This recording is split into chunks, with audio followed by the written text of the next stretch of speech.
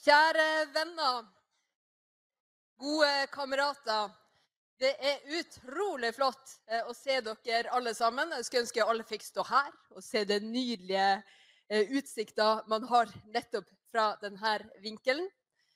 Jeg vil bare starte med å si hjertelig velkommen til en av de aller største satsingene i år, SVs høstkonferanse.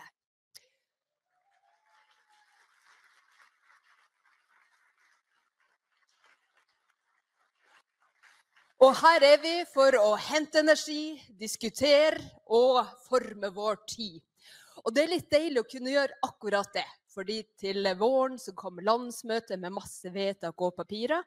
Nå skal vi kunne diskutere det som ikke knyttet til konkrete vedtak, de større linjene som ikke alltid får plass i dag-til-dag-politikken, og også stake ut de større visjonene for samfunnet vårt, og som viktig for SV.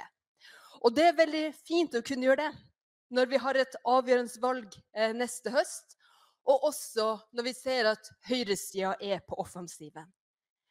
Men det ikke derfor vi samlet. Vi samlet fordi folk trenger venstresiden. Fordi vi vet at det vår bevegelse, arbeiderbevegelsen, som har sørget for å kjempe frem et samfunn med små forskjeller, med sterke fellesskap. Det samfunnet som trua konstant av høyresiden. Folk trenger venstresiden fordi de aller fleste av oss ikke tjener på skattekutt til dem som har mest, og velferdskutt til folk flest. Og folk trenger venstresiden fordi vi avhengig av å ta grep om miljøet, få ned utslippene, ta vare på natur, på en måte som også sørger for at man ikke bare reduserer utslippene, men også styrker arbeidsplassene, bygger ny industri, og også fordeler mer rettferdig. En grønn og rettferdig omstilling. Det det vanlige folk tjener på. Og så vet vi veldig godt hvor det pengene plassert. Vi vet veldig godt at de store pengene, de ikke på vår side av politikken. Og vi har sett flere eksempler på hvordan høyresiden nå organiserer seg i Norge, hvordan høyresiden blir enda mer ytterliggående ute i verden. Og vi ser initiativ som aksjon for borgerlig valgseier, som ikke kan fortelle hvor pengene kommer fra, og som så suspekt at slettes ikke alle partier de prøver å få frem, vil ta dem imot. Men vi ser også aksjon for norsk eierskap, og flere initiativ som nå viser en veldig aggressiv høyreside, som opptatt av en ting, nemlig sine egne interesser. Og det største de har pekt ut, det kampen mot mot formuesskatten. Og det jo en grunn til det. Grunnen til det jo at det de aller rikeste som tjener aller mest på det. Mens formuesskatten den mest omfordelende skatten man har. Og uten den ville mange ut av de som har aller mest, faktisk blitt nullskatteytere. Så når man ser aggressive kampanjer fra høyresiden, ja, så det jo det fordi de har penger til å fremme de kampanjene, kjøpe plass, kjøpe annonser for å fremme sine interesser. Vi har hverandre. Så vi kan aldri måle kapital med de folka der. Der vil de stort sett vinne. Men vi har noe som vel så viktig. Vi har folka. Vi har menneskene. Og vi har også de folkelige grasrotbevegelsene på vår side.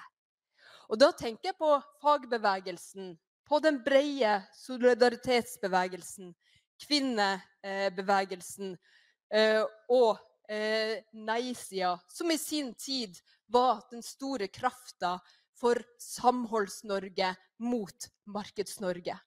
Og som klarte å favne bredt, både bygd og by, og arbeidsfolk og mennesker som avhengig av velferd, kvinnfolk, unge, og alle som ser at man har en felles interesse av å styrke demokratiet, ha makten nærmere folk, ikke fjernere. Og den samme alliansetanken vi trenger å bygge nå på venstresiden, og vise og vite at det summen av oss som gjør oss sterk, og forståelsen av hverandres kamp, som også gjør den felles kampen enda sterkere. Og nettopp de folka, de bevegelsene og de kreftene og strømningene også SV et verktøy for. Vårt parti et redskap for vanlige folk. Vi på mange måter en koalisjon med folk som kommer fra fagbevegelsen. Jeg har sett mange av dere her, jeg har sett tidligere Nei til EU-ledere her. Noen fra kvinnebevegelsen, solidaritetsbevegelsen, men også de menneskene som rett og slett trenger et redskap for å trygge skoleveien til ungene sine. Og alle de kreftene, og i sum skal vi være redskapet for. Og det redskapet, det skal vi kvesse i helga nå, gjennom å bryne oss på hverandre. Gjennom å ha ærlige debatter, tørre å stille de spørsmål vi måtte ha, bli kjent med hverandre, og også utfordre oss selv. Og det gjør vi jo velvitende at i en ganske mørk verden, med få lyspunkt, så ligger håpet på hjertesida. Håpet ligger alltid på venstresida. Fordi det der vi vet at mennesker kan sette foran markedet, at det vanlige folk sine interesser som må komme fremst.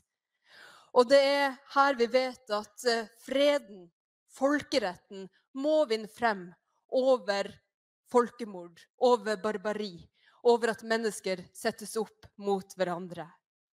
Og det på vår side av politikken at vi også ser fremtiden tydeligere og klarere, og vet at det folk som må forme den, om den skal formes etter folks interesser. Og som vet at selskapene har for mye makt til å ødelegge livsgrunnlaget til alle andre, og at hvis innbyggerne fortsetter å ha miste makt på bekostning av utbyggerne, ja, så vil vi både miste nærnaturen eller muligheten for boliger som god å bo i og skape gode bomiljø. Og derfor er jeg utrolig glad for å kunne være her i lag med dere i dag, og sammen skulle styrke håpet, skjerpe redskapet for samfunnsbygging som vårt parti men også ha det helt fantastisk artig i lag. Fordi det å endre samfunnet til det bedre, det å ta kampen mot ulikhet, mot makt og rikdom, det jo ikke bare helt nødvendig. Når man har et fellesskap som det her, ja, så det også helt fantastisk artig. Så nå skal jeg slippe til dagens aller første programpunkt. Og da det en enorm glede å slippe til en som skal lede oss gjennom det. Og som ikke bare opptatt av temaet vi skal diskutere nå, klasse, Norge 20 i vår tid. Hva har klassekamp å si? Hva situasjonen i dag? Men som også ganske opptatt av andre ting som skjer rundt oss, som et valg over dammen. Men det skal vi ikke komme inn på nå, det skal vi komme inn på i kveld. Så da det en glede og en ære å gi ordet til Magnus Marsdal. Han leder for Manifest Media. Vær så god, velkommen og ta det videre.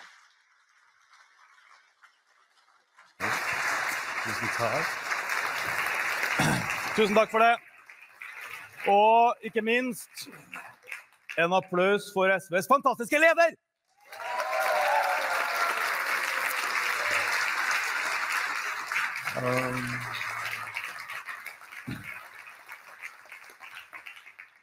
Takk.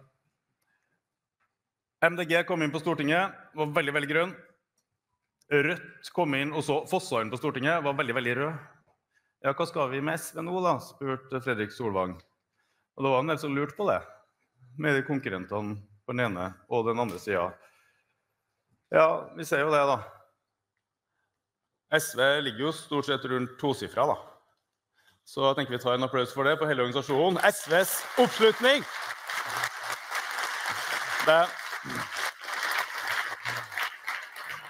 SV har hatt en strategi i møte med den situasjonen, og den strategien har lyktes. Sånn med det. Hvis vi vil ha både det røde og det grønne, så vet du hvor det går. Men så en liten finesse til her, som jeg snakket med Audun Lysbakken om i et intervju i forrige uke. Fordi samtidig som det sånn at SV da, har gått fra 9000 medlemmer til veldig mange flere tusen medlemmer, og har holdt stand med de her konkurrentene som har kommet, så betyr jo det noe ganske interessant hvis du ser på den sosialistiske venstresiden som helhet. Fordi Rødt hadde jo da, SV var på sperregrensa på 4,1% i 2013. Da presterte de å få 1,1% og gikk ned. Så 5,2 hadde man til sammen. Og nå ligger man jo jevnt over på 15, altså en tredobling av den samlede sosialistiske venstresiden, og på medlemstallet en tredobling fra 11 000 medlemmer den gangen til kanskje 33 000 eller mer den gangen her. Så det er jo ikke bare SV, men også hele den sosialistiske venstresiden som sådan er jo sterkere enn noen gang. Det er jo ganske interessant da. Men det som Audun sier i intervjuet, totalt underkommunisert. Totalt! Fordi det har druknet i Senterpartiet, i FRP og i Arbeiderpartiets tilbakegang. Altså alt det her som journalister snakker ikke om det her, men realiteten er sånn, så det synes jeg dere skal ta med dere inn i helga. Og så kan dere høre det intervjuet på Mimir og Marsdal, en av de mest hørte politikkpodcastene i Norge. Det er gratis. Temaet for første bolken er kjempeinteressant, og hva er klasse? Når det står klassesamfunnet, hva mener vi med det? Jo, det kommer an på hvem du spør. Det har jo åpenbart en objektiv side, fordeling av ressurser, muligheter, makt, som er sånn uansett hva vi tenker om det. Men så har det en subjektiv side. Hvordan er det å vokse opp som fattig, som rik, som arbeidsløs, og så videre. Og det som er en liten finesse, synes jeg da, at det siste der, det subjektive, hvordan ting oppleves, det er også et objektivt faktum, som du kan forske på. Hvordan er det å leve i det norske klassesamfunnet? Hvordan fungerer det for ulike gruppene? Dette må vi jo forske på. Så det jeg håper vi får ut av den seansen som kommer nå, da, er at de her to tingene får stå ved siden av hverandre. Det objektive som er der, som kan telle og sånn, men også subjektive opplevelsen av det norske klassesamfunnet. Og da tror jeg vi har to perfekte innledere til å hjelpe oss med akkurat det. Hun er fattigjenta fra Tøyen, innerste Oslo øst, en lang, stolt rekke av hardtarbeidende arbeiderklassedamer, mye eneforsørging og i monitor og hardt arbeid, som sitter her nå med doktorgraden sin og bokutgivelsen sin. Mange liker å se på sånne klassereiser, en slags sånn løvetannbarn som liksom da kommer seg opp, og på en måte vår egen Edvard Louis det her. Men gjenstår å se om det er sånn hun ser på det selv. Ta godt imot forfatter, doktor og ivrig venstreskribent, og jeg vil si aktivist også, Anna Sabina Sojo.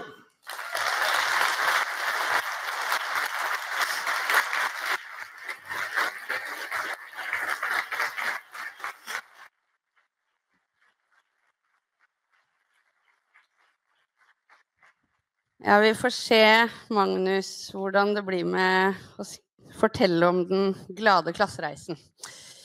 Kjære gutt fra blokka på Tøyen. Jeg skriver til deg fordi jeg har en historie å fortelle om det å vokse opp i ei blokk på Oslos østkant. Eller i hvert fall hvordan det kan være å vokse opp i ei blokk på Oslos østkant. Jeg vokste opp mange år før deg i den samme kommunale blokka som deg. Jeg er født i fattigdom av foreldre uten utdanning som jobbet i lavtlønnsyrker. Gjennom gratis skolegang og en haug av velferdsordninger har jeg endt opp med høy utdanning som en del av middelklassen. Hva kaller man det? Klassereise? At jeg har klart meg? Hun er en som har klart seg. Fordi jeg ikke er avhengig av sosialhjelp, eier min egen leilighet og har fast jobb, da har jeg klart meg. Jeg kan være enig i det, allikevel er det noe som ikke har funket helt som det skulle, for fattigdommen i landet er ikke synkende, den er heller tvert imot. Foreldres utdanning og inntektsnivå har fortsatt stor betydning for livet barna deres får som voksne. For egen del så sitter barndommen igjen i alle deler av kroppen. En god barndom varer livet ut, det gjør dessverre en vanskelig en også. Det er sikkert trist for deg å lese, men innerst inne så vet du det allerede, selv om du er ung. Levealder følger inntekt, det samme gjør omfanget av helseutfordringer. Store utfordringer knyttet til rus og psykisk uhelse henger sammen med inntekt. For ikke å snakke om alle mulige utfordringer som gjerne kalles sosiale problemer. Dette kjenner du på kroppen, vil jeg gjette. Om ikke i nær familie, så har du det i naboleilighetene i blokka di. Nå vi i gang igjen med rusdebatten. Regjeringen la frem ny rusreform i går. Og så var jeg og snakket med en helsepolitiker fra Arbeiderpartiet etter de hadde lagt frem reformen. Og så tenkte jeg, hvorfor det sånn at jeg tar det som et personlig angrep på meg når justisministeren sier de vi ikke skal ha, eller de vi skal ta med politi, det gutta med sidebag på sparkesykkel gjennom sentrum.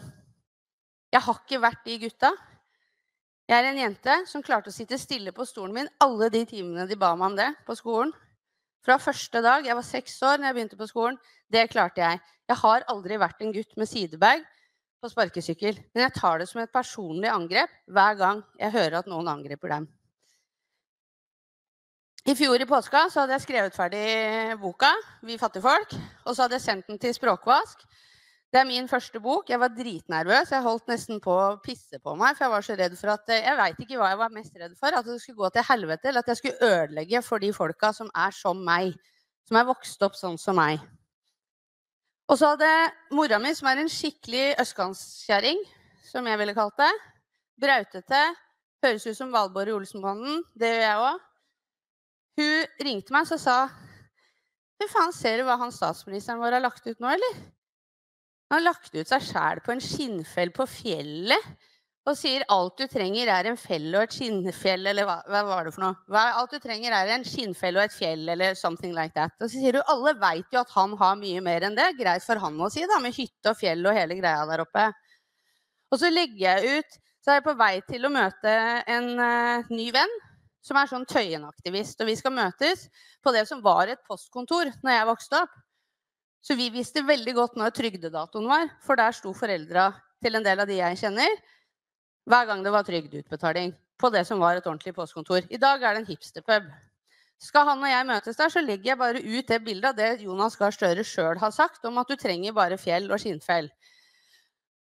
Og så sitter jeg der, diskuterer, bla bla bla bla, leker kulturelite, snakker om boka mi, snakker med han Tøyen-aktivisten, hvordan skal vi få ut den boka til de det gjelder, skal vi gå og ringe på alle de kommunale boligene, hva skal vi gjøre? Og så går det en guttegjeng på utsida der, og da hadde vel Emilie Engel Mehl ment at de var den største kriminelle faren som skulle bare møte politiet med en gang og sendes i fengsel, ikke vet jeg, men det var bare noen gutter som hang det samme stedet som jeg har hengt hele oppveksten min. Fordi vi var ikke på ferie i påska, vi hadde bypåske og fløy rundt i gatene der, fordi vi bodde i små leiligheter, og det var ikke så fett å sitte inne der med foreldrene dine hele påska. Så går de i hvert fall rundt og vaker der, så tar de opp en sånn nyttårsrakett, og så fyrer de den av, og så kjører de inn rett inn i vinduet der vi sitter. Jeg skjønte hva de sa. Og så går jeg bort til baren, og så skal jeg kjøpe meg en ny kaffe eller øl, eller hva det var, og der sitter det en kar som jeg kjenner godt, som har meldt meg mye, og som følger med på Facebook-siden min, fordi at jeg har ment mye om fattigdom, og han fattig. Han en av de som spør meg hvordan man søker på Nav, og jeg kan ikke svare på det etter å ha jobbet der 10 år, for jeg skjønner ingenting av det systemet, for så intrikat har vi gjort det. Og så sier han, fy faen Anna, nå får du kjeft av hele eliten på Facebook-veggen din. Og så går jeg inn der, og der går det varmt, fordi at jeg har sagt, eller påpekt det veldig vanlige, eller det det mest obvious, det at Jonas Gahr Støre en veldig rik mann, og fattigdommen øker på hans vakt i Oslo. Og jeg fikk juling i flere uker på alle mulige politikerpodcaster, på hele skravleklassen, mente at jeg var lite raus, hvorfor skulle ikke han få feire påske, bla bla bla bla bla bla bla bla. Og så ringer VG, så sier de, hei, unner du ikke statsministeren vår påskeferie? Hva det her for noe, liksom? Han har jobbet hardt og får jo juling hele tiden. Atle Antonsen, man kan sikkert si mye om han, jeg liker han da. Men jeg lå i fosterstilling og hørte han rante om meg i 10 minutter, og da sa han sånn, forfatter kaller han seg, aldri lest noe av hun, tror ikke jeg skal gjøre det heller. Og så sa han, hun klarte det ene som ingen har fått til, da, det at folk forsvarte Jonas Gahr Støre. Og da, da lo selv jeg. Men i hvert fall så ringer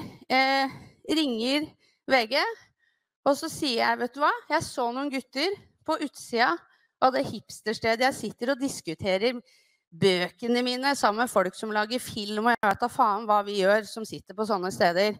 Mens de gutta går på utsida og sulter i blokkene. Og de har ikke lenger et språk for det de har på hjertet, så de skjøt en rakett rett inn i vinduet der jeg satt, og jeg skjønte hva de sa. Fuck you. Og jeg tar side med dem, sa jeg da. Og det gjør jeg nå. Derfor er det et personlig angrep når Emilie Enger-Mehl skal ta gutta med sidebag på sparkesykkel som kjemper for livet sine, fordi vi har bygget et samfunn som det er helt umulig for dem å håndtere, uten å måtte selge dop på gata. Fordi de sulter her, og det er en måte å få inntekt på.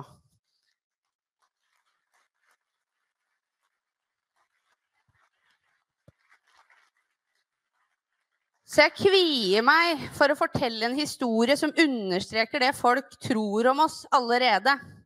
At vi er ræva, vi fattige folk. Det finnes allerede mange beskrivelser av de miserable livet vi lever. Avisene er fulle av dem. For ikke å snakke om faglitteraturen til utdanninger jeg selv har tatt opp gjennom året. Vi er utsatte barn og unge. Pensumlitteraturen jeg har pløyd gjennom er full av beskrivelser og metoder for å hjelpe sånne som meg. Jeg ble tidligvis helt rar av å lese om det, klart. Jeg tok sosionomutdanningen fordi jeg kjente til sosiale problemer og hadde lyst til å bidra til at folk skulle få det bedre. Men ikke visste jeg at vi var så spesielle at det trengtes egne metoder for å kunne håndtere oss. Jeg har lest om ressurssvakhet, forslumming, gettofisering, gjengdannelser, ungdomskriminalitet, rus og vold. Vi er barnevernsunger, innvandrere, navere, rusbrukere, etniske minoriteter, kriminelle, psykiatriske pasienter og sosialhjelpsmottakere. Områdene der vi bor forslummes av at vi samles. Det er møkkete rundt oss, vi jobber for lite, er dårlige på skolen og dør unge. De mange betegnelsene som blir brukt på oss har til felles at vi er utdefinert fra flertallet. Det er noe gærent med oss, vi trenger hjelp eller vi trenger straff. Men det er en del av historien det også, den ærlige fortellingen. Fagfolk sliter med en hel haug av greier, og selv om noe kan ha forandret seg etter at jeg ble voksen, så tror jeg du vil kjenne deg igjen. Her er min historie, i alle fall de delene av den som jeg har lyst til å fortelle om til deg. Det vanligste folk sier til meg, hvis de hører, altså nå vet jo de fleste som har lest om meg hvordan oppveksten min var, men lenge var det ikke sånn. I det faget jeg har, i sosialt arbeid, så skal du egentlig ikke tilkjennegi noen ting, for du skal leke sånn nøytral byråkrat fra staten, som bare kommer inn og gjør nøytrale vurderinger, og ikke bruke din egen erfaring. Så det var lenge jeg ikke fortalte om det, men hvis jeg gjorde det, så er det veldig vanlig at jeg blir møtt med at enten at jeg må ha kommet fra et veldig møblert hjem, at jeg er ikke sånn som dem. Jeg hadde en kollega, jeg liker han veldig godt, når han sa det når jeg jobbet med ungdom på Grünerløkka, hvor de levde helt sånn som jeg var vokst opp selv, i kommunale gårder, med fattigdom rundt seg på alle kanter, masse problemer i familiene. Og da sa han, men du er ikke sånn som dem. Du må ha vært veldig flink. Eller at folk sier, ja, men foreldrene mine også var fattige egentlig, eller vi kommer ikke fra noe så mye vi, men de har bare jobbet veldig, veldig hardt. Men jeg var helt sånn som dem. Det knakk familien min også å være fattig. Det knekker deg å stresse så jævlig over hvor du skal bo, om du har penger til å betale de brillene som knekker, om en ny vinterjakke til ungen, om du har mat. De tingene knekker deg, så det var like store problemer hos meg. Med psykisk uhelse. Hos både mora og faren min som drakk, det var vold, og vi hadde det på alle kanter rundt. Så når rusdebatten satte i gang sist gang, så tenkte jeg, nå skal jeg prøve å si noe om hvorfor jeg ikke vil at det skal straffes, og så skrev jeg en kronikk som het Klart rusreformen er personlig. Den handler om sånne som meg. Den handler om sånne som oss. Fordi at jeg har solidaritet med det, at det som skjedde med meg når jeg ble utsatt for et overgrep i AUF, fordi at det er ikke helt tilfeldig hvem som blir utsatt for det heller. Det er de som ikke har noen å fortelle det til hjemme, og som ikke heter de navnene i arbeiderbevegelsen som utløser litt sånn, er du barnebarnet til?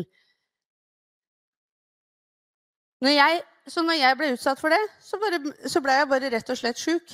Jeg begynte å kaste opp maten min. Og for noen så får det uttrykk i utagering, i kriminalitet. For noen det rusbruk som knekker seg.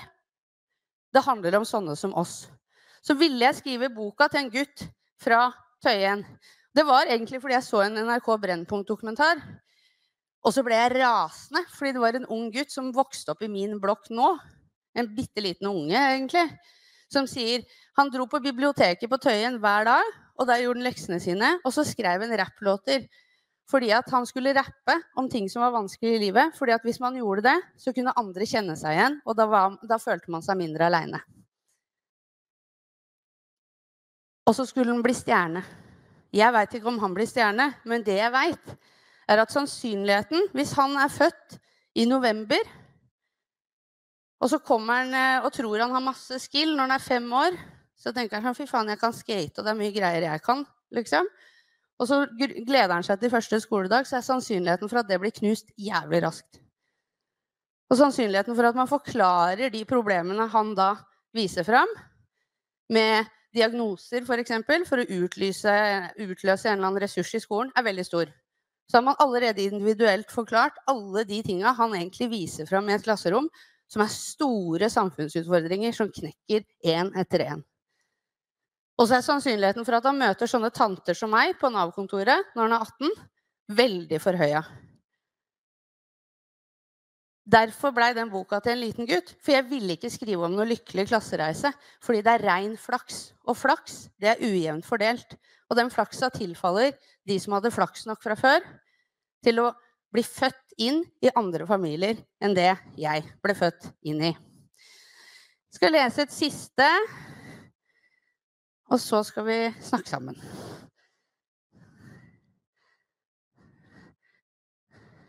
Jeg tror jeg leser det du pleier å like, Magnus. Kanskje føler du deg underlegen og sett ned på selv. Jeg kjenner i alle fall mange jeg er vokst opp med som har følt det sånn. Og jeg har det sånn. Uansett det ikke dette jeg egentlig snakket om når jeg sier at jeg vil gjøre deg stolt over den du er. Når jeg snakket om stolthet over å være fra Tøyen, så snakker jeg om det motsatte av skam. Når vi tar avstand, gir faen og viser fingeren til hele greia, det må vi gjerne gjøre, tenker jeg. Vise fingeren og være akkurat som vi vil være. Bråkete, rølpete, høylytte, mens vi snakker som Valborg i Olsenbanden. Men stolthet trenger ikke å bygge på skam for at vi ikke bra nok. Det snevrer bare inn våre egne muligheter for hvem vi kan være. Det kan umulig være sånn at hele Oslo Øst må like hiphop og leke Bronx, selv om vi kjenner oss mer igjen i serier fra Bronx enn fra villaer på Oslo Vest. For jeg vedder livet mitt på at også i blokkene i Bronx finnes folk som vil spille fiolin, lese eller skrive en bok, eller sitte på kontor hele dagen og flytte papirer. Så vær den du vil være fordi du vil det, ikke fordi at du skal vise fingeren til noen andre. Lik rapp eller fele eller fuckings chartersvein for alt jeg bryr meg, men vær for faen deg. Dropp underdanigheten på arenaer der du føler du ikke hører hjemme. Du eier operaen, teatrene og universitetene like mye som ungdomsklubben og kiosken faren din driver. Så fuck dem som får deg til å føle at du ikke hører hjemme, eller fuck deg selv for at du tror du ikke hører hjemme. Vær stolt av hvor du kommer fra, ta plass og hør hjemme der du vil. Og for å være ærlig, hva bryr vel du deg egentlig om hva rikinger syns om deg uansett? Fuck dem. Takk for meg.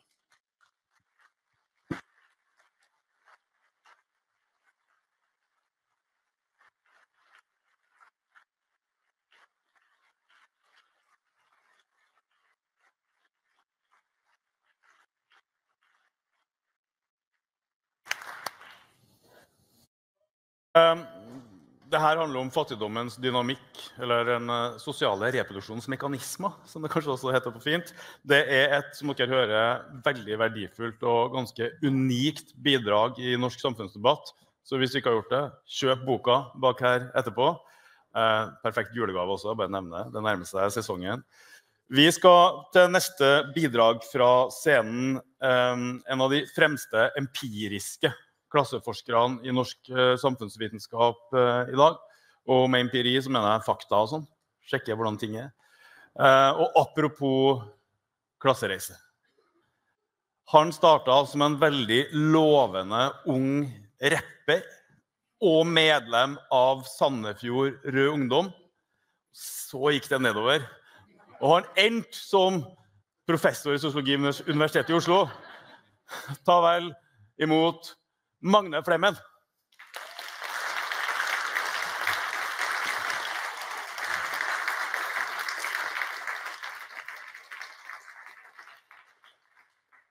Tusen takk for det, Magnus. Og tusen takk til dere for invitasjonen til å komme hit, og for at så mange er her. Det var cirka 3 ganger så mange som jeg så for meg på veien hit. Men jeg er ikke noe nervøs av det. Så ja, skal vi se, er det jeg som skal få min egen slide opp? Ja. Jeg skal altså snakke litt om klasseskiller i Norge, basert på en sånn bok som akkurat har gitt ut med en kollega av meg som heter Jørn Jungren. Der glemte jeg å sette på tida til meg selv. Det skal jeg gjøre, skjønner dere, fordi er det noe du lærer deg ved å jobbe som professor, så er det at du kan snakke og holde på. Så vi skal prøve å holde kontroll på det. Nei, så det er basert på denne boka, og jeg kommer til å si en hel haug med ting nå, rett og slett. Det er grunnen til at jeg har valgt å fokusere på en hel haug med ting, er at jeg tror at hvis du vil forstå en del ting om hvordan klasse fungerer i Norge, så er det ganske mange ting du er nødt til å tenke på en gang. Når vi i spørreundersøkelser spør folk om hvor de selv tenker at de hører hjemme i klassestrukturen, så skjer det noe interessant. Det eksempelet her er fra en svær internasjonal undersøkelse, hvor de spør folk, her er 6 betegnelser på sosial status, hvilken vil du si at du selv tilhører? Så får de disse alternativene. Er du underklasse? Er du arbeiderklassen? Er du lavere middelklasse? Er du middelklassen? Er du øvre middelklasse? Det er som alternativene. Nei, de får overklassen, og jeg stemmer det. Så skal folk velge det da, og da skjer det noe ganske interessant. Dette er fra 2019. Her har vi brukket det opp på husholdningens inntekt. Og vi ser her er at uansett hvilket inntektsnivå du er på, så er det vanligste å velge en av disse middelklassealternativene. De fleste gjør det. De av dere som er kjappe til å lese sånne figurer har allerede sett at det er litt forskjell da. Hvis du er borte blant de rikeste der, så ser du at det er veldig overveldende mange som sier øvre middelklasse og sånt, mens det er flere som sier noe lavere til venstre der, blant de minste inntektene. Men i alle inntektsgruppene så sier flertallet middelklasse. Faktisk i hele populasjonen så mener 75% at de selv er en del av middelklassen. Dette er ikke en sånn veldig norsk greie, fordi i masse internasjonal forskning så er det sånn her, enten du holder på med spørreundersøkelser som dette, eller gjør sånn kvalitative intervjuer og går og snakker med folk. De fleste er opptatt av at vi er jo midten, og vi er jo vanlig. Og det er litt forvirrende. Hva skal man tenke at det betyr? Vel, det kan være litt vrient å plukke det fra hverandre, men et veldig interessant utgangspunkt er denne masteroppgaven som ble levert, ja, nå er det noen år siden da, men i sosiologi, som er den første gangen noen i Norge har tenkt, jeg har lyst til å vite hvordan rike folk forstår seg selv. Hvordan tenker de om sitt eget liv og sin egen situasjon, og hvor tenker de at de hører hjemme i alt dette myldre? Et lite hint kommer allerede i titelen på oppgaven her. Vi er jo ikke rike, sier de. Hun spør da for eksempel folk sånn, ja, hva slags folk omgås du med? Hvem pleier du å liksom henge med? Så er det en ganske sånn rik type her som svarer, nå er jo jeg veldig involvert i curling. Dere ler allerede, ok, bra. Så det er sånn at man må si at de man henger med, det er jo folk som er i det miljøet der, og rundt curling. Og det er jo folk i alle mulige slags jobbsituasjoner da. Ja, alt mulig. Leger og advokater og alle mulige slags stillinger egentlig. Så det er jo et ganske vanlig liv da. Men det litt interessante med dette her er at ganske mye av det samme finner du når man går og snakker med folk i motsatt ende av spektret. I Mylin Skilbrei sin studie fra 2005 av kvinnelige renholdere og liksom kassa, hva heter det for noe? Jeg vet ikke hva det kalles en gang lenger. Dere skjønner hva jeg mener? Folk som står i kassa. De forteller om et liv hvor det er vanskelig å få pengene til å strekke til. Det er ofte tomt på konto for slutten av måneden. Hvis du må bytte ut sofaen eller lenestolen, så er det nesten et uoverskuelig liksom, økonomisk prosjekt. Det krever sparing og masse opplegg. De også opplever at vi er helt vanlige. Sånn er det jo helt vanlig å ha det. Sånn at jeg tror at de to undersøkelsene der, da, de forteller oss noe om at folk som tenker at de er vanlige, eller vi er i midten eller noe sånt, de tenker på ganske forskjellige ting, rett og slett. Det heter vanlig og midten for dem, men det er ganske ulike ting. Så hvordan skal vi forstå dette her? Vel, jeg tror at dette av nøkkelpunktene noe av det som Magnus liksom hintet til litt innledningsvis her, at klasseskillene ikke bare noe der ute med hvor mye ressurser folk har, hva slags muligheter, hva slags jobb og hvor mye kapital og sånn. Det også noe som kommer inn i deg og former hvordan du tenker og forstår ting. Sånn at folk som har vokst opp veldig forskjellig, enten de har vokst opp i romslige villaer, eller hvis de har vokst opp i trange blokkleiligheter, det preger hvordan du tenker, og hvordan du opplever ting, og hva du tar for gitt. Det kommer på en måte inn i oss, eller for å si det på litt sånn fint sosiologisk, det kroppsliggjøres, sier man. At det sosiale, det blir en del av kroppen, og hvem du Når vi skal studere klasse i Norge, det kan du gjøre på mange forskjellige måter, men nå skrøt jo Magnus at jeg var så holdt på med så mye empiri og sånn, da må vi på en måte ha en konkret måte å måle klasse på, da, hvis vi skal kunne samle inn noen tall og få noe data og sånt. Da. Så noe vi ofte gjør å ta utgangspunkt i disse to formene for kapital, eller de to typene ressurser man kan ha, enten økonomisk kapital, eiendom, penger på bok, ting som kan bli til penger, som kan selges ved behov, sant? Aksjer og sånt, eller altså kulturell kapital, som man kan tenke en form for kjennskap til eller fortrolighet med den kulturen som sett på som finest i samfunnet. De typene kunnskap, den typen erfaring, den typen smak, måten å snakke på, som mest velansett. Så du kan tenke at jo bedre du kan de tingene, viktig kultur og sånn, jo mer kulturell kapital har du. Det kan vi bruke til å lage en sånn modell av liksom klassestrukturen som ser sånn her ut. Hvor du på en måte har to dimensjoner, et slags rom, et sosialt rom, kunne du si. Nederst i rommet så har du alle som scorer lavest på begge formene for kapital. Minst økonomisk kapital, minst kulturell kapital. Øverst i diagrammet så har du de som scorer høyest på begge deler. Og så noe som blir ganske viktig for en del av de tingene man må forstå hvordan klasse funker i Norge. Det greiene som går på tvers her, det skillet som går på tvers, mellom de som henholdsvis rikest på kulturell kapital versus de som rikest på økonomisk kapital, det ganske avgjørende.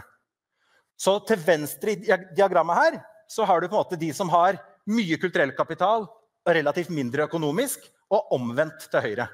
Der det mer økonomisk kapital, ikke så mye kulturell kapital.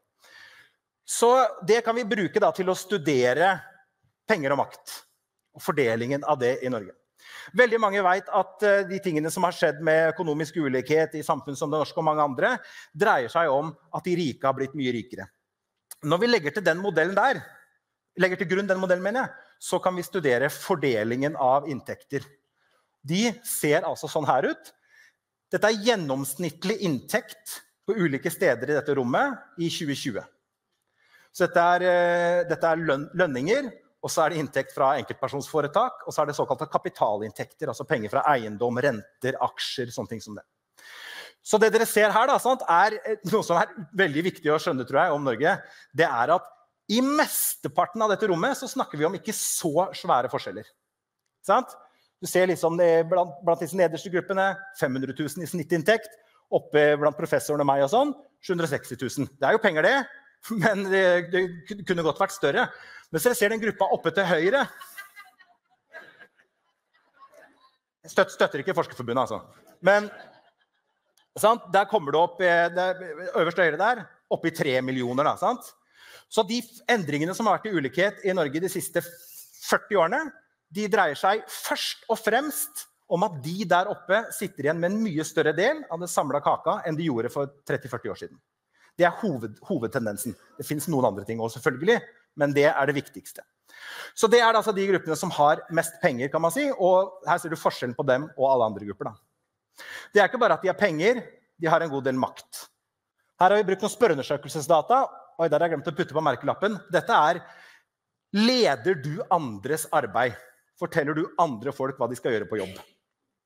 Da ser vi at blant de med minst ressurser dette relativt uvanlig å lede andres arbeid. Blant de med mye kapital så det ganske vanlig, særlig de med mye penger. 70% av dem forteller at de leder hva andre skal gjøre. En annen måte å vri på det å si, driver du og tar beslutninger som viktige for virksomheten du jobber i? Det ser sånn ut. Igjen øker med mengden ressurser. Sånn at det ikke bare hva du har, men det også hvor mye innflytelse og hvor mye makt har du i det daglige. Noen av dere la merke til at disse boblene de flytter litt mønster og sånn. Det fordi at vi bruker litt forskjellige datakilder, så vi må måle på liksom, i detalj litt forskjellig. Ikke tenk på det akkurat nå. Det kan vi foredra om, og det gjør jeg også, gjerne. Men dere skjønner, det altså et system med masse ressursforskjeller, forskjeller i penger og forskjeller i makt, som ganske uttalt, spesielt mellom de aller rikeste og alle andre, kunne man si. Så noe av det som jeg har lyst til å fokusere på videre, det hvordan dette her former alle som vokser opp i disse forholdene her. Hvordan det blir en del av deg, eller hvordan det blir kroppsgjort, kan man si. En liten pekepinn på hva det som foregår, finner vi når vi spør folk hva de bekymret for. Når vi gjør spørreundersøkelser, her bruker vi undersøkelsen Norsk Monitor. Da spør de masse folk om hva du redd for og sånt, og så kan vi se på klasseforskjeller i hva folk bekymrer seg for. Her skal dere få se grafen for folk som føler en sterk frykt for å ikke klare seg økonomisk. Som speiler denne ressursfordelingen. Det ikke spesielt vanlig blant folk med mye ressurser å bekymre seg for dette. Det ikke eksisterende, på en måte. Men du ser blant nederst til venstre der, så vi over 40% som sier at de har en sterk frykt for å ikke klare seg økonomisk. Dette gikk veldig opp fra 2021 til 2023, kan man si, av grunner som dere kjenner til, tenker jeg. Men det et mye mer omfattende fenomen enn det. En ting hva folk redd for, men denne kroppsliggjøringen, den nedfeller seg i en haug av ting. Der har vi en haug med ting. Hva folk liker, hva de setter pris på, hva de liker å gjøre, hva de synes fint, og hva de verdsetter.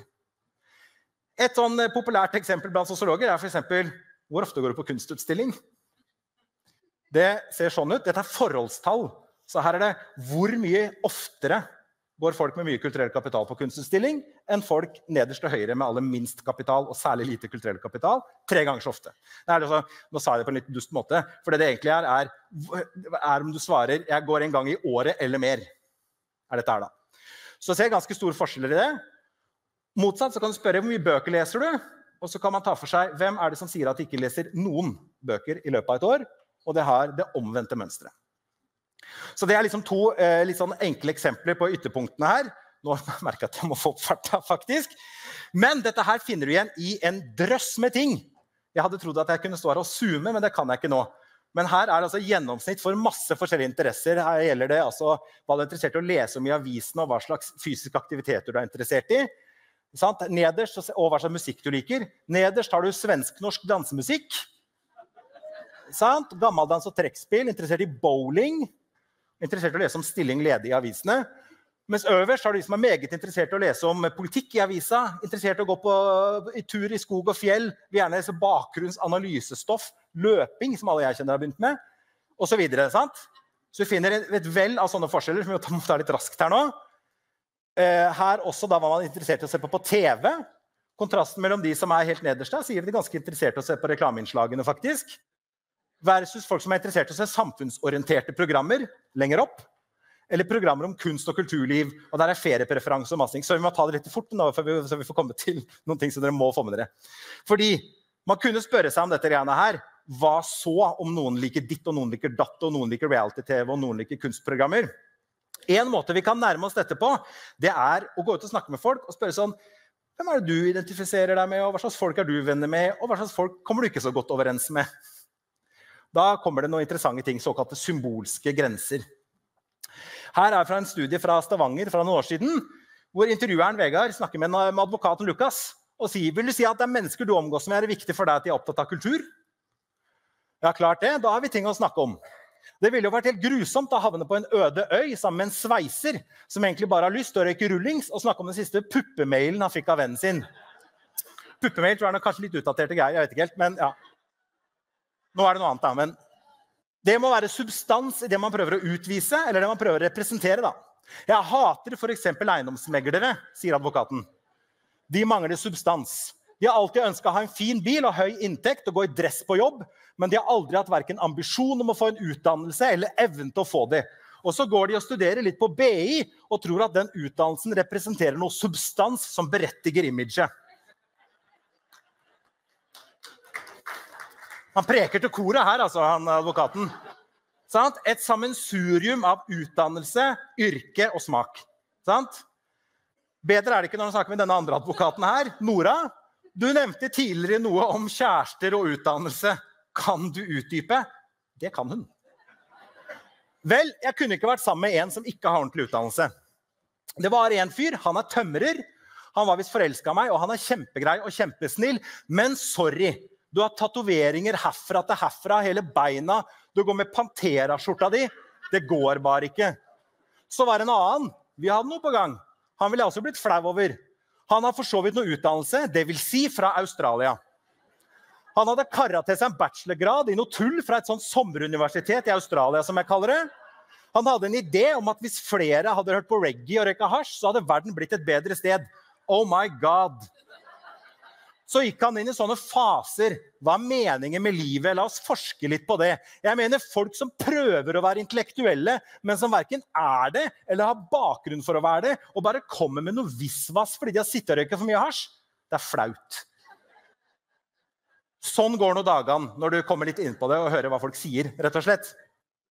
Så det man ser her er at disse livsstilsindikatorene, hva du liker, hva du driver med, hva du jobber med, hva du er opptatt av, det er noe som folk trekker inn når de skal forklare hvem som er som dem selv, og hvem de ikke kommer så godt overens med.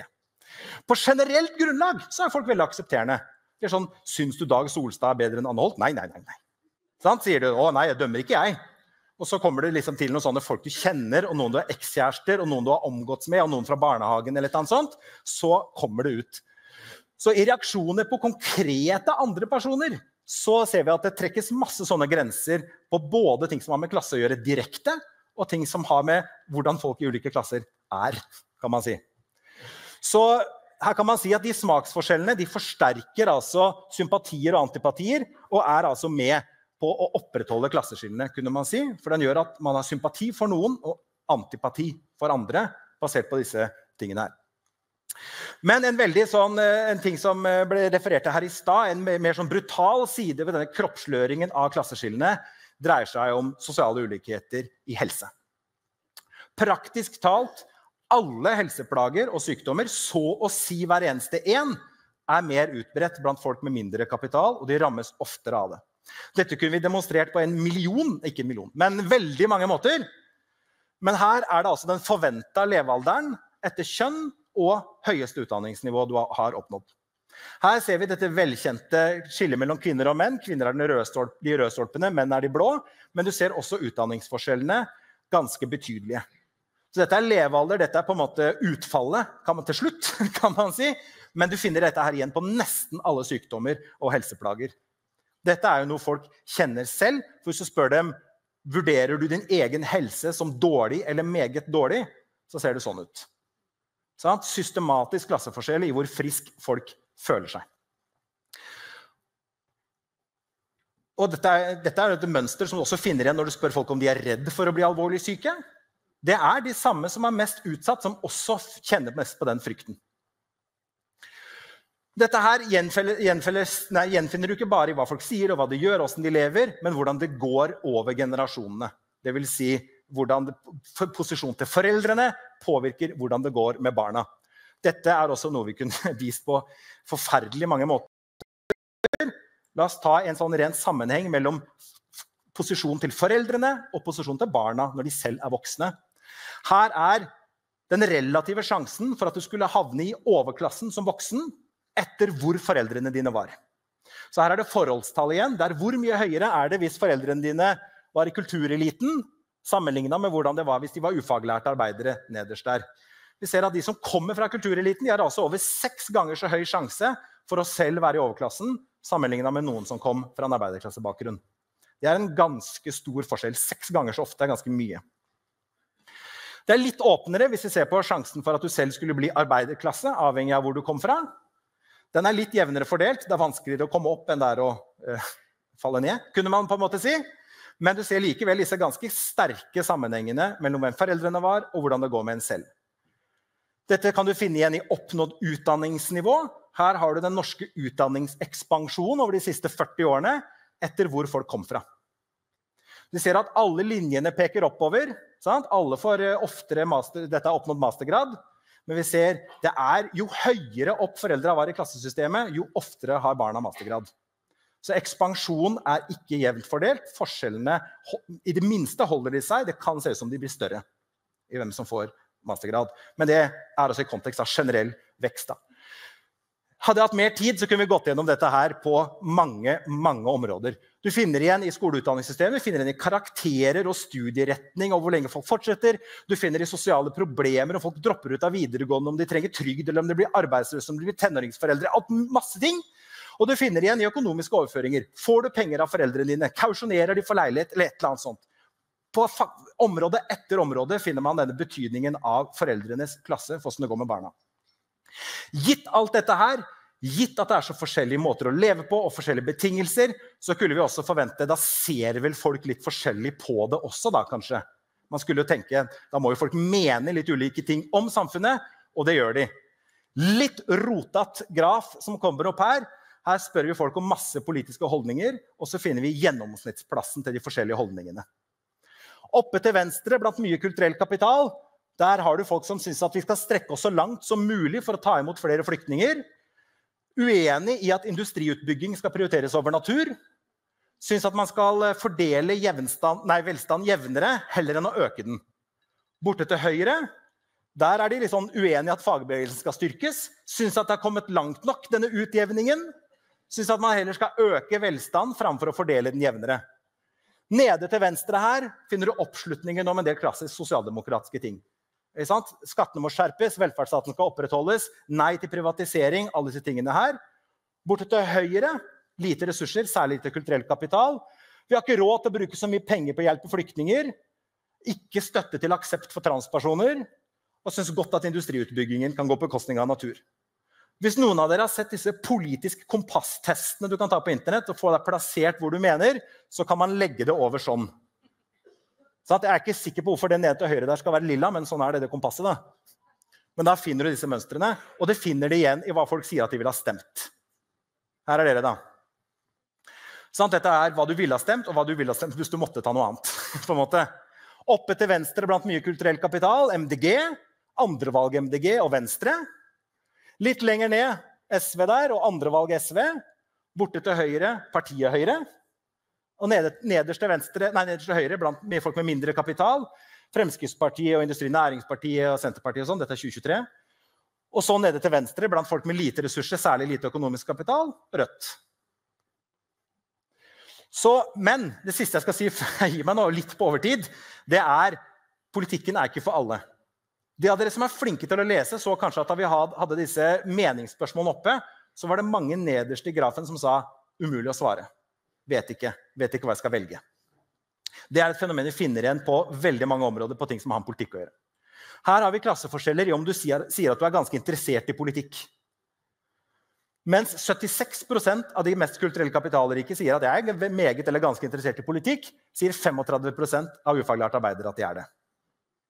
Dette et mønster som har vært jevnt i Norge i årevis, flere tiår, og det sånn i de fleste europeiske land.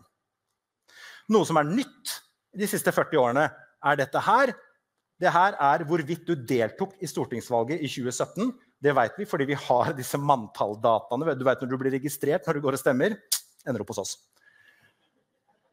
Her ser vi da, sant, at kulturell, ikke navnet deres da, eller hva dere har stemt, selvfølgelig, men klasseposisjon. Kulturell kapitalgruppene, 94% var og stemte. Ganske høyt blant økonomisk kapital, men du har nederst i arbeiderklassen 70%.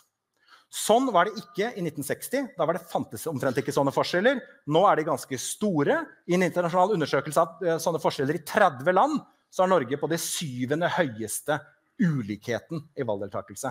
Så her har det skjedd noe viktig med politikk, som gjør at mange føler at det ikke angår dem, og de kommer ikke og stemmer. Ja, her har vi de to oppsummeringspunktene mine, men det var heldigvis det samme som Magnus sa, så da trenger jeg ikke gjenta det. Beklager tidsoverskridelsen. Takk for tålmodigheten.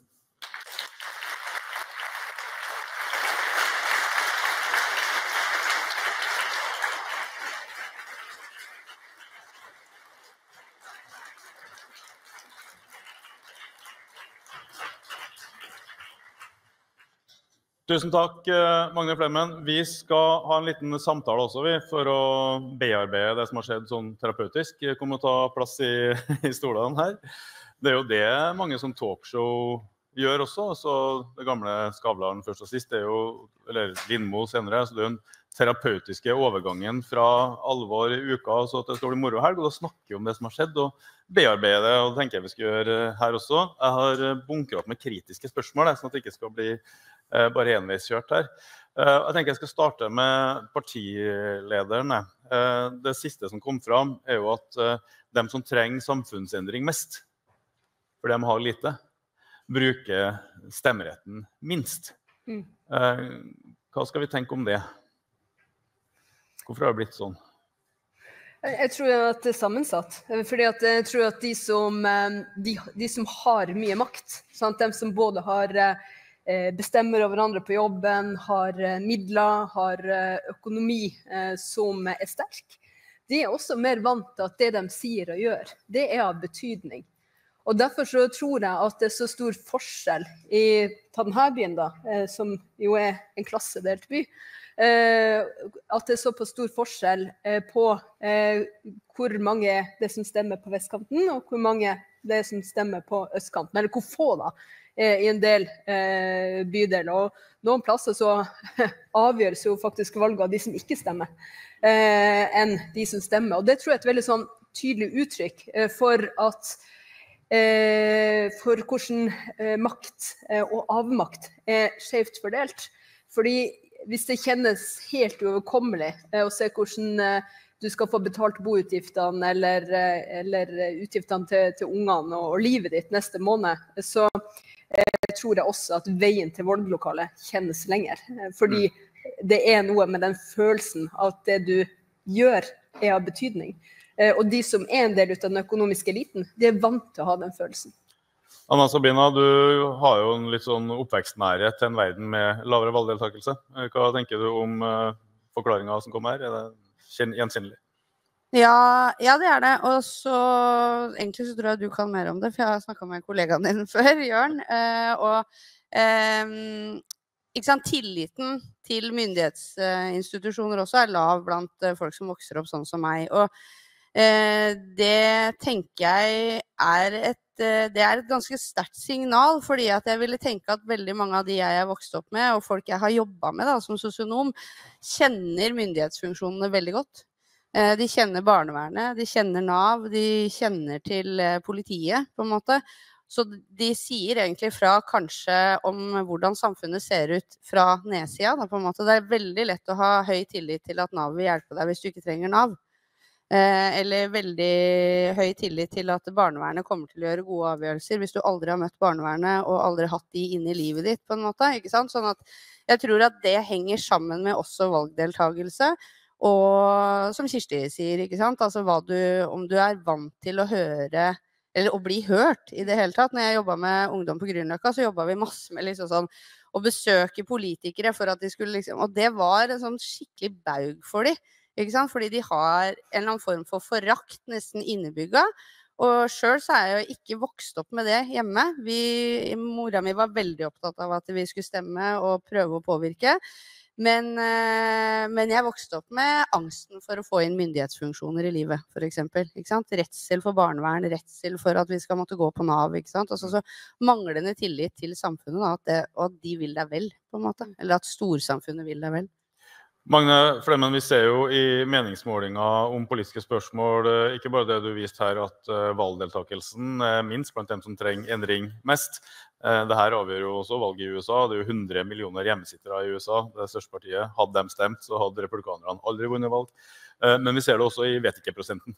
Så hvem som ikke har en mening om ting. Du stiller et politisk spørsmål, vil ha et politisk svar, det har de ikke. Hva tenker du om årsaksforklaringene her? Til at det blir sånn at de som trenger det mest, bruker det minst.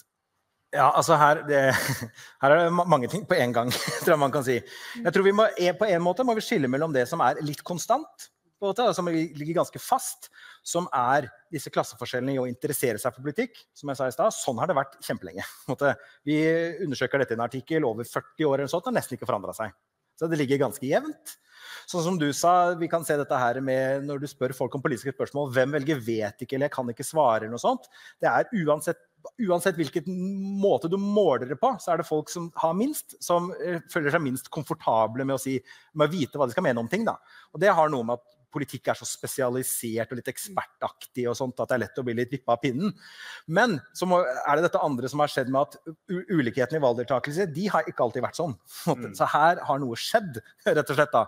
Og det vil jeg tro du kan si, utgangspunktet, hvis det så store klasseforskjeller i å føle seg komfortabel med politikk, og vite hva du skal mene, og føle at du kan delta i det, så har det vært en periode hvor det fantes bevegelser og partier i Norge som kunne overstige det hindret der, men der vi ikke nå, på en måte.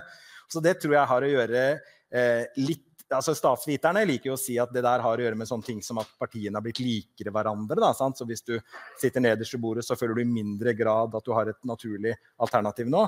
Men jeg tror det viktig å skjønne det sosiale som har skjedd med partiene, at de frontes jo nesten, ingen partier nå frontes av folk med bakgrunn i nedre del av dette rommet, da. Sånn at det vanskelig å kjenne seg igjen. For å sjekke om jeg forstod det riktig, for du sa det litt sånn raskt. Altså, du sa at det fantes bevegelser som overskrider problemet, liksom. Problemet kan det også ha med skolen å gjøre, altså at jeg vil gjette at dem som synes det lett å uttale seg om politikk, sikkert samme gjengen som synes det var lett å være på skolen i samfunnsfag og andre sånne ting, og at skolen tilpasset mer akademiske yrker og ikke halvparten av samfunnets yrker. Så jo lettere du synes det der jo mer du blir behandlet som en av våre egne av skolemessige folk, og føler seg som et skolemessig barn, og at det lett å rekke opp hånda og sånn, jo nærmere står det til politikk også da. Og når du sier at det fantes bevegelser som overvant det der, så tenker jeg på arbeiderbevegelsen som nærmest var sin egen skole, og sin egen kilde til stolthet, og en motgift til den skammen ved å ikke være liksom god nok, fin nok. Og da det jo fantastisk å se da, rundt 1960 at vanlige manuelle arbeidsfolk går og stemmer i samme grad som samfunnsvitere, omtrent da. Og det der jo forståelig. Men da spørsmålet hva som skjer etterpå da? Det at Arbeiderpartiet plutselig blir mer sånn skole, altså blir samme øla da? For på en eller annen måte så har jo arbeidsfolk mistet noe der som gjorde det lettere å delta før, og som ikke der mer. Ja, nei, som sagt, altså, noe av det der handler jo om de politiske endringene, hva partiene står for, og hva de sier at de representerer, og hva de tar til orde for. Så det en del av bildet. Men jeg tror altså at den endringen i personell på en måte har ganske mye å si. Det var en sånn britisk statsviter som kunne vise at når Labour da, har på valg folk som har arbeiderbakgrunn, enten i sitt eget jobb eller bakgrunnen sin. Når de har sånne folk på topp, så øker valgdeltakelsen og oppslutningen for Labour blant sånne grupper. Så det et at man kunne kjenne seg igjen, tror jeg da. Og der har Arbeiderpartiet, som den mest sentrale aktøren her, forandret seg ganske mye, som det ble også hintet til her i sted da. Men jeg tror at nettopp det at de som interessert i politikk har lettere for å stemme og så videre, det gir jo oss på venstresiden noen utfordringer. For at jeg ønsker jo at folk skal stemme ut fra sine interesser, altså sine økonomiske interesser, og hva det man tjener for slags samfunn og politisk retning, heller enn en sånn så forbannet interessert i politikk. Hvem som egentlig det? Altså, jeg ikke det. Altså, hvis folk sier sånn, du interessert i politikk, så sier jeg sånn, nei, egentlig ikke. Jeg interessert i hvordan utvikling arbeidslivet har, om folk har muligheten til å ha et godt, trygt sted å bo, om ungene våre vokser opp med å bli sett og hørt eller oppleve kutt, hvordan det gamle og syke blir behandlet. Nei, men de tingene jeg interessert i, men ikke det der komplekse politikkverden som du egentlig må ha en veldig lang utdanning for å forstå eller kunne gripe inn i. Og det handler om å både gjøre politikken hverdagsnær relevant og å sørge for, og det her mye lettere sagt enn gjort, at man driver frem politisk arbeid nedenfra og opp.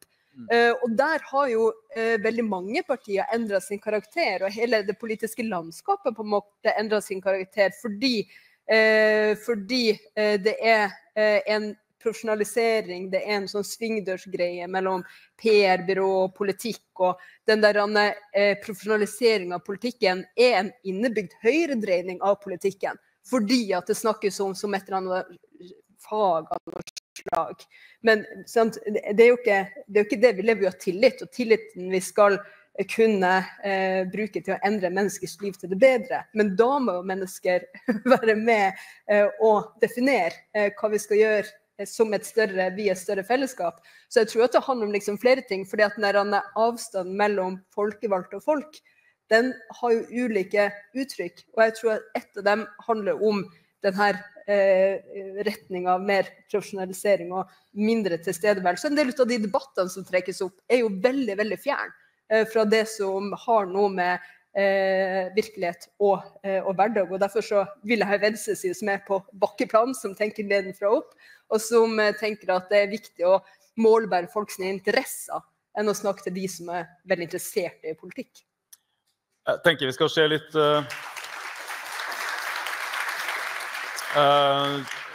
selvkritisk på den radikale venstresiden i den typen klasseperspektiv som vi snakker nå. Fordi etterkrigstida, som vi har kalt det, jo en periode med klassekompromiss og avspenning i konflikten mellom arbeid og kapital i 50-, 60-, 70-tallet, når kaka vokste så raskt at det mulig for alle å få, både høyere reallønn, større velferdsstat og høy profitt, så det jo god stemning mellom arbeid og kapital, og den knallharde klassekampen ganske slapp. Og da vokste det frem et nytt høyre-venstre-skille i europeiske parlamenter, som av sosiologen Pierre Bourdieu kalles motsetninger mellom småkjøpmannen på den ene siden og folkeskolelæreren på den andre. Altså Fremskrittspartiet, pengefolk som ikke er fine nok for Høyre, og SV, RV, utdanningsrevolusjonens barn på den andre, de nye pedagogiske yrkene, kvinnerike, sosionom, og så videre, ikke sant? Og det begynner å definere, altså motsetninger mellom dem som har mer utdanning enn penger, og dem som har bedre råd enn de har smak til. Altså Pelle Parafin og Audun Automat, da, som det heter da jeg var ung. Og da ser vi jo at våre velgere, våre tillitsvalgte i Rødt-SV-partiet, som jeg har kalt det sosiologisk, ikke overklasse, ikke borgerskapets bortløpende barn i noe særlig grad, men solid utdanning, altså fra minimum sykepleier oppover, og det måtte lærere som går rundt og roper om arbeiderklassens kamp.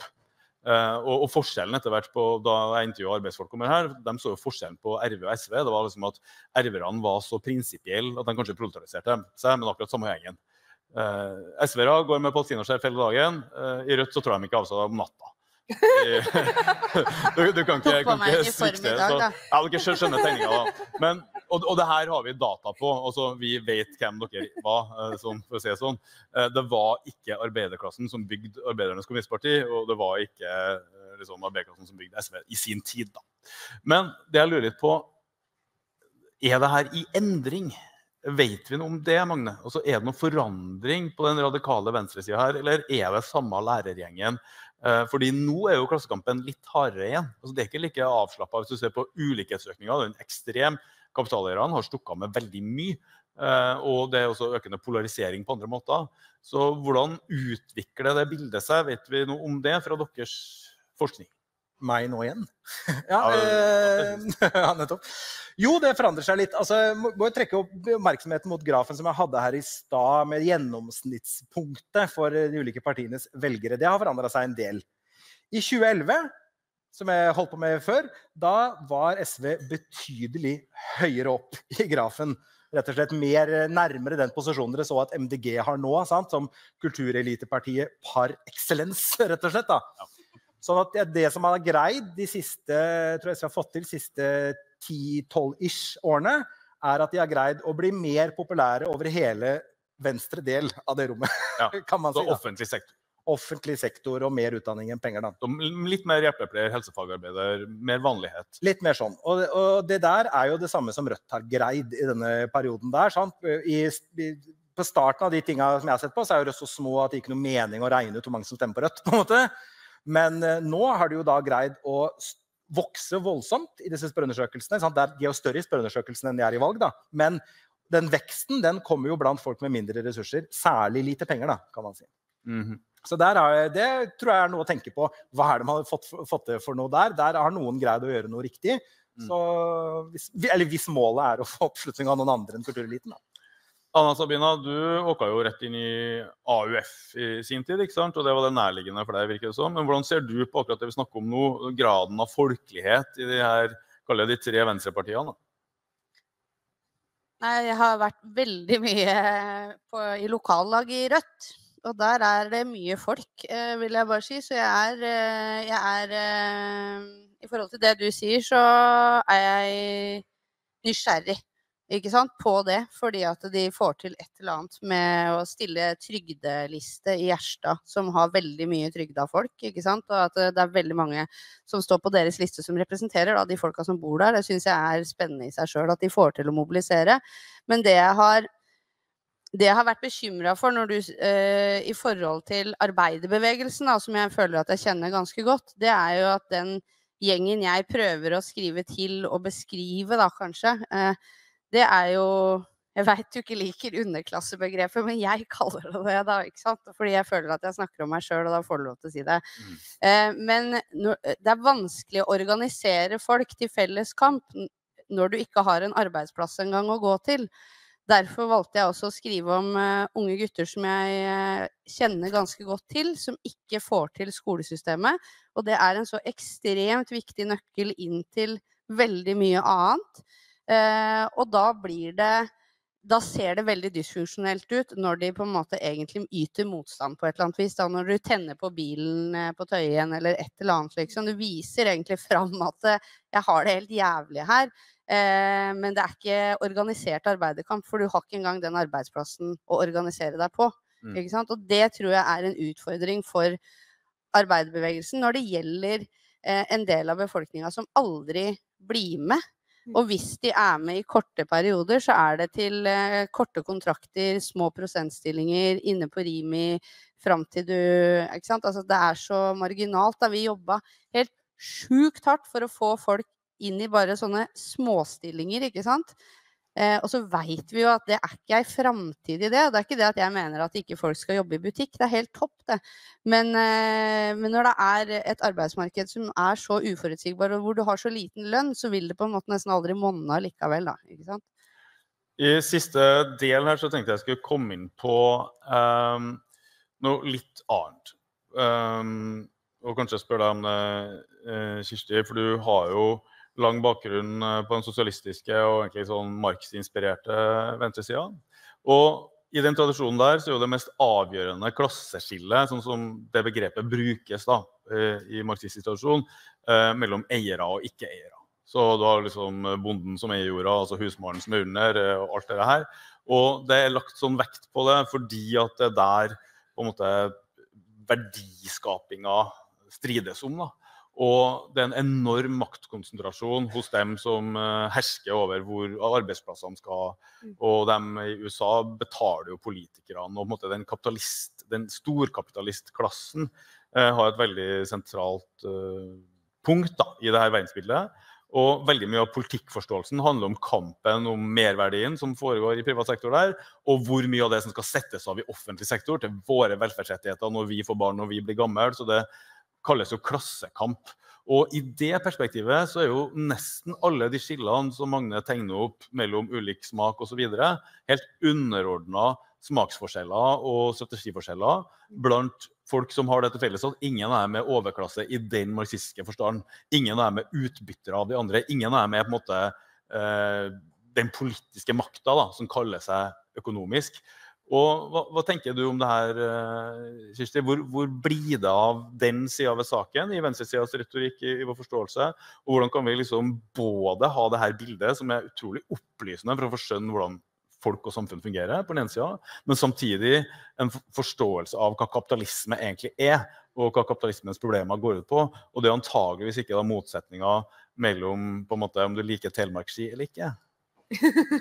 Nei, ikke sant? Det jo derfor jeg tenker at det som venstresiden sin oppgave, og det som gjør at venstresiden vinner terreng, jo når vi klarer å løfte opp økonomiske interesser og gjøre det til det aller viktigste i de politiske spørsmålene. Sant? Det var sånn man klarte å vinne frem i Frankrike ved valget der, med å både klare å samle seg, men også løfte frem hva det som folk flest tjent med for slags politikk. Og det jo da man også klarer å være veldig tydelig på at det en politikk for vanlige folk, og ikke den økonomiske eliten, og at det der motsetningen for spørsmålet jo, man alltid må stille seg, jo hvem det som taper, hvem det som vinner. Og venstresiden må være ærlig på det, og også løfte opp de spørsmålene, fordi det jo der det breie laget i befolkningen, altså det jo der det store flertallet har sine, man kan kalle det objektive interesser, som så mange har skrevet, og du var inne på, og som også det fellesskapet som man må bygge videre på og styrke. Og så betyr jo ikke det at alle andre spørsmål ikke skal ha sin plass, sant? Men det handler om hva det som utgangspunktet for å finne ut hvem det som vinner og taper på hvilken politikk. Og da tror jeg at det viktig også å se hvem det som man har interesse med da. Og der mener jeg at både arbeidsfolk og folk i by og i bygd og jobber på trygd har på en måte en felles interesse med de som kan kalle seg middelklasse eller hva som helst, liksom. Så det en felles interesse der som ikke det politiske landskapet på høyresiden kan ivareta, eller vil fremme interessene til. Og så tror jeg jo at hvordan vi ser på dette interessefellesskapet handler veldig mye om hvor vi kommer fra. Sant? Jeg kommer jo fra Finnmark, og der har arbeiderbevegelsen hatt en veldig tett allianse med fiskere, med bønder. Og det jo fordi at man har hatt så tydelig forhold der på hvem det som eier ressursene, og hvem det som egentlig bestemmer. Og kampen mot nessekongene, ikke sant? Det var en viktig kamp for kystfolket, for fiskere og for de som levde av kystens ressurser. Og denne kampen pågår den dag i dag, bare at de lever ikke i samfunnene. De har postkassene sine der og har stjert fiskeriressursene og stukket av gårde. Trenger ikke å nevne navn, det har jeg gjort før, det blir som oppstyr rundt det. Men det jo det... Ja. Og vi har jo all hovedsak hatt liksom småbønder og fiskebønder, ikke sant, den type ting. Og da det mye lettere å se at her har vi en felles interesse med arbeidsfolk, og som handler om egentlig vanlige folk mot kapitalmakta. Og på fylkestinget i Finnmark så kan du høre sosialdemokrater som raser mot kapitalmakta. Ikke sant? Det jo helt fantastisk. Mer av det. Det her spørsmålet som stilt Kirsti politisk, du skal få det sosiologisk også, Magne. Den sosiologien du har vist frem her, og den måten å kartlegge det vi kaller klassesamfunnet på, og de mekanismene som gjør at folk har ulik posisjon og disposisjon og ulike meninger og så videre. Tenker du at den står i motsetning til, eller et alternativ til, som nevnt som en sånn marxistiske tradisjon, med hovedvekt på arbeid, kapital og så videre, eller en kompatibel med å utfylle det? Så hvordan virker de her to måtene å gjøre klassesosiologi på sammen i ditt hode? Nei, jeg tror du kan si at det på en eller annen måte er kompatibelt, på en måte. Så jeg tror, sånn at når vi snakker om at det finnes disse ulike typene ressurser du kan være rik på, de står i noe, delvis henger de sammen, delvis står de i motsetningsforhold til hverandre. Det kan du jo forene med en eller annen idé om at det er noe mer fundamentale spenninger av den typen du snakker om, da. Men det jeg tror, det vi ser veldig tydelig når vi holder på med disse modellene, da, sant, er at de reelt utspilte konfliktene og spenningsforholdene i samfunnet, sånn som det norske, dreier seg ikke primært om det, kan man si. De ikke knyttet så veldig til en sånn der eier mot arbeider-kontrast. Det ser vi også fordi i den samme undersøkelsen jeg åpnet med, så spør det jo folk, det store konflikter i Norge mellom ledere og ansatte? De aller fleste svarer nei. Det store konflikter mellom de rike og de fattige? De fleste svarer nei. Det ja, og så videre da. Så der det noe som jeg tror, kanskje ideen der at hvordan konflikten i et eller annet samfunn skal forstås. Sant? Fra en sosiolog så kan du si, det masse konflikter. Det masse spenningsforhold og det masse kontraster.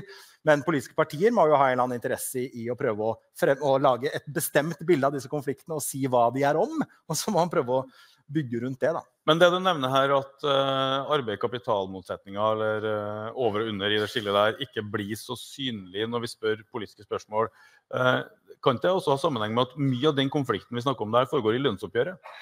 At det ikke defineres som politikk, men det står jo der, og hvis du ser på amerikanske befolkningen sin situasjon, så ser du jo hva et land med svak fagbevegelse blir, både politisk, økonomisk, sosialt og folkehelsemessig og sånn. Sånn at det et eller annet der som ikke fanges i begrepet om politikk, da, selv om det åpenbart ganske politisk. Ja, jeg skal egentlig nyansere litt det jeg sa i sted om den konflikten. Fordi det vi ser når vi ser på hvem stemmer på hva, hvem deltar i valg, hva slags politiske meninger har de, så det noe man finner igjen i veldig mange europeiske land, Frankrike, Tyskland, Norge, i alle fall Danmark også, tror jeg, at de oppe til høyre, dette plottet mitt, sant? De med mye økonomiske ressurser, mye eiendom, de den mest politisk omforente gruppa i disse samfunnet. Det den tydeligste politiske profilen du finner.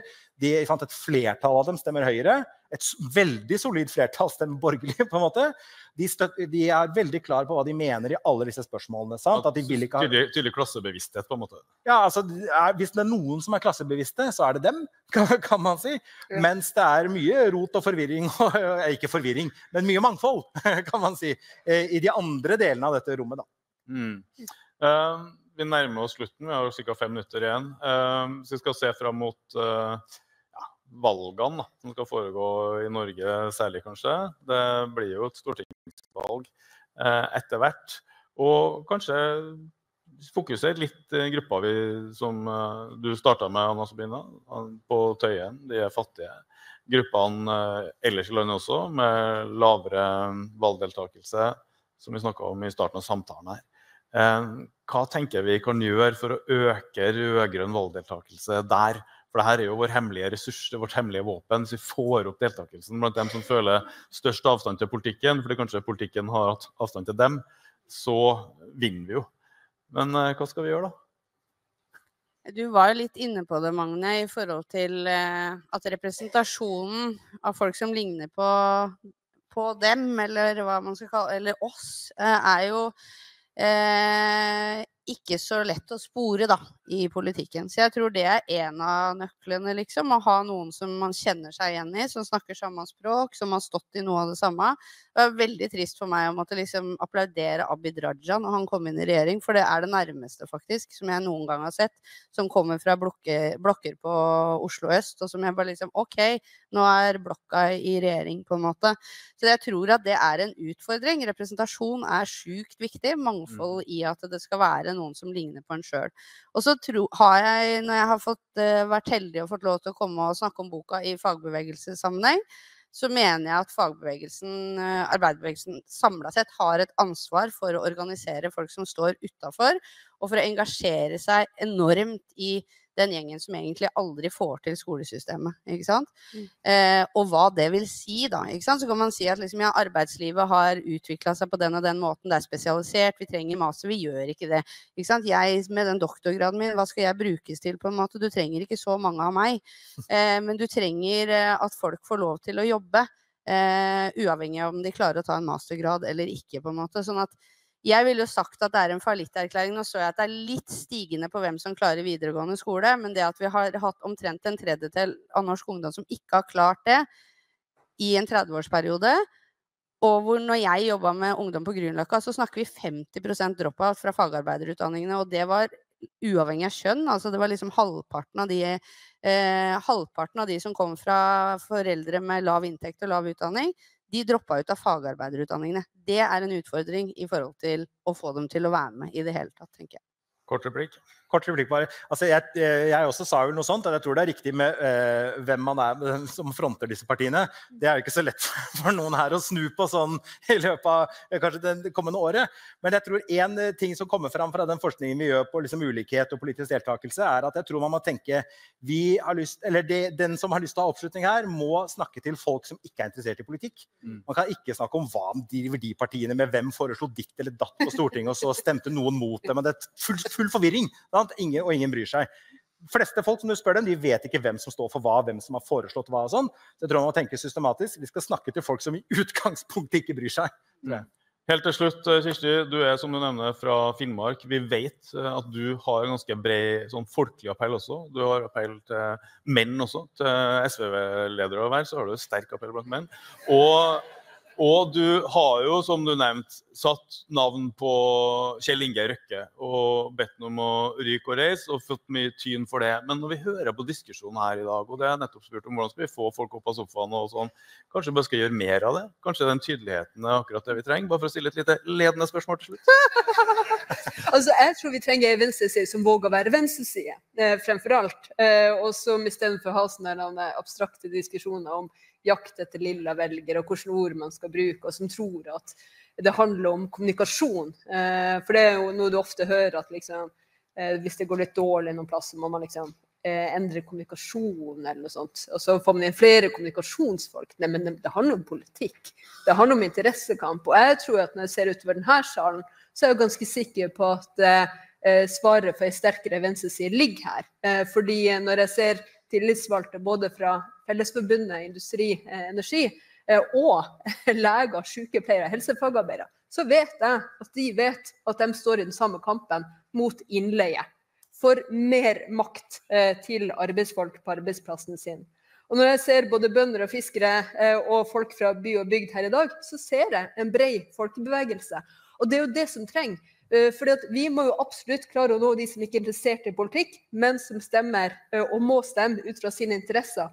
Men vi trenger også å være et parti som viser det mangfoldet som faktisk er ute i et samfunn, og som klarer å knytte interessefellesskapet sammen. Så jeg tror jo at det er for mye i politikken som er knyttet til sånn fotballtrenersyndrom, ikke sant? At du peker på de på toppen. Mens det som virkelig betyr noe, det er jo hva det grunnfjellet består av. Og når jeg ser at vi både vokser som medlemmer, vi vokser på målinger, og vi vet av erfaring at det er jo ikke bare et stort SV som trengs for å få rød-grønn flertall, men også for å sikre politikk for miljø og fordeling. Ja, så har jeg trua, Magnus. Tusen takk alle tre. Gi dem en applaus.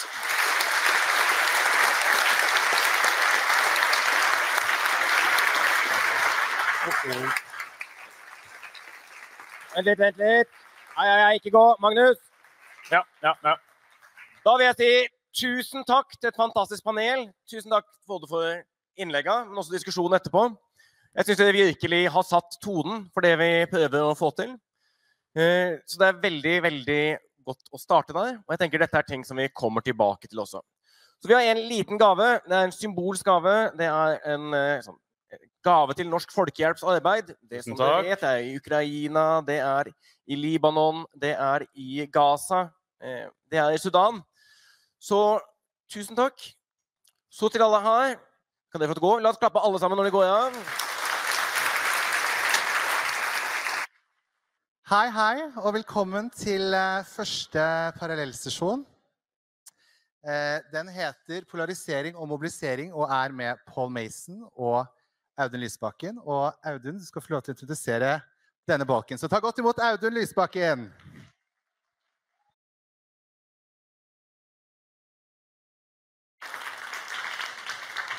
Hei alle sammen, godt å se dere. Det her er altså en sesjon som vi har kalt Polarisering og mobilisering. Siden vi har en gjest fra Storbritannia, så går jeg bare over til engelsk. Det vil bli muligheter for de som vil etterpå å stille spørsmål på norsk. Så oversetter jeg hvis noen ønsker det. This session will be about fascism. What is it? How to stop it? And we are delighted to have a guest from the UK. Paul Mason is an activist, a journalist, an author. He has written extensively on this subject, also written a book which I found very inspirational, simply called How to Stop Fascism. And that's what we will be discussing today. Paul will first start with around 20 minutes, an introduction to his book and to the topic. Then we'll have a conversation, Paul and me, and then there will be plenty of room for questions from the audience. So I'm delighted to have you here, Paul. Very warm welcome to Norway. This is Paul Mason, everyone. Thank you.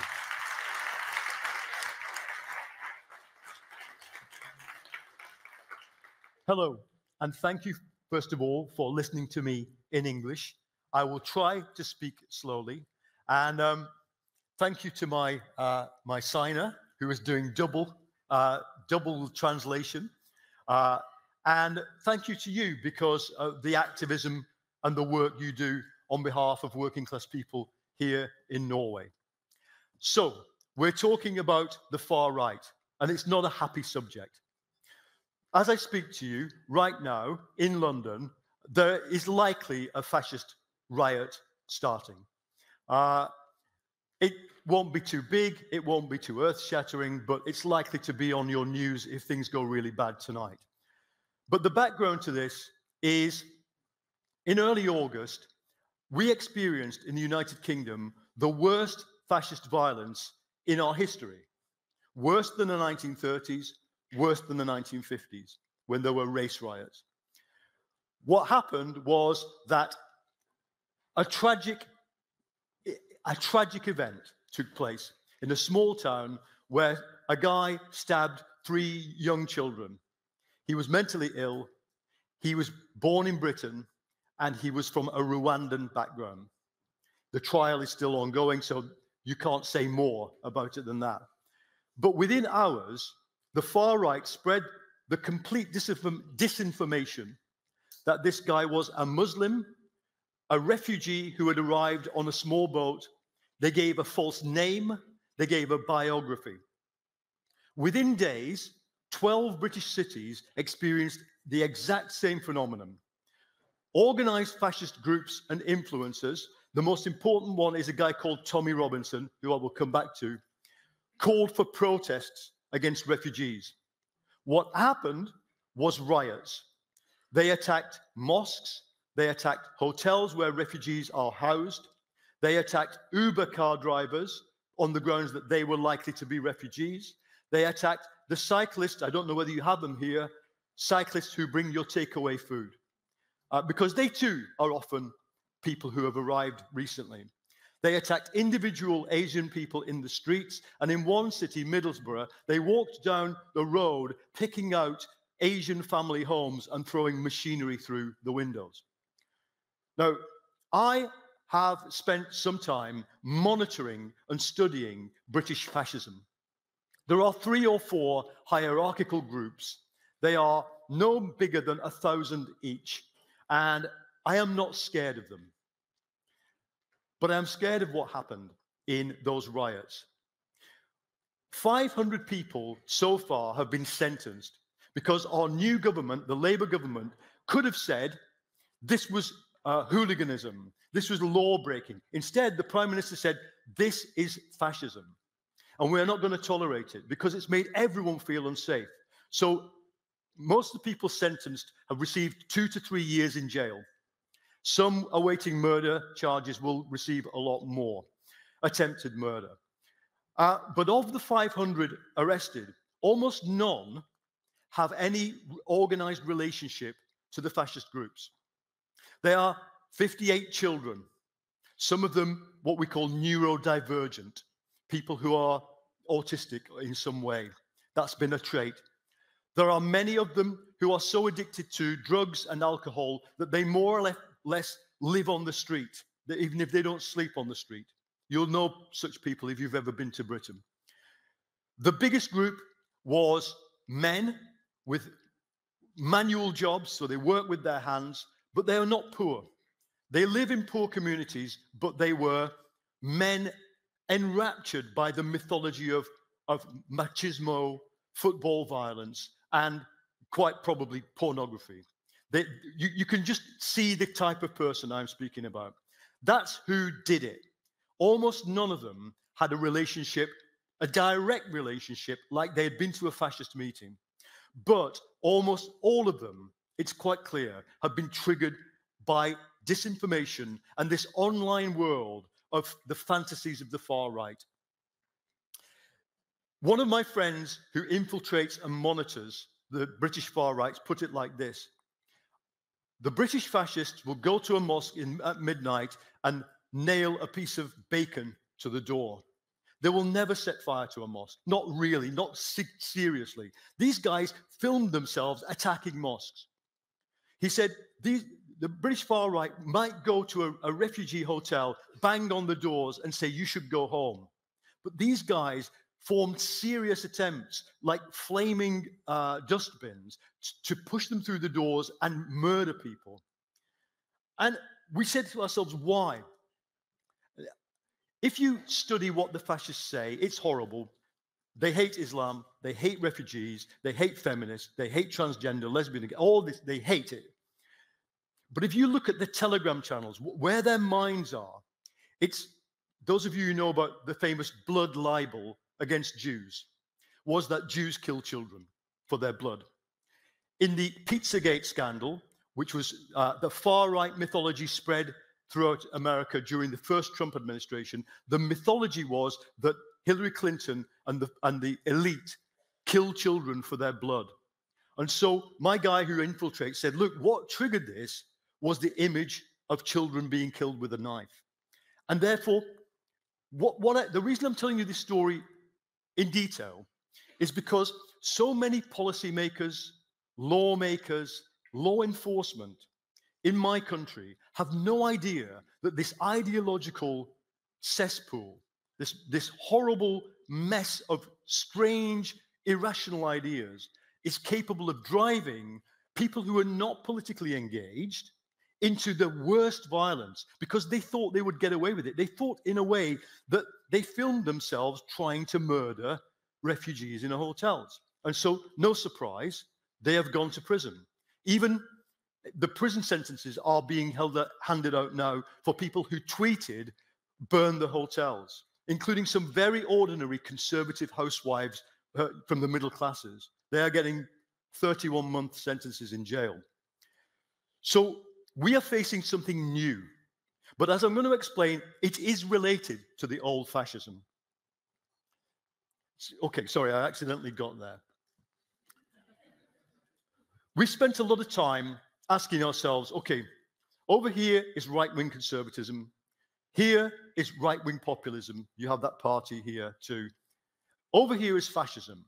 For about 20 or 30 years, academia, the university professors have asked, how do we differentiate? How do we create kind of a zoology so that we can tell the elephant from the tiger from the giraffe? I think that's pointless. Because a better understanding, a better way of beginning is where Antonio Gramsci, the Italian Marxist, began when he first encountered fascism in 1921. Gramsci said, fascism is a process. Forget who's who.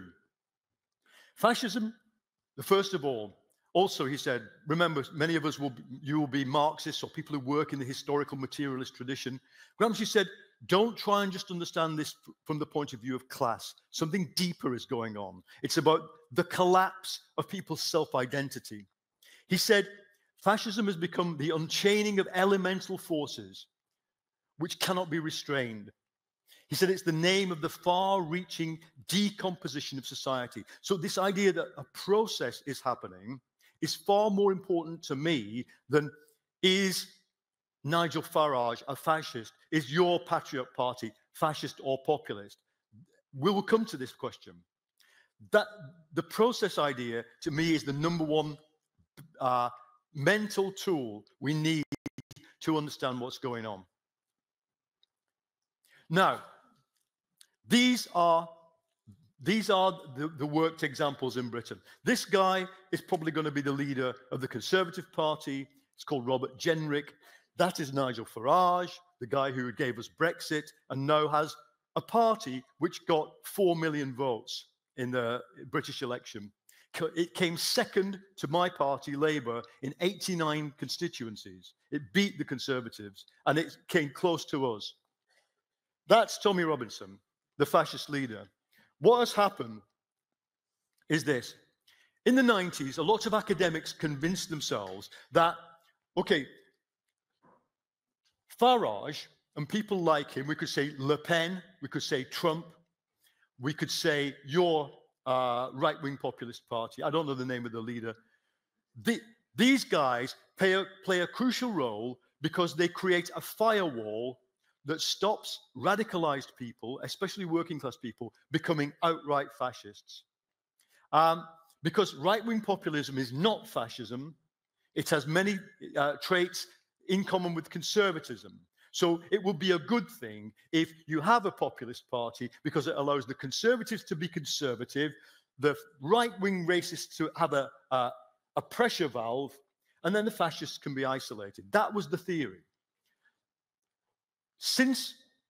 I would say since 2008, the firewall is on fire.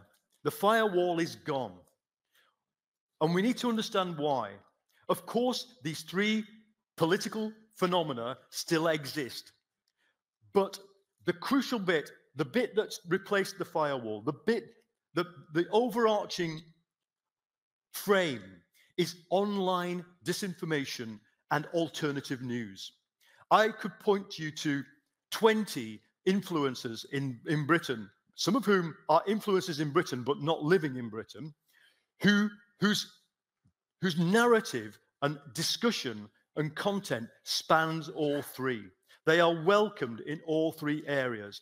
And what's important to me is that since the 1990s, the ideology of right-wing conservatism, populism, and fascism has converged on a single structure, what I call the thought architecture of fascism. And so they may say different things, they certainly act in different ways, but we can no longer say that they have different objectives. And therefore, I'm going to take you through very quickly what I think is the 5-part structure of the common ideology. And then maybe you can, from your experience, compare this to your experience of fighting against these ideas in the communities you come from. The absolute number one idea to get in your head is that the starting point for their theory is the Great Replacement theory. Great Replacement says that migration is not an accident. It's been designed by somebody as an invasion of Europe or America in order to wipe out white people. That's the aim. They call it white genocide. Now, the most famous writer of this is a guy called René Camus, who wrote a book about it in 2012. But it actually goes back to the anti-Semitic myths that were propagated under the Kaiserreich in Germany before the First World War. That Jews had come to Europe to breed with Europeans and thus wipe out European genes. We would now say DNA. It's the same idea. But here's the importance. If you can say migration is a form of invasion and eradication, it's not just like in the 1990s, you used to meet right-wing people who said, I don't like foreign food. I don't like the hijab. Now what they're saying is that they're coming to kill us. And if you really believed that there was a genocide of your own people, what would you do? You'd resist. And that's the key. Once you frame it as white genocide, you legitimize violence. Point 2 is who caused it? If this is an invasion, says Camus, just like the German occupation of France, then there are collaborators. Who are the collaborators? And the collaborators are not you, actually. Sorry, you're not important. The collaborators are liberals, human rights lawyers, and feminists. Liberals, because they uphold the rights of refugees and glory in a multicultural society. Human rights lawyers, like our now Prime Minister, because they defend the rights of refugees. And feminists, because they suppress the white birth rate. The far right is obsessed with the birth rate. Anything that gets in the way, sorry, female comrades, you are the problem. And don't forget, when we observed this riot outbreak in Britain, one other thing, apart from the mythology, suddenly a human rights lawyer is the Prime Minister. It enrages them. Sorry. Point 3 is, okay, if they're the collaborators, who instigated it? And here the theory of cultural Marxism comes in. This is a theory that originated in America in the 1990s from the American far right, saying that, you know the story, in the 60s, when the proletariat failed to be revolutionary, the far left moved from the working class to identity politics as a way to undermine Western civilization. So cultural Marxism is the replacement for Bolshevism. It has the same function. And so, yeah, you guys are, now here's the problem. The left are the cultural Marxists. Again, those of you who know your history, it's a straight echo of Kulturbolshevismus under the Nazis. Point 4 What do you do about it? Here's where the programs diverge. But for the fascists, you prepare. So they do prepping. They assemble arms caches, death lists. You're probably on one. I am. In Germany, the police found 25,000 German public figures on a death list from the Nordkreuz group, which was arrested in 2021. They arm themselves, but they also do something else. They commit symbolic violence. For the current fascism, their violence is not about going onto the streets after a night in a beer hall to seize power. It's to demonstrate what they will do when they can seize power. And so what was happening during those riots, and this is just one example, so they attacked the police station. They're currently attacking mobile phone repair shops because mobile phone repair shops are rumored to be money laundering for those who bring the refugees on the boats. So you can predict who the targets are going to be. And they're also, many of them are owned by Asian people. What does Nigel Farage say about this violence? He says, this is happening because you didn't listen to me, and it's going to happen again and again and again until you do. So they use that violence. What does Robert Jenrick, the Conservative, say? He doesn't say the violence is justified. He says it's unjustified. But when these 3 or 4 year sentences are given to working class men, he then says, okay, why aren't Asian rapists sentenced to 3 or 4 years? You know, that suddenly you're in a game. The Conservatives play the game of law and order. The populists say, vote for us, expel the migrants, or this will happen again. And the fascists organize for it to happen. It's a straightforward collaboration. And where does it end? This is a photograph I took. If you've never visited there, I would advise you to visit it, of the Majdanek death chamber. 200 people at a time. You can still see the blue from the Zyklon B chemicals on the wall. You can still smell it, to be honest. It's a horrible experience. For fascism, that is where it ends. Day X, when global modernity ends in an international ethnic civil war. That's what they want. And again, what does Nigel Farage say? He says, vote for me or this is going to happen. What does Elon Musk say? Elon Musk tweeted at the height of the British riots, civil war is inevitable. Civil war is inevitable. And what do the Tories say? To stop this going any further, we must stop immigration. So it's a collaboration. What do we do? I'll be very quick because I'm going to speak with Audun in a minute about how we deal with this. But for me, there is a 3-part proposal. And some of you, as lifelong leftists and socialists, might disagree with me. It's taken me and some of my colleagues a long while to accept some of this. For me, the first thing is, Hannah Arendt says, fascism is the alliance of the elite and the mob. Correct. If so, the lesson of the 1930s shows us that the only way we beat it is if we have a temporary alliance of the center and the left. So in France, the new Popular Front was a temporary alliance of the center and the left. The center wasn't very happy about it. Some parts of the left weren't, but they stopped Le Pen winning. We in Britain will stop reform winning an election through a temporary alliance of the center and the left. The Popular Front. The first thing you learn, came into politics as a Trotskyist. The first thing you learn as a leftist is the Popular Front is bad. Okay? What's the alternative? The alternative is what happened in 1933 in Germany, defeat. I prefer Popular Front to defeat. The second point is, and this is harder for us, we have to create militant democracies, democracies that realize that it is not the job of a democracy to allow Tommy Robinson or Nigel Farage to win.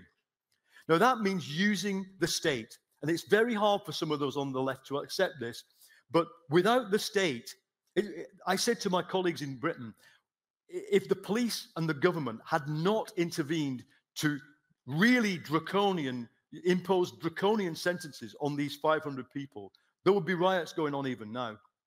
And we don't have police dogs. We don't have water cannon. We might be able to put together a very good-looking set of people in leather jackets. Great. It can't defeat this.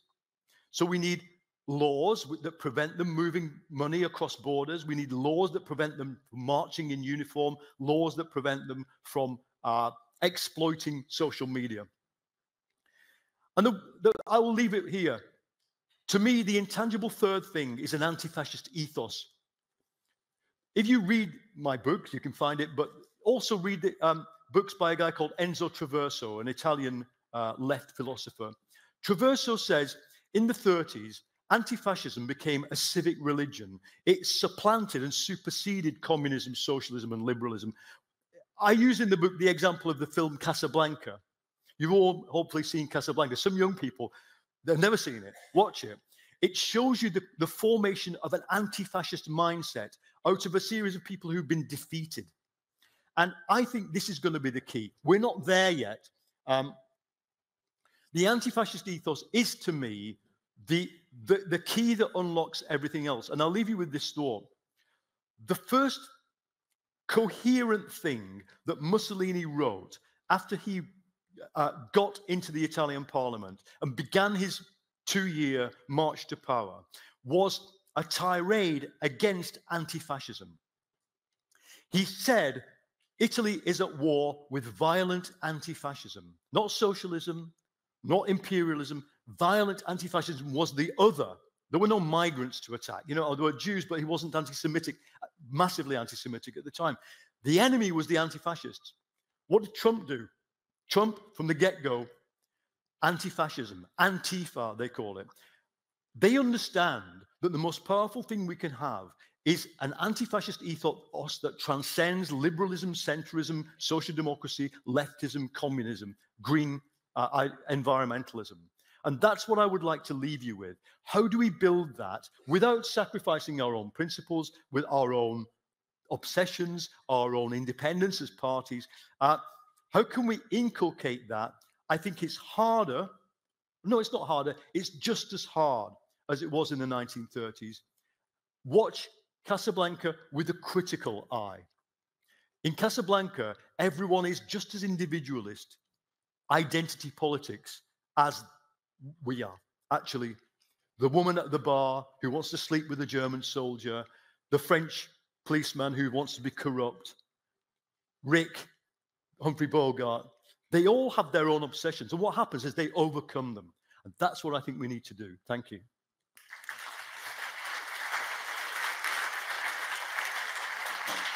Thank you. Oh, how do you? Thank you. Thank you so much, Paul. Just to repeat, we'll have a conversation now, and then afterwards the floor will be open for questions from the audience. So those of you who want to ask questions, maybe you should wave Nils Erik. Nils Erik has the mic. You give him a small signal, and he'll put you on the list. Super.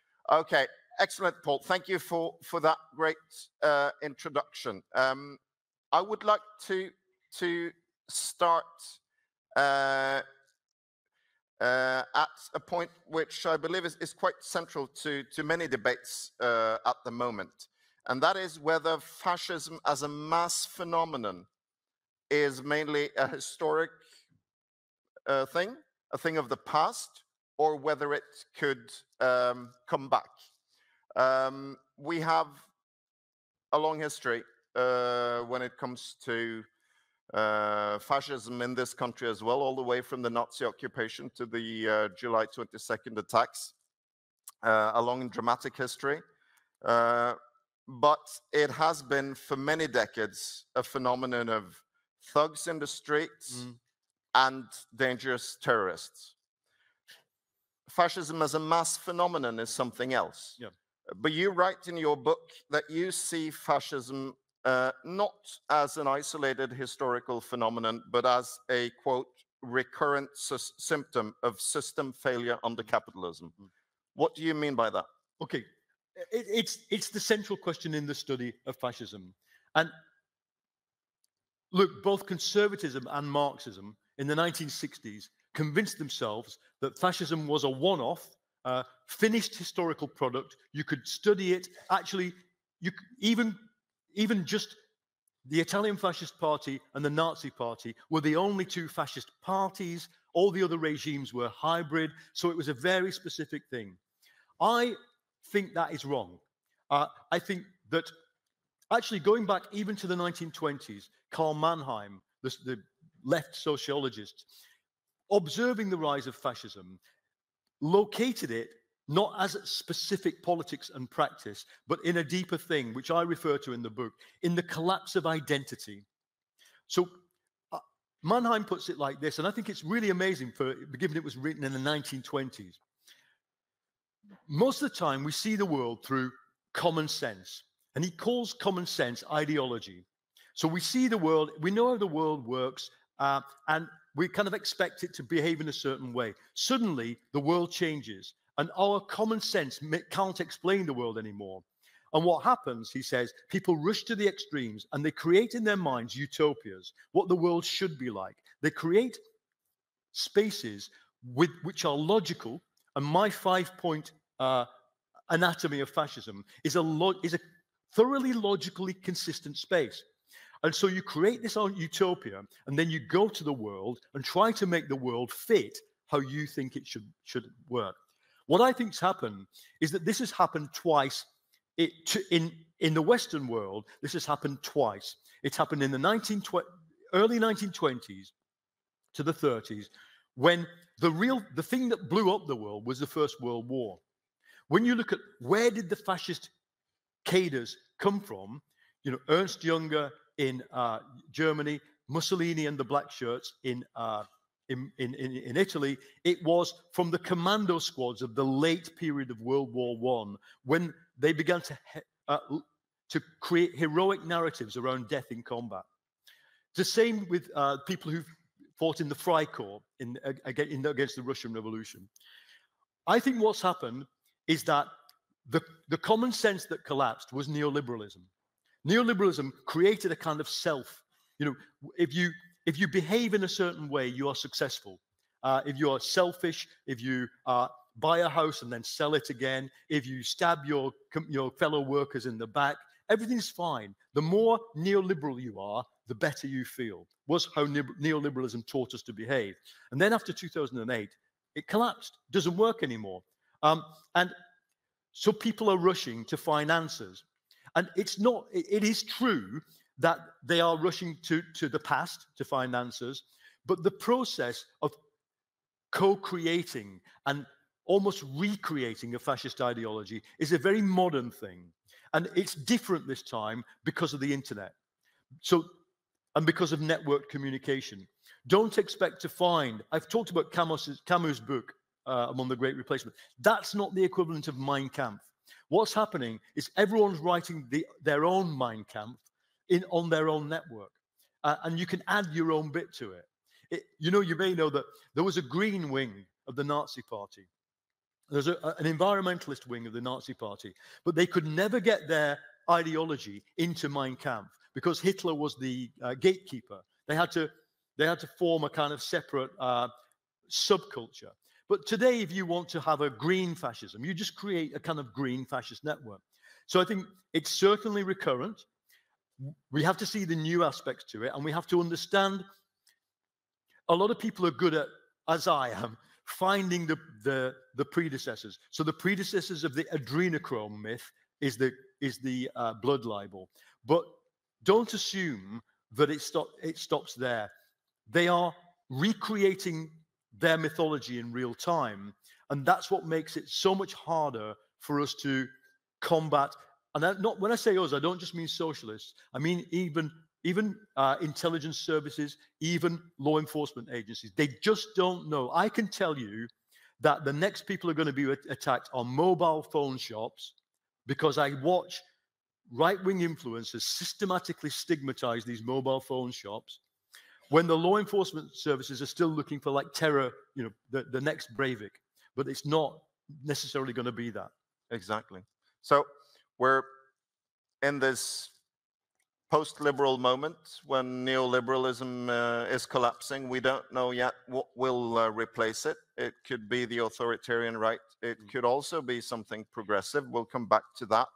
But I would like to ask you a bit more about the firewall, because in this country as well, we've heard for many years, especially actually in the years leading up to the July 22nd attacks in 2011, that having a very critical debate on immigration was actually a healthy thing. Yeah. If you gave racism and xenophobic ideas some kind of legitimate outlet, you would prevent violence, you would prevent the rise of fascism. Now,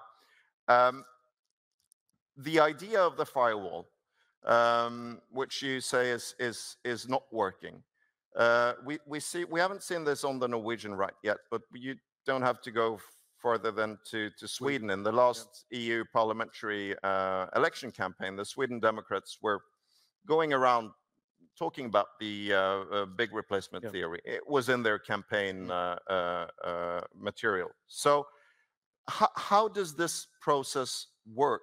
How deep is the influence of those kinds of ideas on the more moderate right? And do we as leftists have any kind of responsibility or possibility even to influence the more moderate right wing when it comes to, is it possible to rebuild the firewall in any way? You know what? I think that has to be one of our aims. And activists in a socialist party don't have much of a role in this, but maybe journalists do. In terms of, if I were to interview Farage, I would say, you know, the forensic line of questioning would be, you condemn the violence, you condemn it, okay? And do you support the sentences against the perpetrators? Okay, we are now there. So when you say that they might have a point, you know, that's a contradiction. What you want to do is to push them back into the role where, at least formally, you know, at least in words, they are pushing back against the fascists. The same with the conservatives. I think you will hear from Lee Anderson later today about the way, maybe she'll talk about the way the European People's Party in the European Parliament is now collaborating with Meloni and with Le Pen in a much more systematic way than we thought they would. In Germany, we're seeing the CDU begin to collaborate with the AfD, the right-wing populists. The AfD has a fascist wing. We know this because the German police identified it and dissolved it. You know, I mean, it's not rocket science. So using the militant democracy tactics, and that's a good example. When the German police said Der Flügel, the far right wing of the AfD, is breaking the constitution, identified every one of the 11,000 members, said to them, we will send letters to your employer, it dissolved.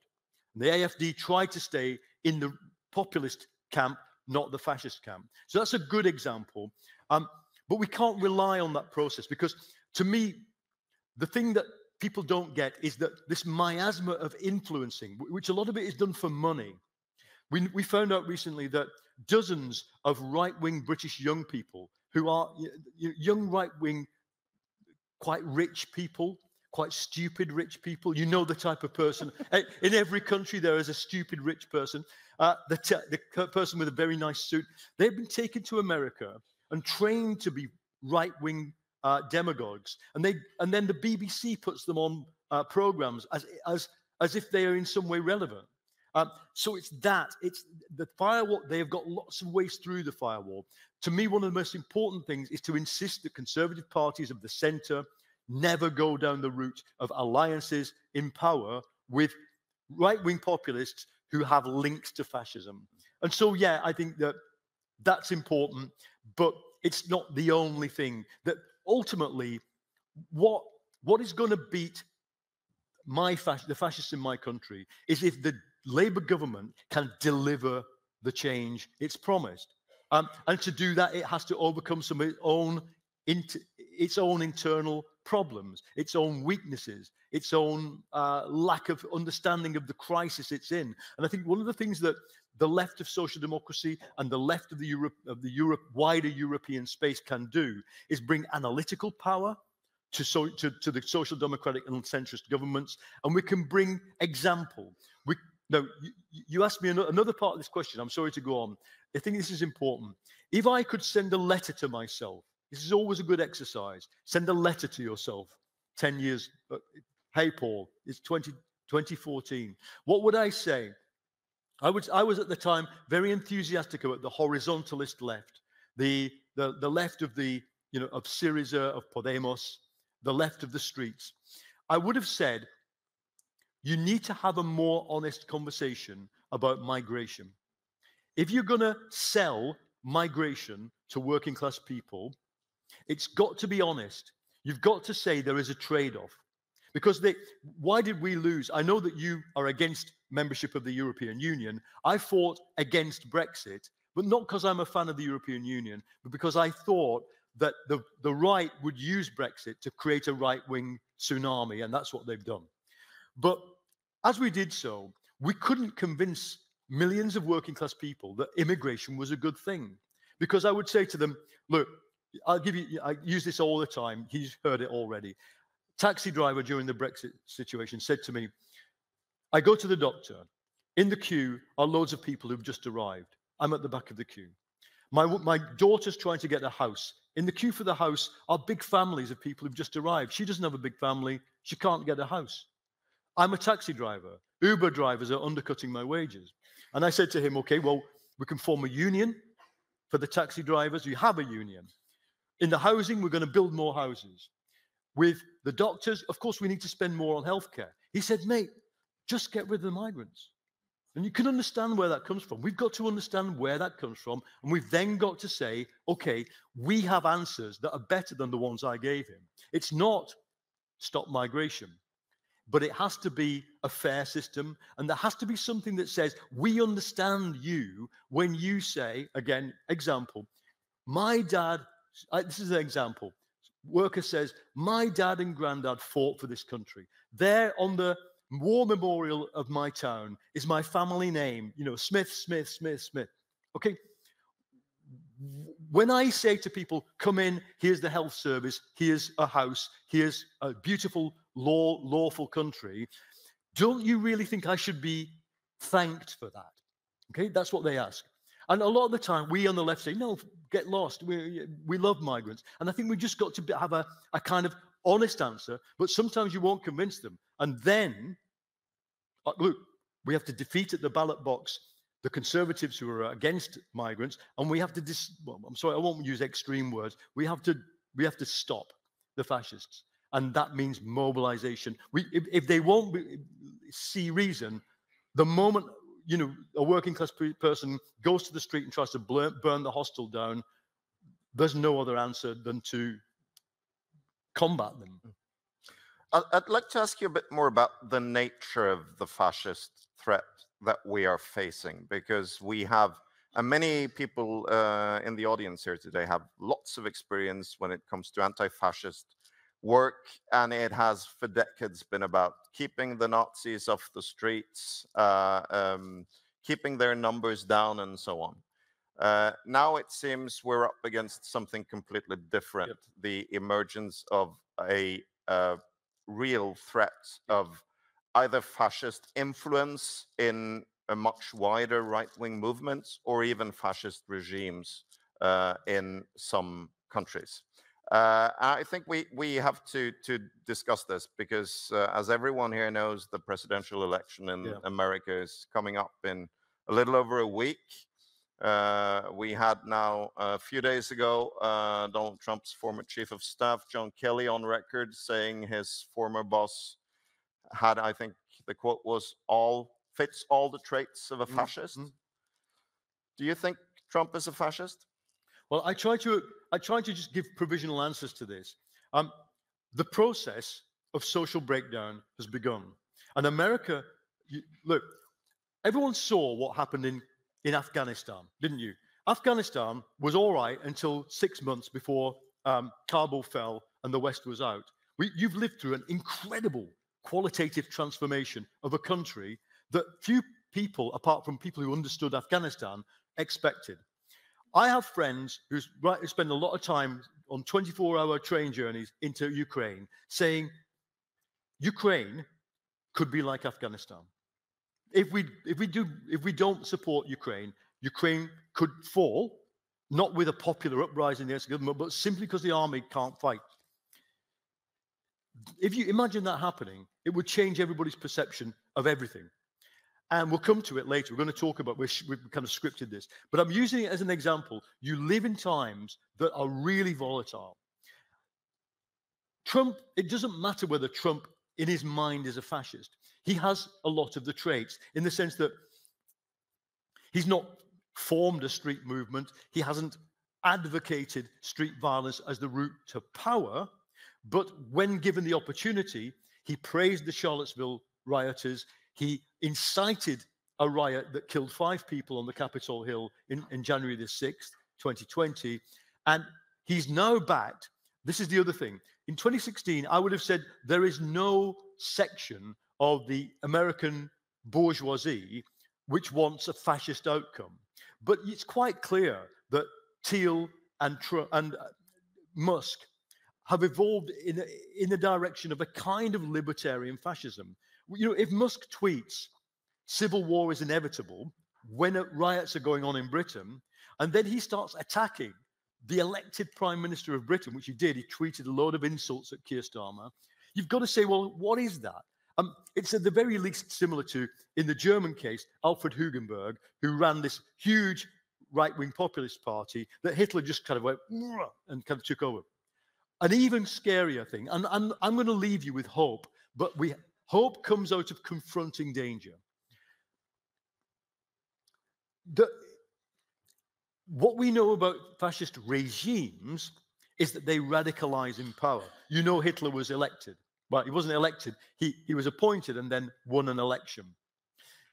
And then abolished parliamentary democracy. And that was within 6 months. Within 6 months, Hugenberg, who had 4 million votes, was told, dissolve your party. So what we know about fascist regimes is that they don't work. They have no economic answers. Do you think Trump's going to solve America's problems? No. And so the question then becomes, well, what do we do next? We've taken power, and the migrants haven't gone away, and the border is still porous. What do we do? I think a process of, what does Gramsci say, you know, an elemental process of social disintegration is what we see in parts of America. That's why what I'm more concerned about. Of course, what is our ally? Our ally is the Constitution, the rule of law, the legal profession, law enforcement up to a point, our own self-organization, democratic institutions, trade unions, parties, legislatures at the state level and local level. We've got a lot of infrastructure. The muscle memory of democracy is huge. And so if a Trump administration will first of all face unrest, but there's my concern. The next thing he'll do, I think I have it on my phone, I won't bother reading it out. Today he has tweeted, you know, I'll arrest everybody who resisted me. You know, one thing that in the 1970s, the study of fascism moved from objective, kind of materialist, to ideological. And one of the things that the academics said is take them at their word. Ziv Sternheld, the Israeli historian of French fascism, said, what we should learn from history is when they say they're going to kill all the Jews, that's what they mean. It's not a metaphor that they might do something else. That is what they think. So when Trump says, I'm going to arrest everybody who stood in my way, like the editors of the Washington Post, which has today decided not to recommend Harris in its editorial, that's what he means.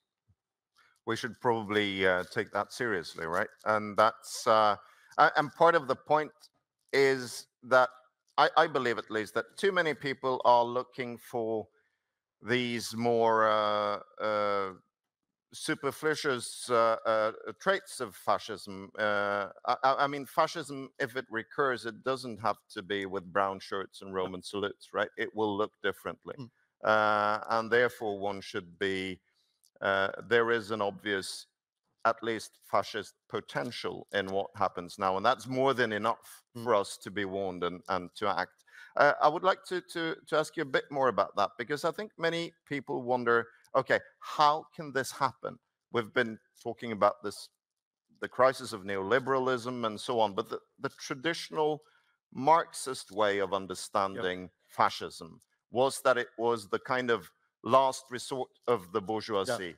If it had to defend itself against a workers' revolution, it would opt for fascism as the last way out. If there were no other alternatives to defend profits, the bourgeoisie would go with fascism. But if you look at the United States today, I mean, there are a big part of the economic elite that don't support Trump. They support Harris instead. So and even though you have all these Silicon Valley billionaires, but is the traditional Marxist understanding of this wrong? I think it was wrong at the time, but it would be much wronger to try and apply it now. Let me say what I think. The reason I go back to Gramsci, because for a Marxist to say you can't explain it all through class was revolutionary in 1921. And what he was talking about was the psychological dissipation of people. It was all these people who come out of this First World War psychologically damaged with a different concept of the human being. In the book, I talk about the collapse of the neoliberal self, this self that we created. And I'm old enough, I'm lucky enough, and some of you are, to remember what it was like before that self existed, when more of us lived a solidaristic lifestyle, when we weren't so individualist. We created this. I've adapted myself to the world of YouTube and credit cards, and I've adapted my own persona to the world of, Marshall Berman calls it liquid modernity. But that self has collapsed. It doesn't know what to do. So the importance of that from the point of view of where did the Marxists get it wrong? Their first reaction was to see the black shirts in 1921 as just like white guards, the armed wing of the reactionary bourgeoisie, which they kind of were, and the landlords. But they didn't understand that fascism can have a momentum of its own, that it can create its own elite and then its own economy. Remember, Mussolini started as a free marketeer. He actually was a neoliberal, a liberal, a Hayekian. But then by the 1930s, he'd moved to corporatism, to the state model. So what was wrong with the Comintern's view was that they were trying to reduce it to class. They had no view of, again, in the book I go into this, the Marxism of the Comintern had despised psychoanalysis. They had no theory of human psychology. We know that because they kicked out all the Freudians, Reich and Fromm and the people in the Frankfurt School were kicked out. The Comintern in Germany famously said the proletariat has no erectile dysfunction. There are no sexual problems only with the bourgeoisie.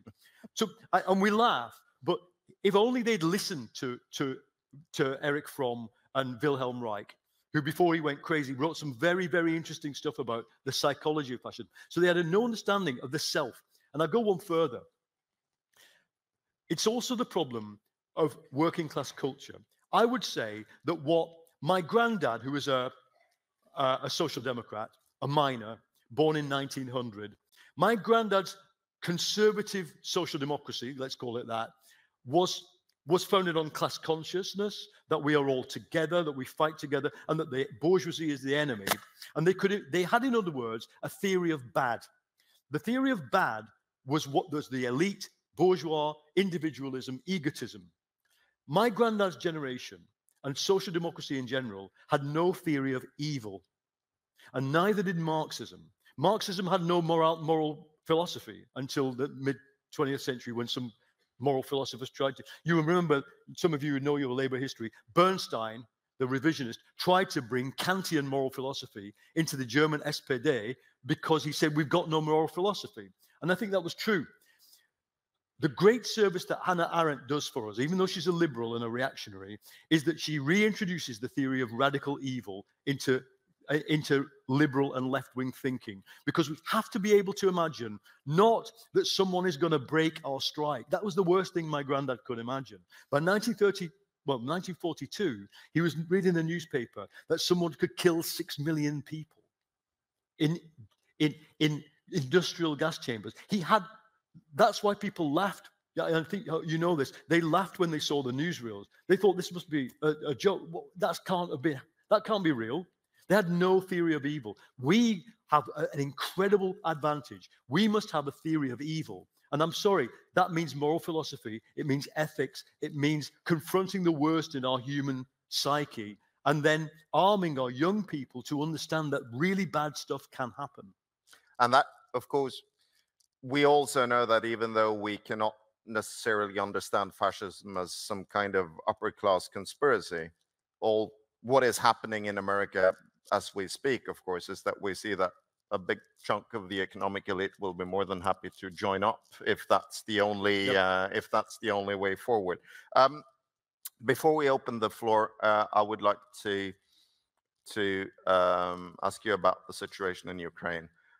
When our party decided to support Norwegian weapon deliveries for the Ukrainian freedom struggle, one of the reasons was that we saw the invasion of Ukraine, Trumpism, the rise of the far right in Western Europe as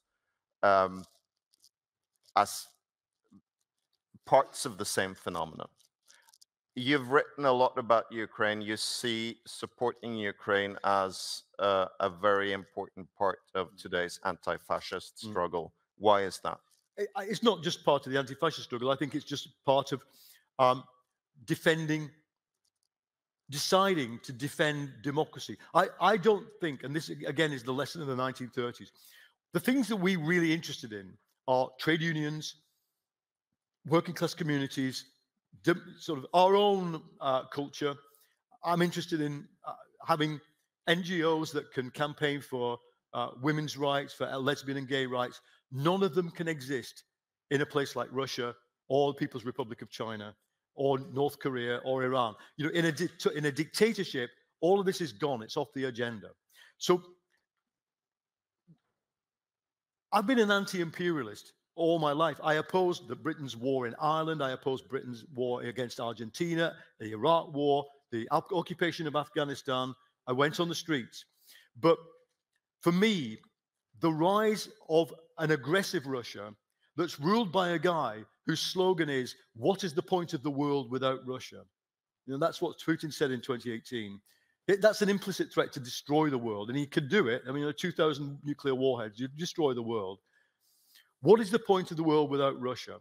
And then to issue 2 draft treaties that says to you, and it's of material interest to you because you've got a border with Russia, but you know you've also got Finland as a buffer. Finland is now demilitarized. Poland is demilitarized. The Baltics are demilitarized. Romania is neutral. Ukraine is neutral. That's my demand. That was the demand he placed on the table.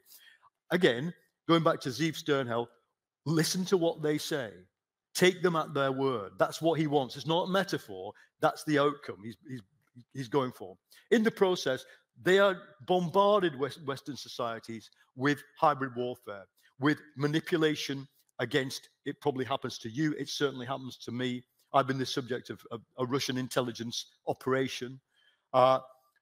They are trying to destroy your democracy in order that you have no will to fight for your freedom, let alone the Ukrainians.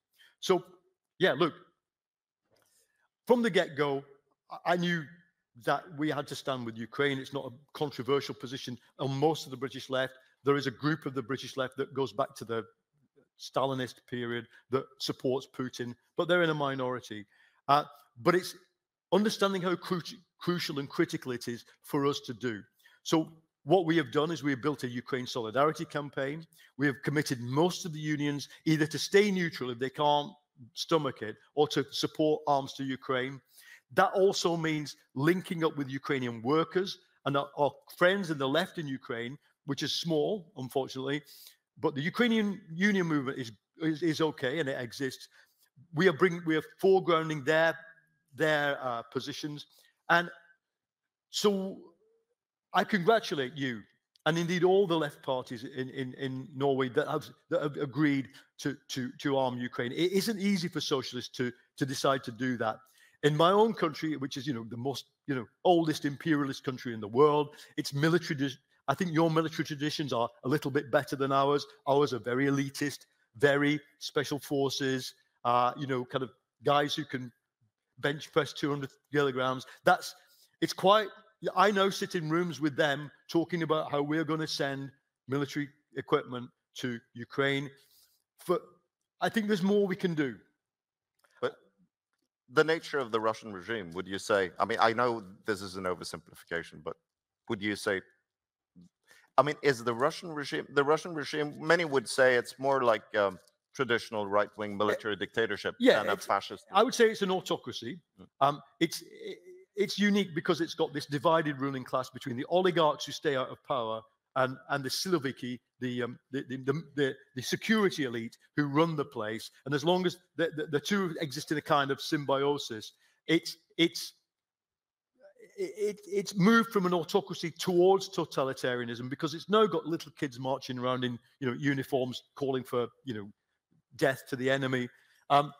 More frightening than its regime is that it is a regime of crisis.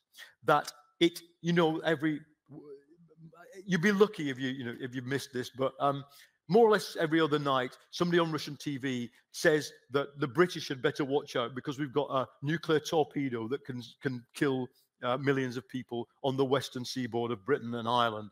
And, you know, kind of if you took that seriously, you'd think, my God, you know, you'd be scared. I'm not scared of him because I just don't think he intends to be that crazy. But I think that even as we support Ukraine, and when you're dealing with the Ukrainians, you're dealing with anything from liberals to quite right-wing nationalists, some socialists, but not many. We support them. We've also got to understand that in the end, it's about us. It's about the defense of, you know, you're members of NATO, whether you like it or not. We are. I've tried to say we can reform it. We could give it more human rights objectives. But ultimately, we're going to have to live with that because if Trump walks away from NATO, that we were just discussing this earlier, I think the European left parties can play an important role in defining our continent's response to this, because we're going to have to come up with a response.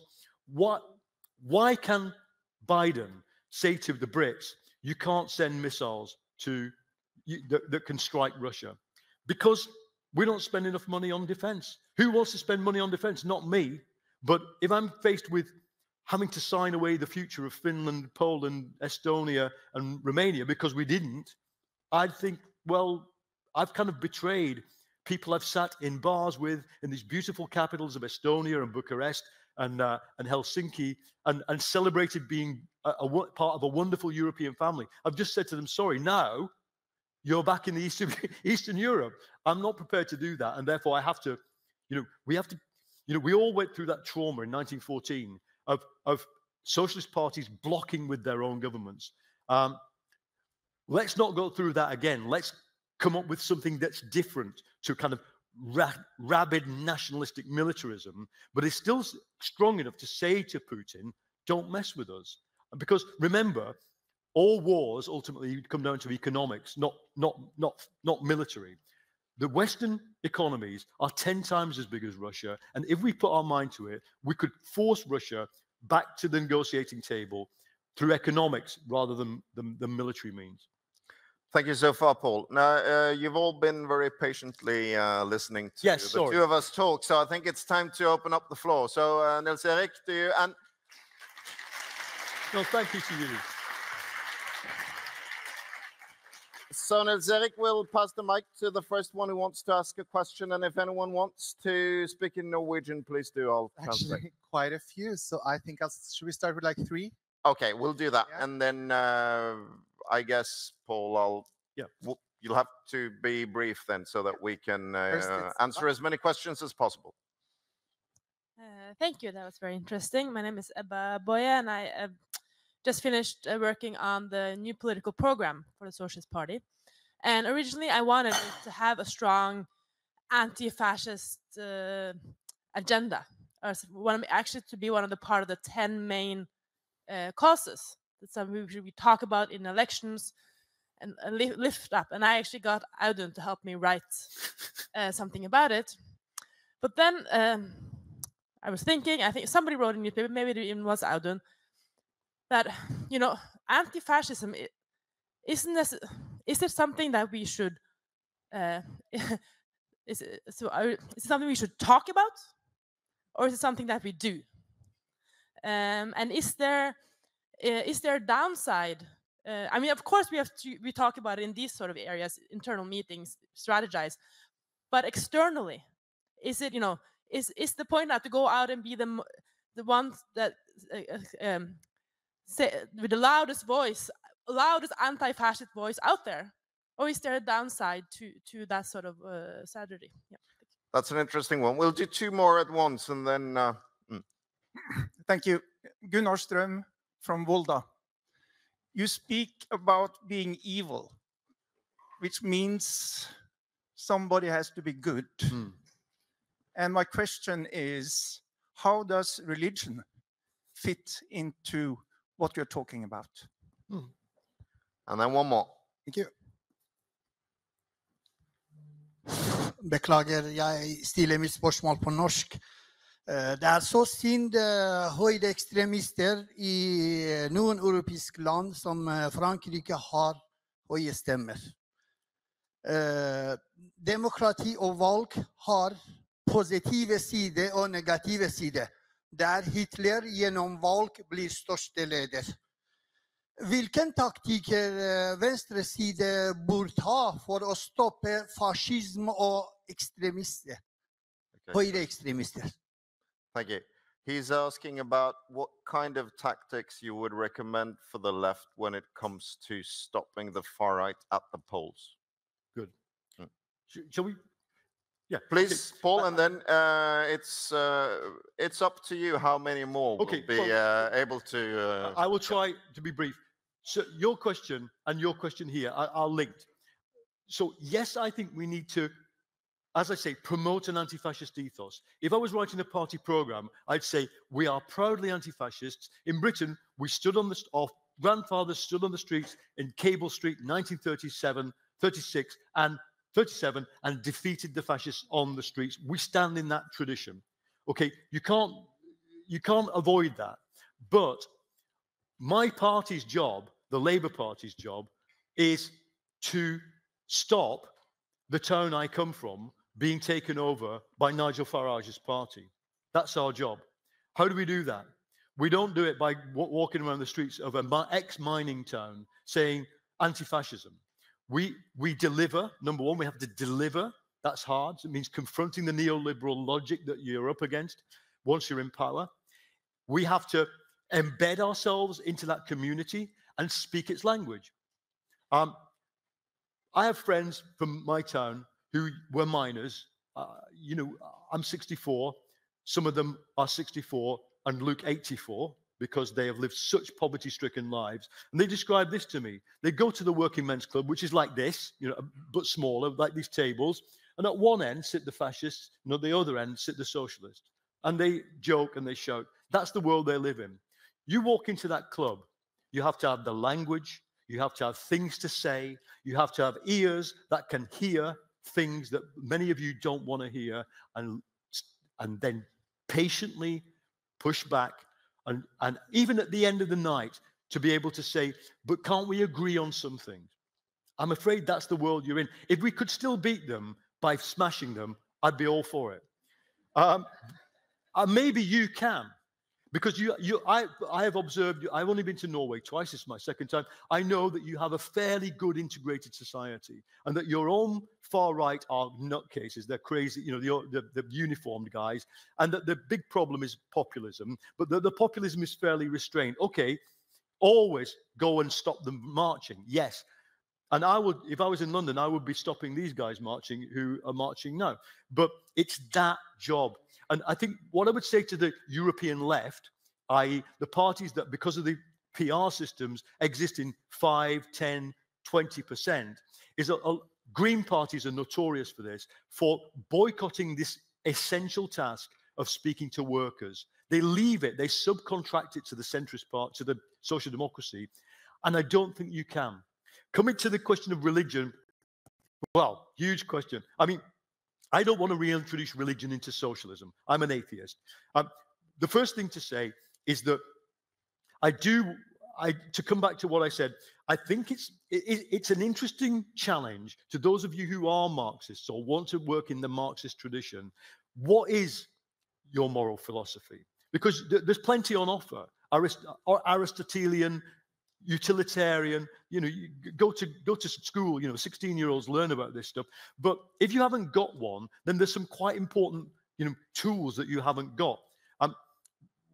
We're coming up against, in my country, the fascist theme of this week, which you have to stay across, is reparations. Should Britain pay reparations to the Caribbean for slavery? And all the phone-in programs are no, because my dad was my great-great-great-grandfather was working class, so they were exploited too. They bear no responsibility for slavery, and they don't. So why should we pay taxes to Caribbean? In universities, moral philosophy departments discuss stuff like this, the time value of justice. But if you haven't got a vocabulary for it, you're just floundering. And so I'll say one more thing about religion. This is a warning. Okay, and 10 years ago, we could have easily, Labour, relied on all minority ethnic communities and all religions, possibly with the exception of Hindus, because a Hindu conservatism had grown up and was quite successful. They're the most successful migrant communities, some of them are very rich. Okay, fine. Now, we can't rely on any. Be aware, because of Gaza, many British Muslims have given up on my party because it had a position that was inadequate on Gaza. Meanwhile, the fascists are openly trying to recruit Hindus and Sikhs to be anti-Islam, and then even worse. And I sat down with 2 Sikh members of the British Parliament, both Labour, and they said to me, "Well, the worst thing is our community is also turning against refugees." So don't think that the job of the left and social democracy is to herd minority religions together. They are all susceptible, as my own religion, Christianity, is, to being divided and used. I don't know whether that was the issue you were getting at with the man with the beret, but that's it. Excellent. Okay, Nils Erik, take it away. We'll do 3 more. Yeah. Hopefully it's some similar questions because it's a long line. Yes. Hello, thank you for the discussion presentation. I was wondering, do you think the genocide in Gaza and the difference in how the West has responded to Russia and Israel have had something to say about the belief in value of democracy and international law? And I was wondering, do you think Western politicians' inconsistent response, for example, when it comes to sanctions, strengthens or weakens the belief in fascism?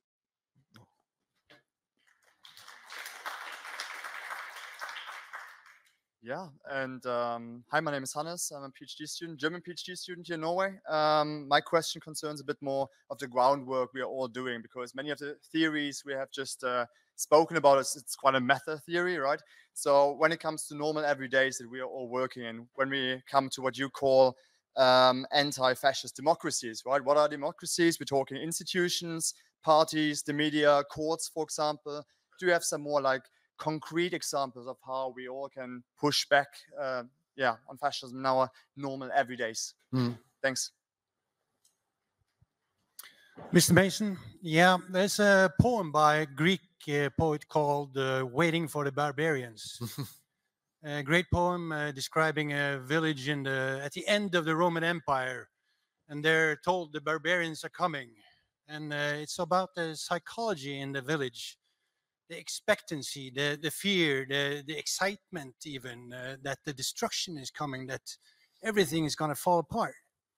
And I'm thinking about fascism going from ideology driven, by a few people to a mass movement, pulling in everybody. There's a psychology there. And do you think this the need for meaning goes as far as to even destruction is preferable to meaninglessness, to the hopelessness, and to the loss of identity that we sometimes feel in our society. And is that the main problem we need to stop, to contain fascism? Paul, I'll be brief so we can maybe get some more. On the meaning, Hannah Arendt wrote a great thing in The Origins of Totalitarianism about, she says, from memory, it wasn't just that the Nazis treated their victims as subhuman or inhuman, and they didn't, it was that, she says, they didn't really even see themselves as human. She says, they did not care whether they themselves lived or died, or indeed whether they had ever existed at all. And for the book, I did a deep study of one Nazi called Odilo Globocnik, who was the man in charge of Operation Reinhardt that killed 1.2 million Jews in southern Poland. And when he was captured, he just immediately committed suicide. And the more we know about men like Globocnik, the more they fit that bill. They don't have any meaning at all to their lives. And I think if you go about your daily life, you will find people for who this is actually quite true. And in fact, when I look at some of the people who are jailed for the British rioting, I can see this as well. They've lost all, some of them because they live on the street and drink 9 pints of cider every day, but some of them because they just literally can't see a future.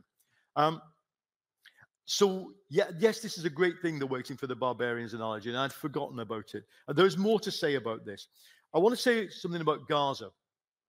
Yes, the answer is yes to all your questions. Yes, the hypocrisy of the West compared, the different way in which it's treated Ukraine and Gaza is a scandal. Yes, the refusal to enact international legal sanctions against Israel is a scandal. The general sort of dual standard is sickening. I'm somebody who, I was for 14 days in Gaza in 2014 during the war and been shot at and lived alongside Palestinians. Just for that short time, met many people. Incidentally, all of them hated Hamas. You know, they despised them. They wanted to get free of them. But what I think the problem is here, and I just want to be really frank with you, is that Gaza is being used by the far right and the conservatives as an issue to divide everybody. The British conservatives called their Gaza marches hate marches, and they used them to stigmatize Muslims who completely naturally went on them. Did they know? Does everybody know which flag is Hamas, which flag is Hezbollah? No, especially if there are no socialists standing near them to point this out. So strongly, though, I believe in solidarity with the Palestinians and in a two-state solution, and indeed in an ICC prosecution of Netanyahu, which the Labour government that I support has, they removed the blockage on. I'm determined that this doesn't become the dividing issue, because otherwise the right will own the other side. And in my country, that's 250,000 Jews, many of whom just do not want to go on those Palestinian marches, and who regard, there's an increased enmity between Muslims and Jews. I want to, just as much as I want to go to my own community and say, hey, everyone, calm down, I also want to go there and say, let's not make this the thing. That's hard, I know, especially if you're Muslim and you're seeing your brothers and sisters murdered. It's very hard. I'll say one other thing about what to do, the PhD student. The number one thing we could do is regulate social media and combat disinformation. You wouldn't believe how effective it is if we actively regulate social media. For example, the existing law, you're not in the European Union, but the European Union's law on social media could be enacted. I don't know what your law is on social media, but you could enact the existing law. That's my existing law in Britain. It's just gone on the statute book, says Musk must provide a mitigation plan for hate speech on Twitter. And if he doesn't, we can impose sanctions of up to 10% of their global revenue. Well, I would say to Keir Starmer, do it tomorrow. And on disinformation, I think you need, this is something you could do through the European left-wing alliance and your other parties. You could do it in Norway. Constant positive and active monitoring of fascist disinformation narratives is important. You have to know what this week's theme is. And you can do it through AI, you can do it through, get some tools.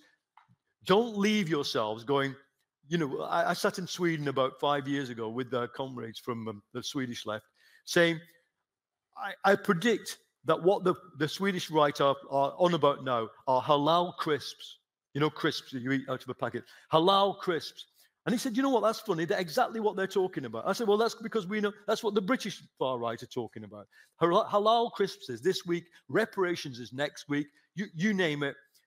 You've got to be on top of them. If you're on top of it, you can disrupt. And again, going back to the militant democracy, I am in favor of using law enforcement to disrupt disinformation, of making it is in Britain illegal to promote disinformation on behalf of a foreign power. It's a 10-year jail sentence. It's never been activated or used. I want to see that done because I don't, you know, I showed it before. A quarter of my family are Jewish. I did that DNA test, you know, 23andMe. You've done that. It shows you a map of all your relatives in the world. And all my relatives in the world, there's hundreds in America, about 50 in Britain, and 1 in Ostend, and none to the east of that. And yet my family comes from Poland. That's what genocide means. Genocide is something I want to stop everywhere. And I don't want to see that happen again. Tomorrow shall not belong to them, should be our slogan. And therefore, we've got to stop them and use everything in our power without undermining our own democracy. I think that's what I would say to you, the questioner. Thank you, Paul. We have 6 minutes left, which means we could have 2 very brief questions, and then Paul will wrap it up. Thank you for your presentation and for the interesting conversation. I was wondering, you mentioned green fascism. Could you say something about what it implies? Say again, please. You mentioned green. Yeah. Fascism. Oh, yeah. Yeah. Okay, you said 2 more questions. I have actually 2. One, why is it mostly young men who are drawn to fascism? And I know they love losers like Andrew Tate and Tommy Robinson. And the other thing I'm wondering about is, and this is really radical, so please don't hate me, 50% of the audience. If we took away men's right to vote for 100 years, would this be fascism? Fantastic. Okay. And on that note, I give the floor back to you, Paul. And you have to be out of here in exactly 4 minutes. Okay. So the floor is yours. I will say then thank you to you for hosting me, and thank you to you, comrades, for listening to me. We're only at the beginning of this. We need to understand it more. Okay. So men, of course, where the fascist groups in the far right are proliferating, it's not just men. We have this trad wives movement where women want to be, you know, traditional. Of course, their program is the reversal of history. It literally is. Alexander Dugin, Putin's ideologue, says, if we can reverse from communism to capitalism in Russia, why can't we reverse to a hunter-gatherer society where men are just in charge and rape women all the day? I mean, that's his program. Now, we need to go deep into why modern young men are drawn to this. But let me give you the example. If somebody says to me, a migrant stole my job, I usually say to them, really? Show me, you know, what job do you do? Window cleaner. Well, they haven't stolen your job. Taxi driver, well, you've still got a job. If someone says, you know, a woman stole my job, well, since the 1960s, women have moved into the workforce, into the legal profession, into upper management stratas. Many men now work for women. It's not so easy to, you know, it's not so easy. If someone's a racist and they're violently inclined, some of them have gone out of their way and hit, physically attacked Black people and Asian people and Muslims. Yes, but not many of them. You know, you hear about it. If a man is a sexist, how many of them have attacked a woman? Domestic violence is everywhere. So the point is, If a political program comes along that says, beat the feminists, women into their place, men should be ruling the roost, and then you know the whole thing about the pickup artistry, you know, the sexist ideology that men should have the right to the prettiest girlfriends, the alpha male, the beaters are oppressed because they can't have sex. This is absolutely fundamental to modern far-right ideology. So you need to understand it. Those of you with children need to explain this to them. And then the question about what was the other question? Greens, yeah, in 2 minutes. Wow, green fascism. In the past, look it up, there was just a wing that wanted, fascism always has so-called nature politics. Because it's nostalgic, it has, most fascist parties are named after either mountains or animals, yeah? Or they have a symbol of a mountain or an animal or a forest. So fascism traditionally had a nature politics. And what is happening in the last minute I've got is to say, the Sweden Democrats, 10 years ago, were saying, climate change doesn't exist. And they were paid to say this by American foundations. Today, the fascist groups will say, it does exist, it's going to ruin the world, and that means there's only room for 1 billion out of the 9 billion humans on the planet. This is a Finnish fascist called, I've forgotten his name now, he died. But he came up with the idea of basically climate change is God's punishment for overpopulating the world. We, the Europeans, will survive.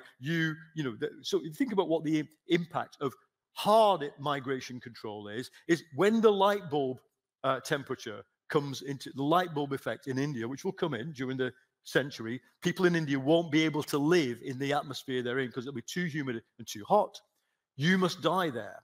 So green fascist politics, the nature politics of fascism, are evolving towards acceptance of climate change and as a kind of radical genocidal solution to it. But there's a book, and I've forgotten its title, but it's by two British leftists. I'll send you the thing and maybe disseminate it. It's a very interesting book about the history of green fascism. I think it's something that we're going to see more of. I will finish by saying thank you. I have to rush for a train to a plane. Thank you for listening. I hope that it stimulates some policy work and debate. Excellent. Thank you. We unfortunately have to send Paul to the last flight to London from Oslo today. Here's a small token of our appreciation. It's been great having you here. Great. Now we applaud him on your way out because you have to go now.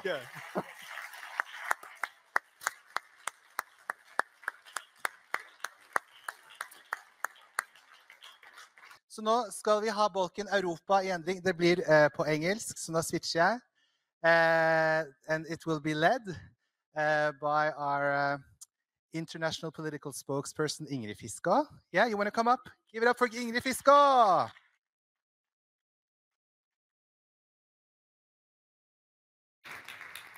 Thank you.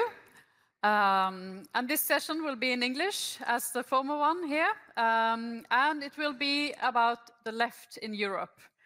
And mainly, I would like this session to be about the success stories and what other European parties of the left can learn us and how we also can improve our work.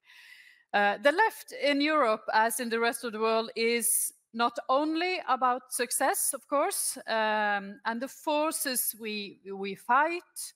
I mean, the far right, the neoliberal policies of both the so-called social democrats and the traditional right, the weak class, working class identity, etc. All those forces that we fight are formidable, and I'm sure we'll talk a little bit about that as well.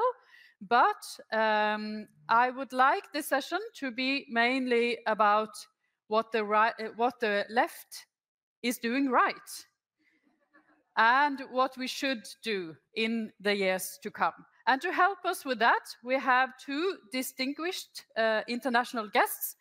We have Danielle Obono, who is a member of parliament in France from the party La France Insoumise. and also spokesperson for the New Popular Front. And we have Lee Andersson.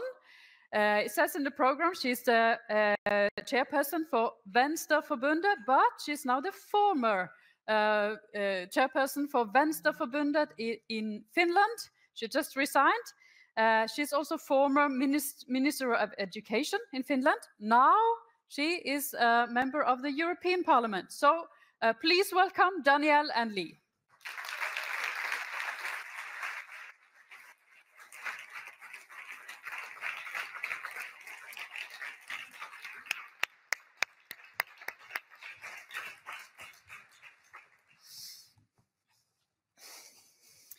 So, I don't know how familiar the audience is with Finnish or French policies, but maybe even less with the French politics. So I'd like to start with you, Danielle, and also tell us first about your party, La France Insoumise. That is in French, but I guess French. you can. Yeah, can you tell us about your party? Thank you. First of all, on behalf of my movement, La France Insoumise, I thank you very much for the invitation. And I'm very happy to take part in this conversation, which is very important also for us to learn from you and what we've been doing here. I think we are living in a time where internationalism is more important than ever, especially when we see what's been happening globally in Gaza, in Palestine, and I think we are the one standing for humanity when we oppose the genocide happening there, and not just for the Palestinian people, but for us whole, because we do think that the process happening over there, the move to the far right everywhere, is threatening also us here. And in France, we've seen what has made it possible, but we also, I think, we've been building a movement that shows that we can defeat them. And I think that's what's been happening in the last legislative election.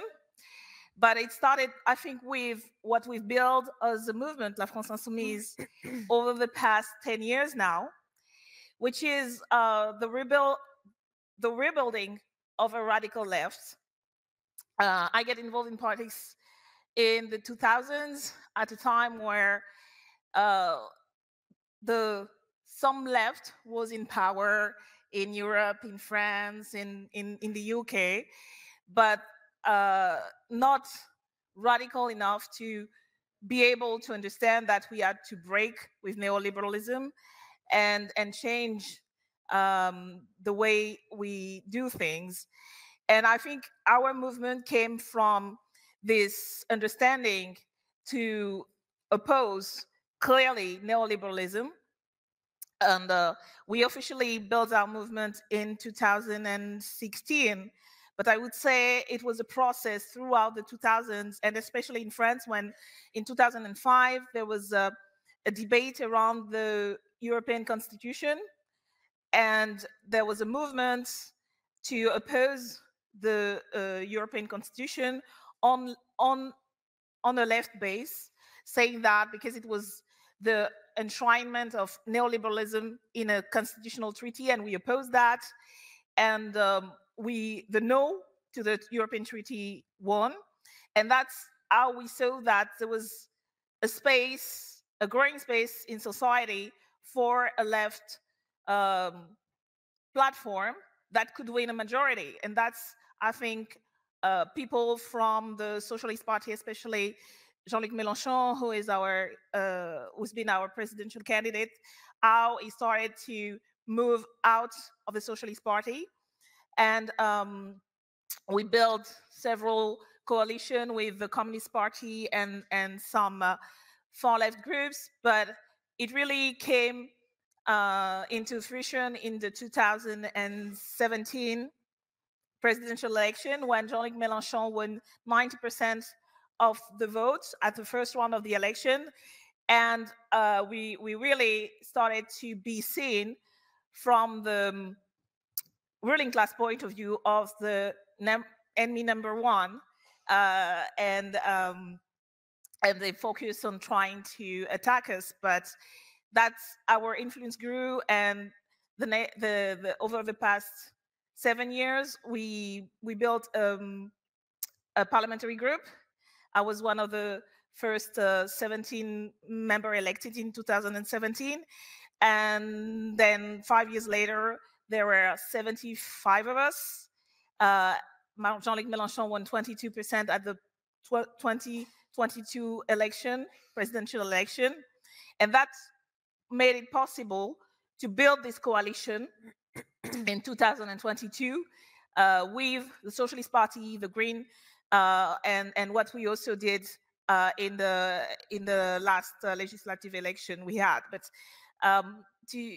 my point is really what made it possible for us to bid and rebuild this coalition last July was that we had been strengthening the radical left, and that's how we were able to ally with to build this coalition with the Socialist Party and the Green, because the main point of what we told people, and that's how we rebuild confidence among millions of people in the left, was to say we will break with neoliberal policy, and we have many other measures that we put forward, and I think that's how we got to be now one of the main political forces in France.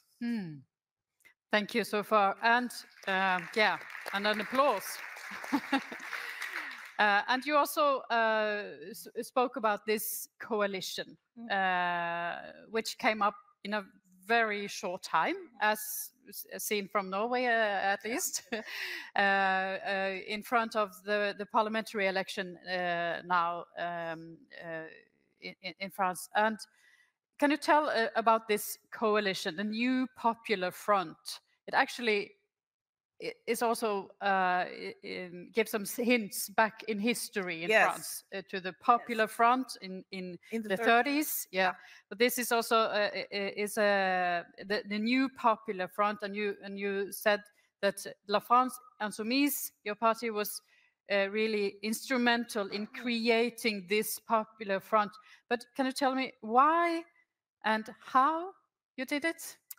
Well, actually, it was a big surprise that we got to get back to the poll last July, late June and early July, because Emmanuel Macron, who had been elected the first time in 2017, second time in 2022, called for a snap election after the result of the European election, which saw the far right came first. That wasn't the first time they came first, because 5 years ago, they came first at the European election, but they got 7 to 8 points more than the previous election.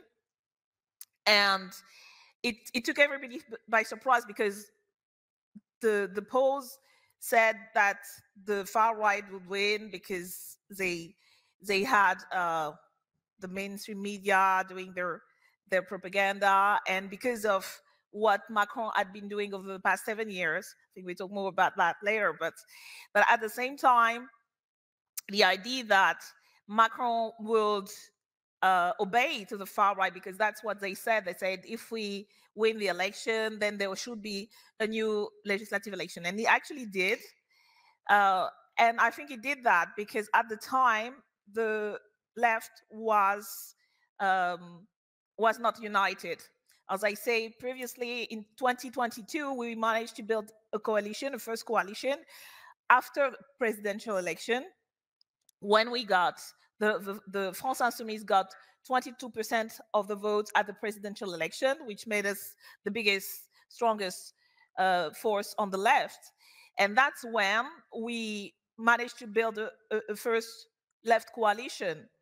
But 2 years later, because of the European election and mainly the choice of our partner, the Greens, that wanted to go by themselves at the European election, because traditionally they got good results at those elections, and they thought that it would be a way to be bigger in the alliance. So we kept telling them that there was this risk of Macron to use it as a way to get back at us.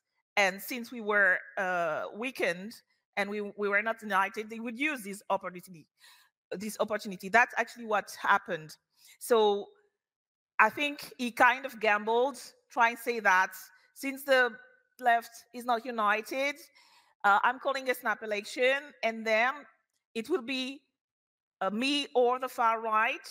And even if the far right wins, and I think they expected the far right to win, they would say that we let them get in power. We see that what they'll do, and then I'll be back, or my side will be back. So it was a pretty dangerous gamble with our lives. For millions of people who actually feared for their lives, the lives of their kids and the jobs and everything. But we managed to fight back because we said we need to get united to defeat the far right, but also to defeat Macron. And there was a lot of talks, and we managed to convince our partner to get back together because there was a lot of pressure from the people. Millions of people were scared, but also angry against what Macron did. And there was a lot of pressure, which was good because it also put pressure on our partners to say, you can't just go by yourself, especially after what happened in the European election, because they showed that they lost big. The Greens lost big at the European election, and they showed that when they went by themselves and thought only about their own, party politics and how they would gain by themselves, they had lost a lot. So that's how we came to rebuild this new popular front, and it's in reference at the time in the 30s when there was this popular front, le Front Populaire, which united socialists, communists at the time, and there was a great dynamic also with the trade union movement at the time that pressured the political leaders to get together against the rise of the far right at the time, and they managed to win the election at the time in 1936, and it's at that time when we won a lot of social rights, a lot of like for the first time we had the 5 holidays, 5-week holidays. I don't know how you say that, les congés payés, paid leaves for 5 weeks. So you got a lot of progressive measures that happened at the time. So it's a big thing in France. When you refer to that time, it's a time of activism and anti-fascism that is very strong. So to refer to that time was a way to say that, yeah, it's against the fascists, but also in reference that everything we can win, workers' rights and all that stuff. So yeah, I think that's made it possible, both pressure from people in the street, working class people, NGOs also. There's been a lot of, for instance, one big trade union movement who actually officially said they supported the New Popular Front, which they never said before, and a lot of NGOs that said that. Yeah, that's very good. And you actually managed to be the biggest coalition in the parliamentary election. Yes. That's a huge success, and congratulations with that. So. And maybe we'll come back to more about how you actually managed to win that election. Macron is still in power, but and the far right has not gone away. But we'll come back to that. But in the meantime, we'll turn to Finland and the Nordic countries and the European elections. Overall, the left did not win that much in the European election, but the Nordic countries were really a success story this time. Both the Finnish party, Vänsterförbundet, the Swedes, Vänsterpartiet, and also the 2 Danish parties on the left. So, Lee, can you tell us, and also congratulations with a big personal success in that election. You were by far the most popular candidate from Finland to the European election, as I've heard. Yeah. Thank you. So I guess that's part of the success story and why you did so well. You actually managed to get 3 European MEPs from Venstreforbundet this time.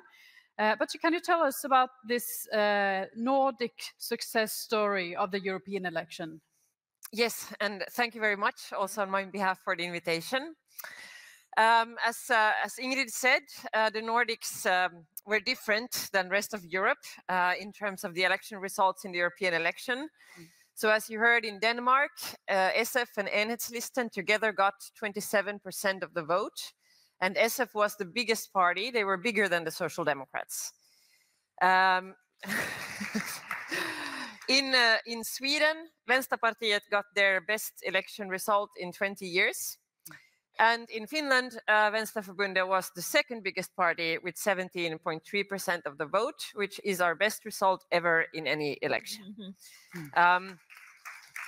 So it was really quite inspiring. And I think some of the things that the modern red-green parties have been doing in the Nordic countries, I think these are all parties who have worked a lot, both in terms of how we define our political program, combining the traditional issues of the left that has to do with workers' rights, that have to do with social rights, that has to do with public and welfare services, to a credible climate and environmental agenda, because these topics are also usually quite important in the European elections. You can see voters really emphasizing climate and environmental policy more than they might do in other elections. All of the Nordic modern red-green parties have also, in my opinion, like a logical and consequent policy when it comes to international law and human rights. We stand in solidarity with the Palestinian people against the genocide in Gaza, but we also stand in solidarity with Ukraine. And I think also this kind of paid off and resonated with the voters in the Nordic and in the European elections. I think it's interesting because what you're seeing is these modern red-green parties emerging as really kind of with a new kind of self-confidence, I would say. We are not subordinate parties to the Social Democrats.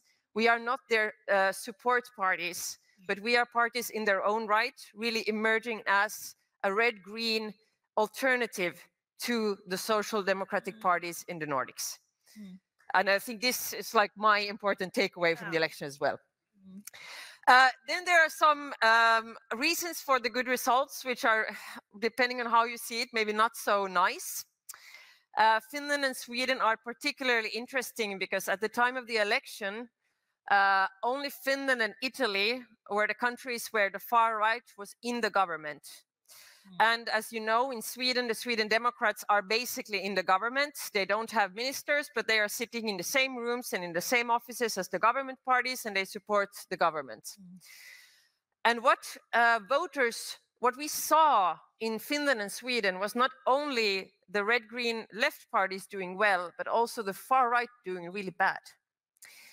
The Sweden Democrats got their first ever electoral loss, which is quite depressing when you think of it, but good that it came.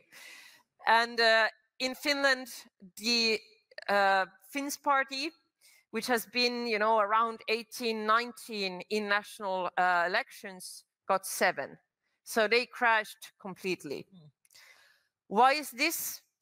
Because in the Nordic countries, we are now seeing what these parties really do when they get power.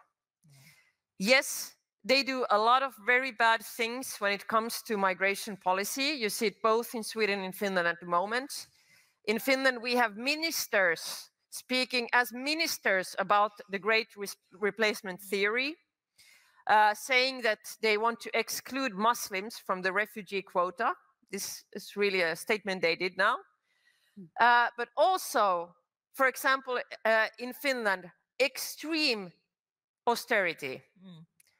The heaviest cuts in social security that we have seen in modern times. really heavy cuts in income for low-income earners, people working, but they have so low wages that they need support to be able to pay their rent, unemployed, poor families, heavy cuts in the funding for our welfare services. This also goes for Sweden, where the healthcare is in crisis because of the lack of funding from the national government. And in Finland also, which brings me back to the kind of traits of fascism that Paul Mason was talking about, very heavy attacks on the labor unions, the trade unions. So the government in Finland is pushing through labor market reforms that will permanently change our labor market structure, meaning Finland will be by far the Nordic country with the lowest protection for workers. In many sense, you're talking more about an Eastern European kind of labor market model than the Nordic one.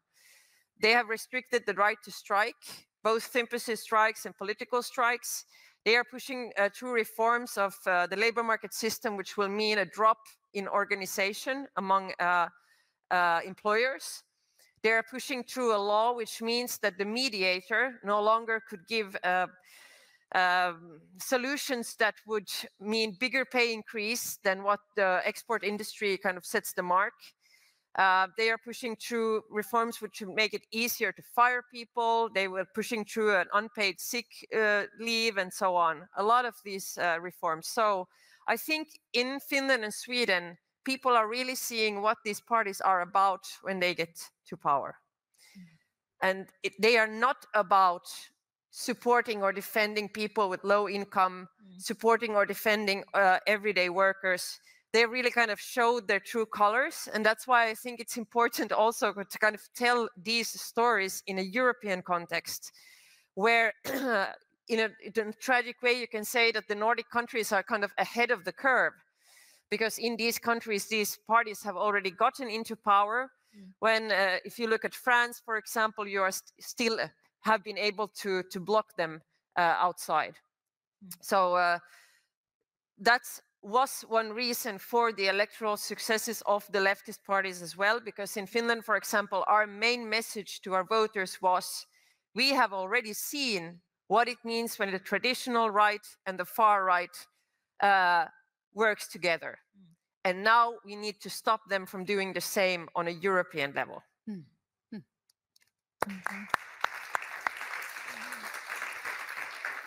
Thank you, Lee. And I'd like to follow up on that, speaking about the far right, because this is a common issue, a common problem all over Europe. And you spoke about them showing the true colors. But what did the left do right in tackling them? What are the do's and don'ts in confronting and fighting the far right? I think, I mean, what we have done is that we have been doing a hell of a lot of work, especially on the traditional themes, as I said, of the left. We have been talking about the social security cuts that they have been doing. We have been talking about the cuts in the financing for the welfare services that they have been doing. So we have really been trying to mobilize and push against them. The trade unions had monthly strikes, political strikes against the government, which is not quite common. In Sweden, you don't have it at all, I have been told, because it was not the employers that was weakening the rights of the workers, it was the government. So they closed down all of all of the harbors for several months, like really trying to pressure on the government. But when we talk about strategies of the left in confronting the far right, I know that there are some politicians who say that just let them get power and they will crash. Yeah. So just put them into government and we'll get rid of them. Look at what happened in Finland. Look at how badly they're doing in Sweden. So this is a really good strategy to get rid of them. It's not, because the people that are paying the price for that strategy are not well-off academics or well-off, liberals in business or whatever. They are the poor working class and also the migrants. So that kind of strategy comes with a very high price, and that price is paid by the people that we are supposed to defend. So it gave us opportunities to mobilize, but it's still not the strategy I would recommend for anyone. I would recommend a French strategy. So that's a good question to pass on. So what do you think, what is the French strategy in confronting the far right? Well, I would say that it's still under works because it's been a long process. And I would like to emphasize what you said, that we were able to build this coalition because the radical left was the main forces. Because before Macron used to be in the Socialist Party, the so-called centrists, who are right-wing for me, not centrist, but neoliberals. And he was part of the Hollande government, who was the Socialist Party government, who helped by the policies implemented, whether on socio-economic issue, but also on democratic issue, attacking civil liberties, attacking migrants, attacking people of color. They fed the far right those policies that made it possible for the far right to rise, to gain influence and stuff. So I wanted to emphasize the fact that it's not unity for unity's sake. It's because we were able to have an agenda that was rooted into radical politics that made it possible to unite with them. Because we were the one who we built confidence in the left, because we're so strong on all those issues. I think that's important, the first thing. Because people were disillusioned. They didn't believe in anything because they said, oh, the government, the supposed left government did that to us, so we don't believe in it anymore. So I think that's one thing very important. Also, from our experience, I would say I got a good news and a bad news. The good news is that we can defeat the far right. It makes, I mean, during the election, every polls predicted the far right would win. Everyone, they were like 30 polls in every scenario. They never said that we could win, but we did, which is something very important, even for people, because we've been told for years that the far right is on the rise, and it's like this irresistible rise that nothing can prevent. I think it's also important to fight on that level, to say it is possible to defeat them if your politics, your policies, your program is clear and radical enough, and you speak to the people that can make the difference. And that's another thing that we focus on. And it's been a debate even within the left to say, who are we talking to? Who do you think will make the difference? There are people who say that you should talk to also to the people that may vote for the far right but are not really racist and stuff like that. What we said is that at the end of the day, we do think that we'll need to win over a majority of the people. So we will win people who used to vote for the far right, but I think it's more difficult because it's been decades of propaganda in the media that made them do that vote. What we say that there is this political space in France right now where there are what we call three blocks. You got the far right, the national populist, and you got the what we call the neoliberal authoritarian kind of thing, which is Macron, who got more and more autocratic and more anti-civil liberties and stuff, and is very neoliberal on economics and stuff. And you got the popular bloc, as we and all the social movements. And you got a fourth invisible bloc. It's about the millions of people who abstain from politics, who don't go to the polls anymore because they don't believe in it anymore, because they've been betrayed by the so-called left for decades. And among them, you got the youth, young people, who are the part of the population who go to the poll the least. And you got poor people, And among poor people, a lot of people from immigrant background, black and brown, who are working class people. And but those people are the one who can make the difference, who, if just a little bit of those people vote for us, we can win the fight between the three blocks. That's a bit like the political analysis we had. And so that's where our strategy is, that we have to mobilize those people first, and then the other will come. The middle class will come. The people who vote for the far right will come, if we manage to get those ones to. Over the past years, we've been rebuilding the left from the social movement, from radical politics. We got this block, but now we got to get those who abstain from politics, the youth and stuff like that. So I think that's what is the political analysis we made, and which proved right over the past 10 years, over the past election in the social movements. And there's one issue that we saw to defeat the far right.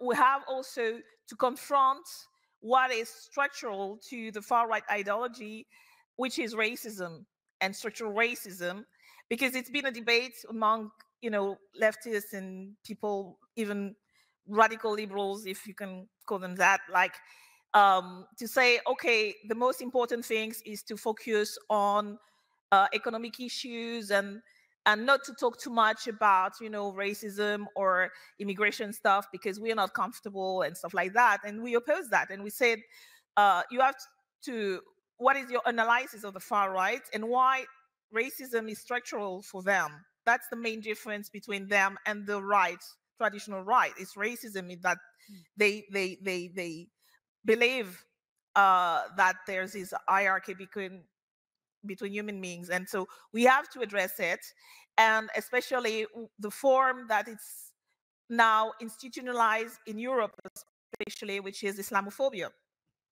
And so that's also what made a difference for a lot of people, because we were the one over the past years that have been opposing every Islamophobic attack coming not from the far right, but from Macron's government, opposing the anti-immigration law coming from Macron, who actually did the job for the far right. That's also something very important. So, and with the issue, what has been happening in Palestine, and the fact that we were the one opposing the genocide and relying on the defense of international law, and that's made a difference, because when we saw, for instance, the results at the European election, we won 1 million votes, and we went our separate way. When you think, compared to when you had the Socialist Party and the Greens, they actually lost 4,000 votes when we won 1 million. And it really showed, it made a difference soon after when we had the legislative election, because on the places where we won during the European election, that's where our alliance did its best results. So it was very clear that our strategy actually worked, and also how we did that is also by rebuilding a network of left activism that we lost a lot of things that the left used to do in France, and like door-to-door canvassing and mobilizing, from the lowest level to and how we use our place in the institution, the dynamics between our role as MPs in the institution, is the National Assembly, but also outside. And so from door to door to the National Assembly, we really built this dynamic where we said that we were the voice of the people, and we were the one attacked by the press, attacked by the media, but people would say that I can hear what you say, and you are the only one who say the things that talk to me, and yeah, that's I think the strategy. Yes, Yeah, I wanted to comment on this because I think you're actually what you hear from when you're speaking, and also is this kind of self-esteem, like the self-confidence of the left. I think the whole psychology part to politics is really interesting because I really think that's also like one feature that kind of unites, I would say, the Nordic red-green parties at where they are now, and also the French left. The only way, when you say that we can defeat the right wing, you need to believe in it yourself for any voters to believe in what you are saying and campaigning for, and also kind of have the self-confidence to really question the neoliberal kind of truths that the parties and usually also the media kept kind of slamming in your face. Two other points I wanted to make was also when I know there's the whole debate in the left around, should we only focus on the traditional, income, labor rights? How much do we talk about Islamophobia, racism? How much do we talk about all the other topics? And I think it's important to understand also that one feature of all authoritarian thought has always been that diversity is a threat. That's, I think when you say it like that, it makes me understand much better like all the politics they do. Why do all of these authoritarian leaders, they're so afraid, for example, of artists? Like really powerful men, Putin, Erdogan, Lukashenko, and they feel the need to throw these poor artists into jail. Why is that? Because also art, in a way, represents diversity, right? Diversity of thought, freedom of thought, diversity in society.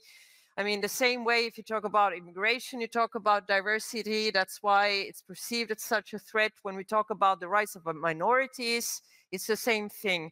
So I don't think we should be afraid, of this. Is it identity politics or not? I think we should see it not as, they're not identity issues, but this really like fundamental questions that has to do with freedom.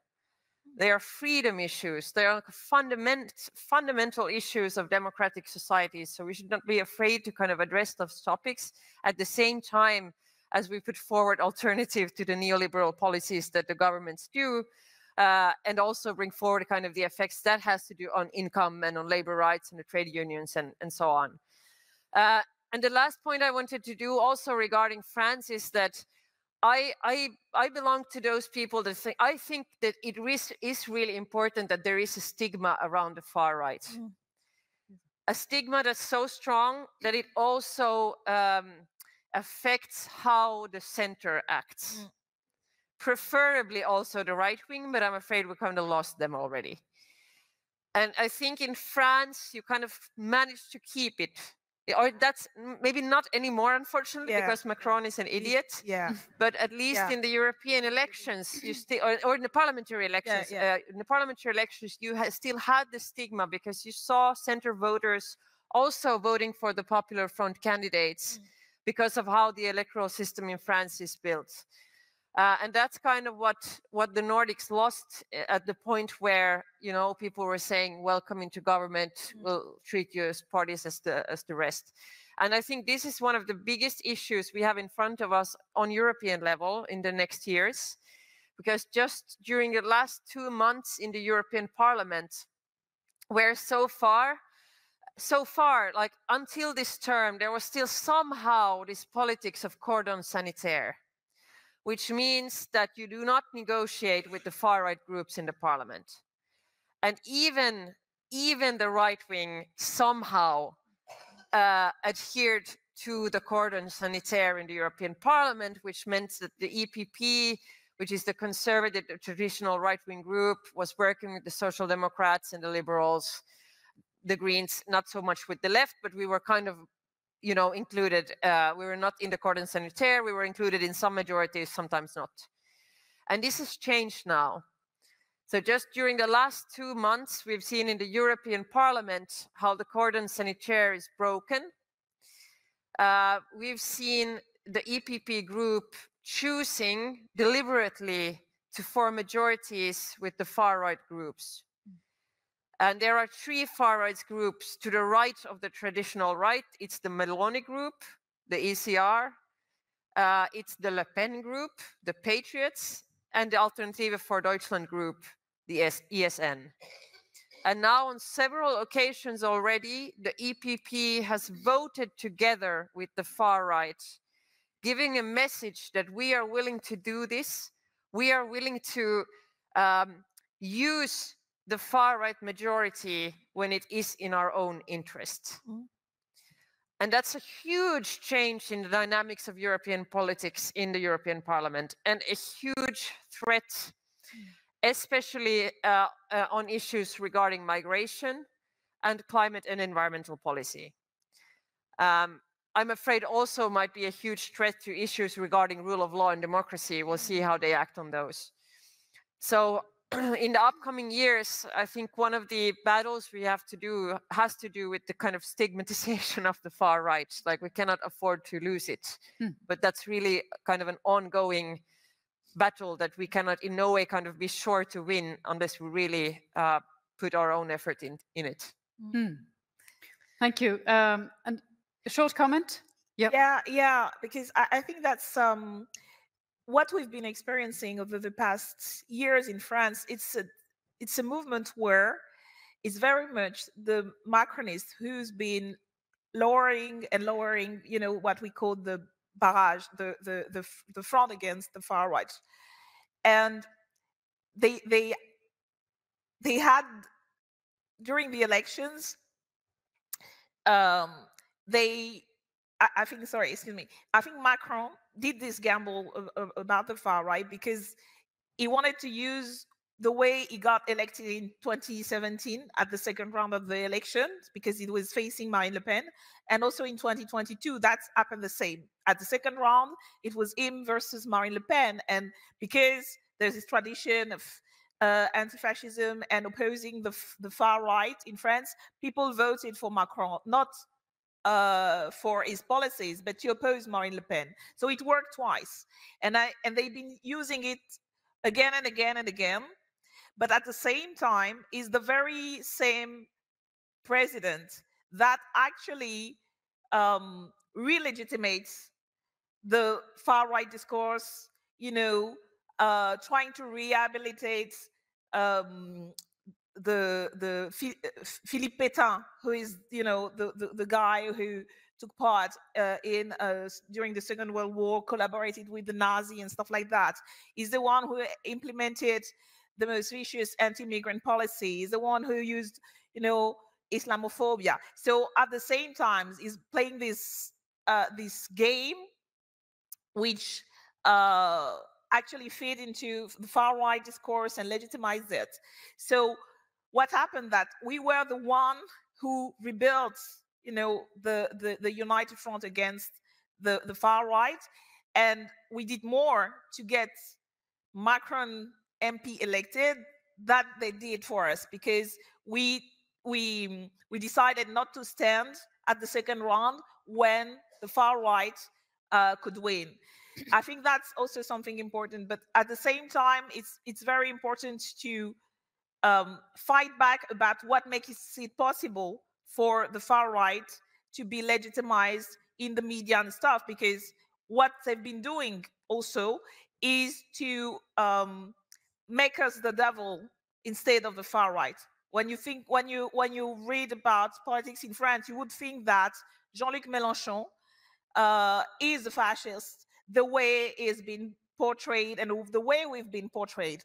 You never have any attacks against the far right anymore. You got more attacks against us, La France Insoumise, and the New Popular Front than the far right. So it's also a fight in the media and an ideological fight to say, yeah, you can't just wait the elections and people going to the poll to try to oppose the far right. You have to make this every day in the media, to also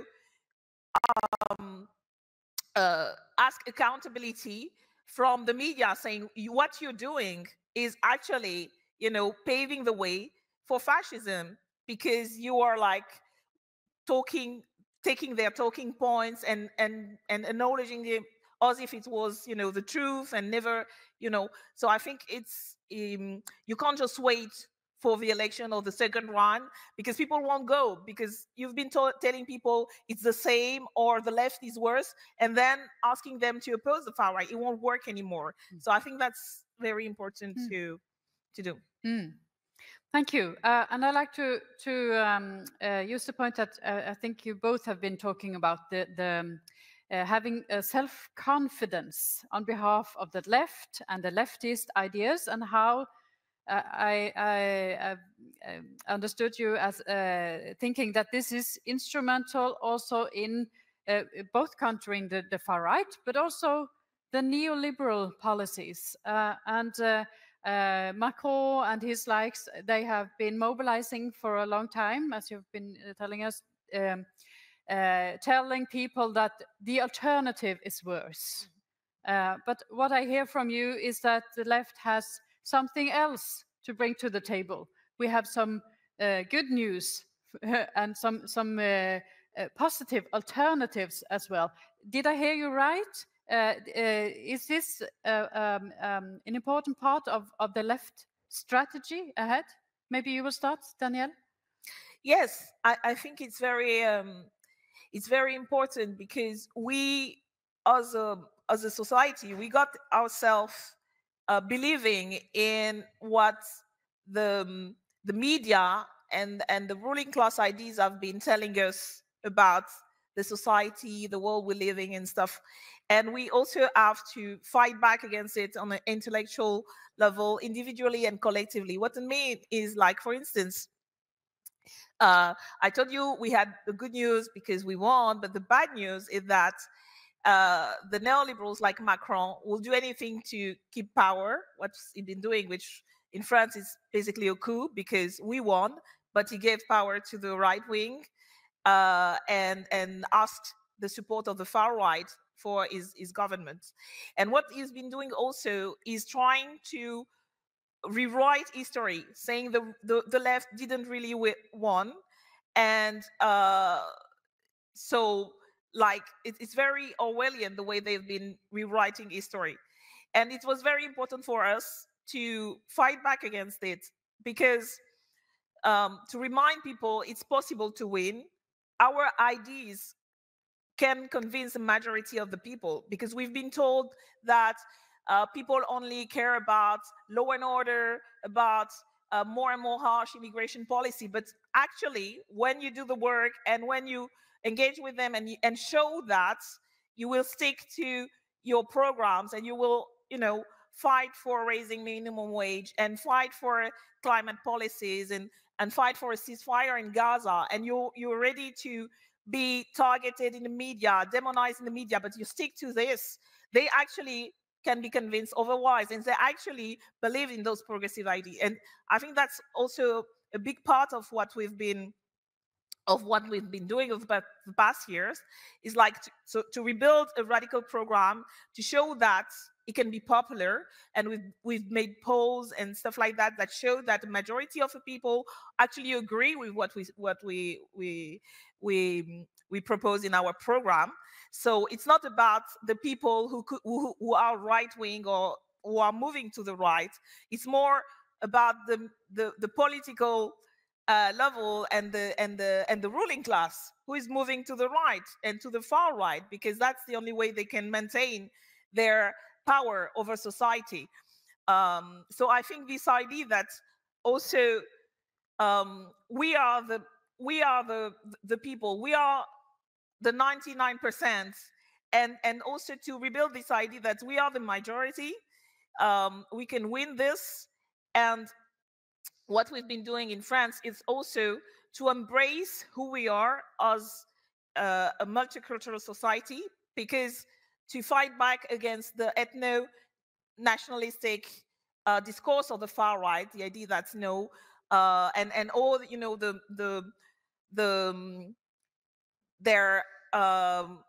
their fight for European values or Christian values, and all their anti-war crusade and stuff like that. And we've been also working about saying that, as you said, it's not about identity politics versus working class politics. I always say that the problem with identity politics is it's not the identities, it's the politics. You know, if you use being a woman of color only to support imperialism, of course people will be, you know, decisionless with that. But so, and also saying the working class is multicultural. When you fight against racism, you fight for better working conditions for workers of color, and it's better for everyone. So how do we stop opposing within our movement, within the working class people, and use it as a strength? Because when you mobilize people on specific issues, what you think is specific, it gives them strength, it gives them confidence, and they can fight back, you know, with you on other issues. And I think that's also very important, how we fight the far right. We mobilize and say that we actually are the majority, sharing more common interests, objective interests, and more people are willing to fight for that than we think, that we've been told for years. So I think that's also part of the ideological fight we have to do as a left. Thank you. I can continue on the same topic. Firstly, I also have to say that I agree completely once again on the whole importance of also underlining that the working class is multicultural and so on, because I'm really worried about this whole Sarah Wagenknecht kind of developments as well in Europe. I see it as like, maybe you should the German list, who's doing actually quite well there at the moment, which is kind of an like anti-immigration social party, also very anti-climate, kind of saying that, you know, they are doing politics for the working class by going against these elites that concentrate on identity politics and so on. And I think the danger in that project is that it's kind of a same signal of this reactionary turn, like these reactionary times, but only from a little bit of a more like leftist point of view. So I have said I do not classify it as a leftist party or a leftist project for this reason, that I don't think it's enough to say that you want a certain economic policy if you forget the other crucial ideas of the left that has to do with, you know, freedoms, human rights, equal rights, and so on. That's also kind of linked to how the working class in the world really looks like. And also kind of I think if you look at climate policy, I mean, it's also linked to the need to question neoliberal policies, because we'll never be able to solve the kind of climate crisis just in the current economic system. But the question I was really wanted to comment on also was actually what we see in France, and in a way with Macron thinking that, you know, Le Pen is better than a strong left questioning the kind of economic power relations. You know, so then you see all of these rich people and the real liberals choosing, you know, authoritarianism over policies that kind of question the current economic power relations. You see that in the US as well. We've seen all of these kind of rich tech people and other rich people siding up with Trump for the same reason. We've seen it in Europe earlier as well. I read a book by an Italian economist about the 1920s, when you had both in the UK and Italy, you had a situation where the trade unions were getting quite important victories. And all of a sudden, the economic elites decided that they rather, you know, give some space for the fascists than see the labor unions, the trade unions succeeding in things which would really impact power relations when it comes to ownership and economics. So that's why they are then attacking the left so heavily. I mean, that's also an old rule in politics, right? They attack you when you're doing something that has effect. Yeah. If everyone is quiet about you, you're not doing well. So. There's so much to talk about, but I guess the audience is also very eager to ask some questions, maybe pass some comments, and now is the opportunity. Yes, can we create a line? This is a very talkative audience, so There will be a queue. I won't be spending time running around like a headless chicken. Amazing. Okay, so we'll start with these three, and I'm sure it'll grow. All right. Thank you. I want to ask you about something you didn't mention, because there's an ongoing massive militarization of the world and of Europe. And in the Norwegian Parliament, there's a total agreement about the need for a massive increase in military spendings the next 10 years. My question is, do you have, total agreement from the far left to the far right? So my question is do you have the same agreement in your countries? What do you think about it? And do you think it's necessary to be for this militarization in order to have success as left parties? Thank you. It is inspiring to hear you talk about the left being strengthened both in France and the Nordic countries, and how to mobilize for the left to even gain more power and influence.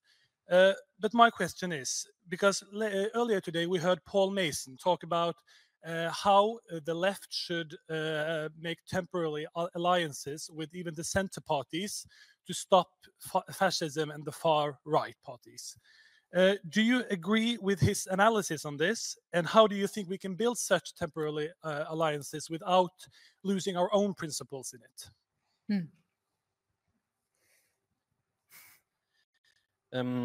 My question goes primarily to Lee Andersson. I was wondering about your views on the need for EU reform. There's been some discussion recently about amending the EU's treaties, among other things, because of possibilities of enlargement. And what reforms will the left in the European Parliament work towards with the other progressives and Greens to strengthening the EU democracy? Okay, we'll have three questions now and some answers, and then more questions afterwards. Maybe I should start. We are also in agreement on increased military spending in Finland. The Swedes have also agreed on increased military spending.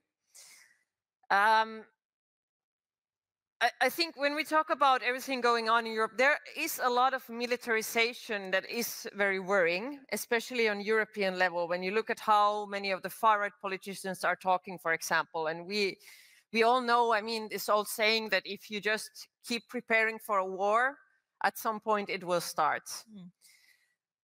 But I also think, for me, this is actually a part of what we talk about if we talk about modern red-green parties with a new sense of self-esteem in the Nordic countries.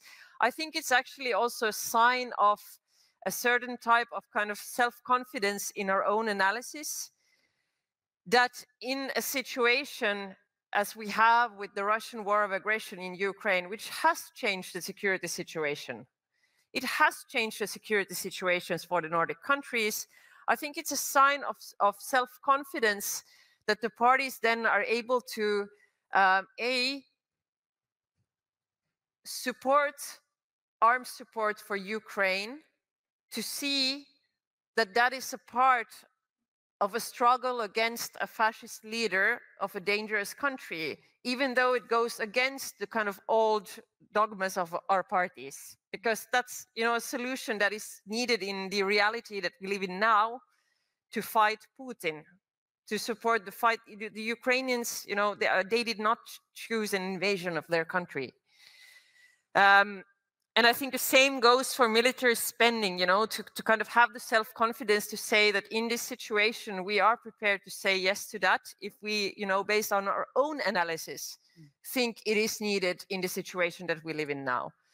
That doesn't mean then that we have kind of given up on everything, or that we have lost the opportunity then to criticize other tendencies and other solutions and other issues on the table on European level when it comes to military spending, or when it comes to NATO, or when it comes to, you know, European countries selling arms to Israel, supporting, you know, Israel in an ongoing genocide. Of course, you know, we criticize that, and we keep fighting nuclear arms and so on.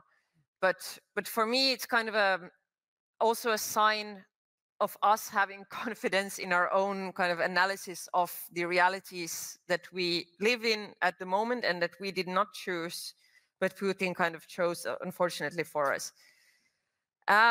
When it comes to alliances with the center, my response to this would be on what? Because I think there is a misunderstanding about what I think Paul Mason meant with this. We don't need to do alliances with the center on our economic policies. We don't need to do alliances with them on, our social policies. As we said earlier, for a strong left, we need to have our own alternative and, believe and have the courage also to kind of go against some of the liberal truths that everybody is talking about. For me, what the alliance thing is about the stigmatization of the far right. That is where we need to build alliances. And it doesn't then, for me, it is about certain very fundamental, a common defense of certain democratic institutions or certain very fundamental rights in our societies. I do not need to sit down with the center party and agree with them on taxation policies. We are not going to agree on that in Finland ever. But I am very willing to sit down with them and agree on a kind of defense of our democratic institutions or on certain freedoms and rights of minorities or fundamental rights of, the citizens in my home country. That is where we need to kind of find alliances. On those issues, as I said, what these parties are doing, diversity is a threat for them. And you can see it in so many ways, how they kind of try, even in very stable democracies, try and kind of, bit by bit, weaken our democratic institutions and our fundamental rights. When it comes to EU reform, I am in favor of enlargement. I think Ukraine must become an EU member after this. I think it will be, an important part of the peace, a just peace in Ukraine, hopefully, as soon as possible.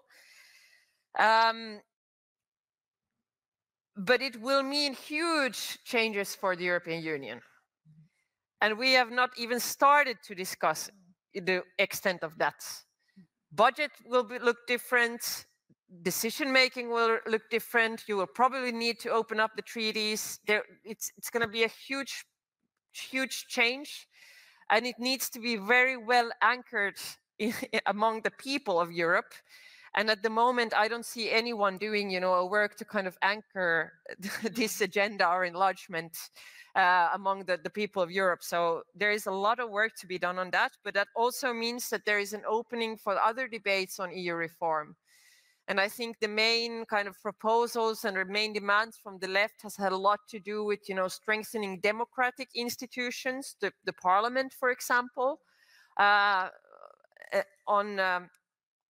the cost of the powers that the Commission has, for example. For us, it has a lot to do with strengthening the social agenda against taking away some of the kind of neoliberal economic policies that are even incorporated in the EU treaties. So I would say that strengthening democracy, democratic institutions, and the social agenda, and also kind of economic rules that enable a social agenda would be the main demands of the European left. Then there are also certain issues where I think we are not united, that has to do with decision-making and so on, where I think that the parties might have different stance. Danielle? So about the military spending, we don't have much debate about that in France, and I think it's a mistake because it's very important. It's important to remind that France is among the biggest arms dealer in the world, among the 5 or maybe 10 biggest dealer in the world, and it's also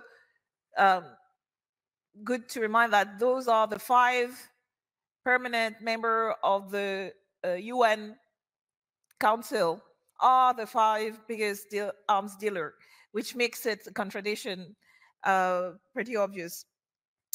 When we discussed it at the Parliament, like last year, we didn't vote for the military plans to increase the spending on different for different reasons, but I think it's a different perspective. For instance, when countries are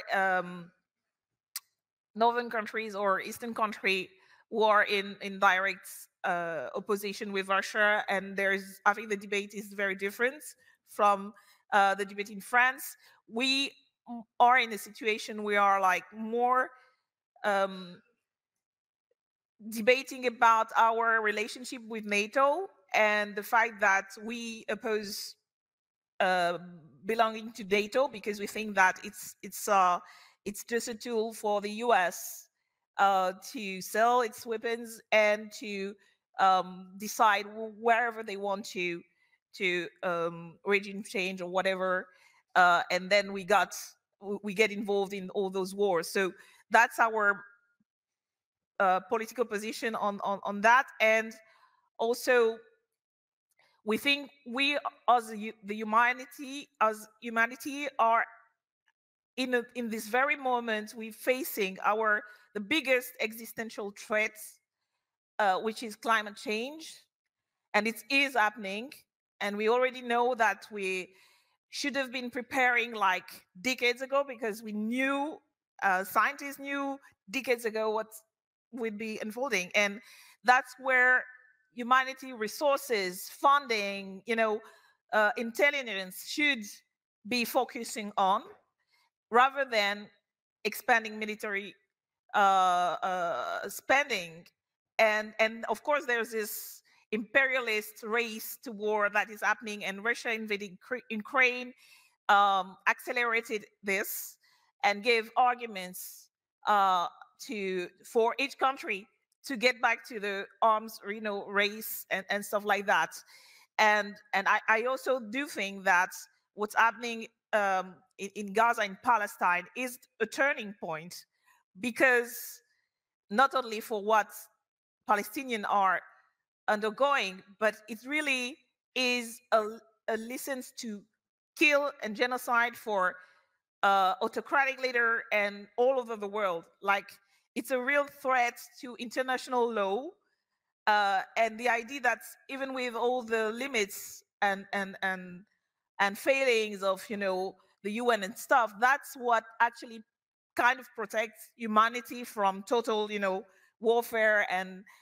And so we really focus on how do we strengthen all the diplomatic institutions, and even in the case of Ukraine, even though we oppose Russian invading, and we do think that we have to support the Ukrainian people, we have to find a diplomatic way to end war, because it's been 2-3 years of aggression, and so we will rather focus on that and strengthening and defending the UN, which may not survive what's happening right now, and that. So our focus would be on that, and rather than the race to spend more on military.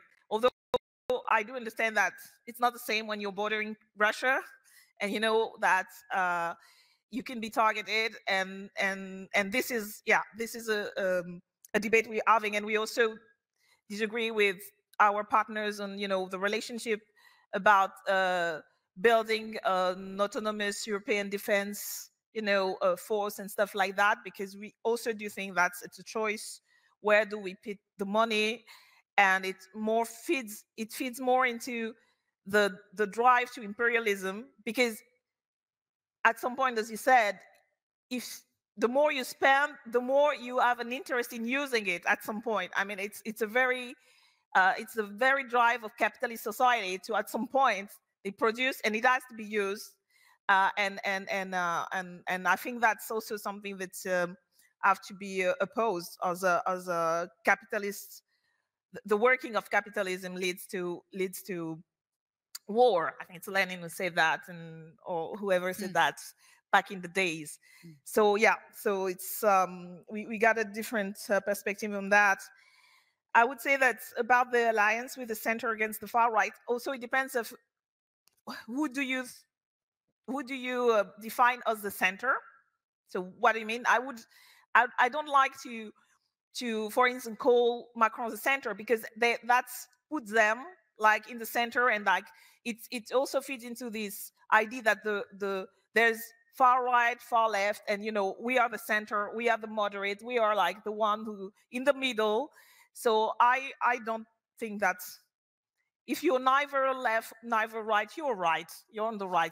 This idea that's like here in the center. So first of all, I think also it's important to fight back against the words that have been used in a way to say like any radical demand is extreme. And the neoliberal talking points are just like moderate, grown-ups and stuff. We have to oppose that. Also, the problem with the idea to ally with the center is when you got neoliberals like Macron in power over the past 7 years, they are the one who are paving the way for the far right. And it's because we oppose every anti-migrant policy, every anti-Muslim policies, every anti-workers policy, that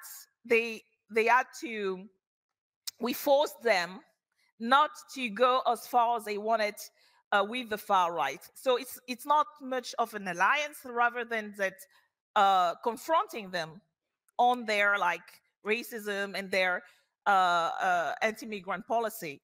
And what happened during the election is more about, it's not an alliance. We say that we didn't make any plan together. We didn't ask them anything in return. We said, we'll do that because we are anti-fascists. We are anti-fascists, and we will always, always, always oppose fascism. So we did this. We didn't ask them anything. We did the job. And what we said is, the youth and working class people and black and brown people actually saved the Republic. We are the one who saved them without, asking anything in return. So we will always do that. But it's possible to do that if you're clear when you oppose those neoliberals being racist, being and oppose also the temptation, because there is what's happening in France right now. The parliament is actually in session discussing budgets, and the Macron side isn't there, and it's the far right who is opposing every proposal we made to tax the rich, to have social gains and stuff for Macron. They are actually voting to defend what Macron did for the wealthiest people in France. So I think you can't have this as a strategic perspective for the left to ally with the center to oppose the far right, because when the center is leaning toward and moving to the far right, at some point, I think that's also what happened in history. Those are the so-called liberals that made it possible in Germany for the Hitler and the like to gain power, because they called them into power at some point. So I wouldn't think, I'm not convinced by what Paul Mason has been saying about that, because I think actually, and even you think about Starmer and what the policies has been implementing and what he's been doing, I think it's the very example of what you shouldn't do and what you shouldn't support. And for the EU reform, I would say that for us, it's more about being in a position as being, also from the French perspective, we are with Germany and basically with Germany, we are the biggest country in the European Union that makes it possible. So it's less about reforms than like, how do we change it? How do we, because we would be in power. If we were in power, what we campaign on was that we will opt out on neoliberal policies, and we will, by a pressure, by saying, okay, we stop doing what the neoliberal wants, That's how we will be able to change it, rather than, I don't really believe that institutional reform per se will change the EU. You have to defeat the neoliberals in each countries, and also on the European level to make a institutional reform work, because it's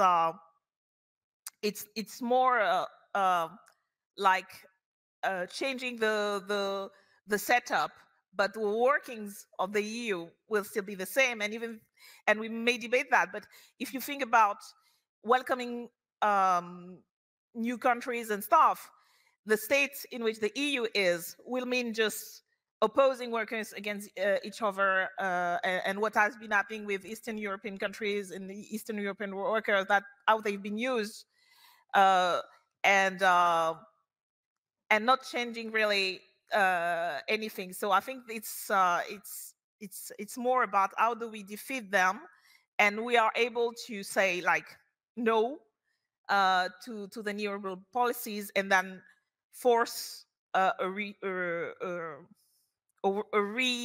remaking of the institution. Thank you. Now we have 4 more people standing do you patiently. think we can answer 4 questions in 10 minutes? Yeah. Yes. 4 questions and the answers in 10 minutes. Okay. Oh, yes. So, Please don't use 10 minutes. I was talking to you. Yes. Okay. Okay, thank you. I guess this goes first and foremost to Danielle, but Lee also talked about it a little bit. So we see this very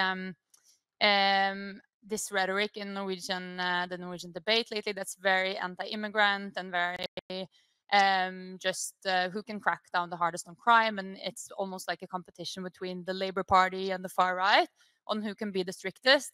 And so then this creates this like discussion on the left, like how can we place ourselves in this? Can we be this like anti-racist voice and pro-immigration, like more voice, like for more liberal immigration policy, and gain from that as like a political strategy? And I think it sort of also relates to what you spoke about in the beginning, like who are we trying to recruit? Are we recruiting from the far right, or are we trying to recruit from the people that are not voting, for example? Yeah. Okay. Yeah, thank you. As European left, we are working very hard on alleviating the pains of 50 years of neoliberalism with increased minimum wage, with a little bit lower tax on the low income. Shouldn't we not more think bigger on structural change, such as limiting private wealth or a general basic income? Thank you. Let's talk about NATO. All the European members of NATO have now reached the 2% level for the military in the budgets, thanks to former President Trump, who used a blackmail method that he uses in the business, so that all the European countries have to have 2%. One question: if he is re-elected, do you think there will be a pressure for 3 or 4%? Nowadays, it's a more. One more question about China. Yeah, I'm just trying to understand your first question. So, if Trump is elected, yes, then yeah. Yeah, you think there will be a new pressure for leveling up the military expenses? Second question is about China. USA is now confronting China in the Pacific. Do you think NATO, that means France and Finland, will be in Norway asked to join the USA in the Pacific with weapons, with arms, with vessels and so on? Norway is already sending a vessel, a military vessel, to support. Do you think this is a rational politics in today's world? Yeah. Thank you. My question goes to Danielle, and it's a bit different one. It's of a constitutional matter, because the French election system is quite different from the Norwegian and Finnish one. And the Popular Front has clearly been helpful in ordering to win the election or gain good results in the elections in France. But what would you recommend countries such as Finland and Norway to make similar movements, even though we have different election system? That's the first question. Sorry, can you? Oh, I can try to do it again. What is the added value of the Popular Front except for just being a very good tool to win French elections? Okay. Because the election system in France is different. Okay. Yeah. Thank you. Yeah, and we have a lot of questions actually, and a very short time. But I think most of the questions were directed to Danielle. But perhaps Lee can, I can start. I try to be very fast. I think anyone would say that discussing immigration, law and order in an election will be a kind of a tough election for any progressive leftist movement. So absolutely better to try and shift the debate. Easier said than done. Usually the times it has been, I was party leader for 8 years, so I went through elections where we did not manage to do it, and I went through one where it did. And the way we did it when we managed was actually to kind of have an understanding with some other parties that we will kind of together try and push the debate into other topics. And then we actually managed to do it by ourselves. I don't think we would have been successful enough. So that's maybe one example of what a popular front can be in countries that do not have the French electoral system. The European project, should we not think bigger? We absolutely should. I think one interesting feature in these European elections was that both the Danish and the Swedish left has kind of retuned their policy a bit when it comes to the EU, not talking so much about the EU membership in itself, but more about what the policy is being done in the EU. I think we should think a lot bigger when it comes to, I mean, okay, there are differences even between the Nordic parties on this. I represent the Finnish left. We are ready to use the European Union to address, issues that has to do with concentration of wealth. We are fine with the European wealth tax, for example. We would be fine with that kind of structural changes in the EU. We want to do industrial policy on an EU level. We think, we want to have climate, a lot of focus on the climate part. But if we do industrial policy on EU level, we want to have like a progressive policy for that. Getting inspiration from the IRA, interesting enough, but I think the Democrats did some very interesting things there because they had a lot of conditionality in their industrial policy, actually putting, demands on the companies. You had restrictions on the right to pay out dividends for some of the companies that got support for the clean industrial, the tax breaks and so on. They had conditionality regarding the rights to unionize for the workers, stuff like this. But of course, we want to go much further than the Democrats did. So I think there's a lot that we are ready to do on a European level to think much bigger and kind of use the EU for this. NATO, I don't know if there is a super big difference between Trump and Democrats when it comes to NATO. I think not. I think there will be a pressure to increase military spending anyway. I think Trump is a much more dangerous option because I think he is a fascist. I think the biggest threat in Trump is there. I don't think there is that much difference. They both of the parties do very bad for the security policy. We are also, my party is in favor of more defense cooperation on European level because we think that's the only kind of viable option for NATO. That's, what it's possible to create.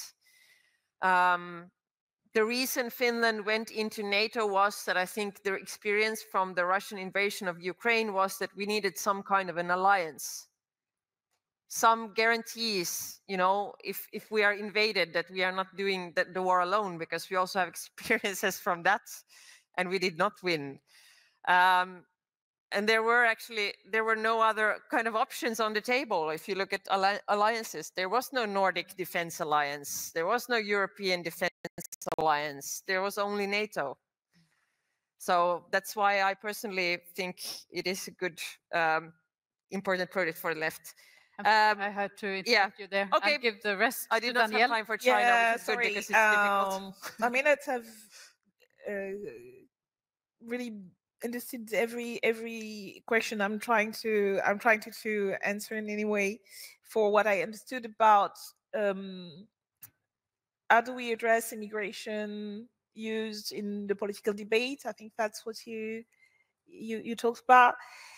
I think it's, first of all, we have, as I said about, for me, as I said about when it comes to racism, but also, for instance, there's a big backlash about trans people's rights, you know, and I think the right wing is going to be focusing on that in France, especially, and I talk about that because sometimes people on the left will say, okay, those are important issues, but we shouldn't, you know, answer back to that. Rather, like, focus on things that may seem more not moderate, but, you know, people would understand, because they wouldn't understand trans people's rights, or they wouldn't understand, like, immigration, especially when it's used by the media, when there's, like, for instance, an immigrant who killed somebody, and they've been doing that recently in France in the news, you know, some horrible crimes happening, and they focus on the fact that the criminal was an immigrant or something like that. So we shouldn't address this. I think it's not going to make it away, because that's part of the media and the right wing and the far right's agenda to talk about that. So we have to address it on our own ideas, because there's so many things to say. I think we should address it in, yes, there's a problem with immigration. It's the way we treat migrant people. It's the thousands of people who died, who's been, you know, and we are responsible for what's been happening. Thousands of people, you know, drowning in the Mediterranean and stuff like that. And I think when you, for instance, when you talk about that, you ask anybody into the street, and anybody that, are you okay with, you know, kids drowning in the Mediterranean? Nobody, I mean, nobody except for a placopat would say is okay with that. So you talk about, so, okay, we can do something about that. Yeah, we should, you know, make money for them not to die and stuff like that. So I think there's many things we should say about immigration. We the left, we got a lot of things to say about immigration, the way we are responsible for people actually being forced to leave their countries, and what our responsibility in that and stuff like that. So I think we should, the same goes with, you know, trans people rights. It's not just about opposing the far right, but there are many rights we have to win for the people, and so we have to be on the offensive on that. The same goes with racism and stuff like that. So I think it's also about that. We have to remember that the left has been at the forefront of progressive movements, and the idea that we can still expand rights to many people. So we don't have to just accept to be on the defensive on that. We can be on the offensive, and we need to be on the offensive. First of all, because the people who are targeted are our people. You know, those are like ourselves, or our neighbors, or our friends, or our colleagues, or our comrades. So they are part of the movement. And when you target one side of the movement, you're weakening everyone. So it's a necessity for us to fight back on that. And more often than not, I think a lot of people understand that outside of the media. When you listen to the media, you would thought that the majority of the people are like anti-migrants, anti-trans people, or stuff like that. But in reality, even when you look at the long-term researches that are made about public opinion and stuff, people are more willing to listen to the fact that you should let people die in the desert or in the Mediterranean. People are more willing to listen to the fact that, yeah, there's no fixed gender identity that should be imposed on some people and stuff like that. So it's more about, are we afraid to fight back against this discourse than the people who are not ready to listen to that. I don't know if it's very clear. And I'm gonna finish on that. I do think that the war against China is actually a very important thing that is been building. It's an economic war between the US and China right now, and it's getting more and more intense. And that's something that we've been talking a lot about. And we shouldn't be part of that because it's not in anybody's interests. And it doesn't have anything to do with the fact that China has an authoritarian regime. We are no friend with the Chinese Communist Party and their authoritarian regime, and they're like oppressing their people. They are oppressing the Uyghur. They are oppressing a lot of minorities. Yes, we know that, and we fight on those issues. That's not a reason why we should go to war with China, because the only reason why they are going to war, they want to go to war with China, is for economic interests. It's for the US empire losing more and more to China. It's all, yeah, it's in nobody's interest. It's no people's interest to go to war to China. And it's also about the idea that Europe has to de-Westernize itself. The idea that Europe is still the center of the world is 18th century, 19th century idea, and which was true at the time when Europe were the imperialist power, but it's not true anymore. It's not Europe anymore. It's not even America, Northern America so much. But yeah, the world is changing, and we have to deal with that. So that's very part of what we think we should think about politically. And it already happened. I got involved in politics in the 2000s with the anti-capitalist movement, with the environmental movement, and it really started with alliance with the global south. It's something very important that happened at the time. Social movement had already understood the fact that the change of dynamics in the world. So and I think now political parties in Europe have to understand that also. So yeah, I think the subject of China is very important.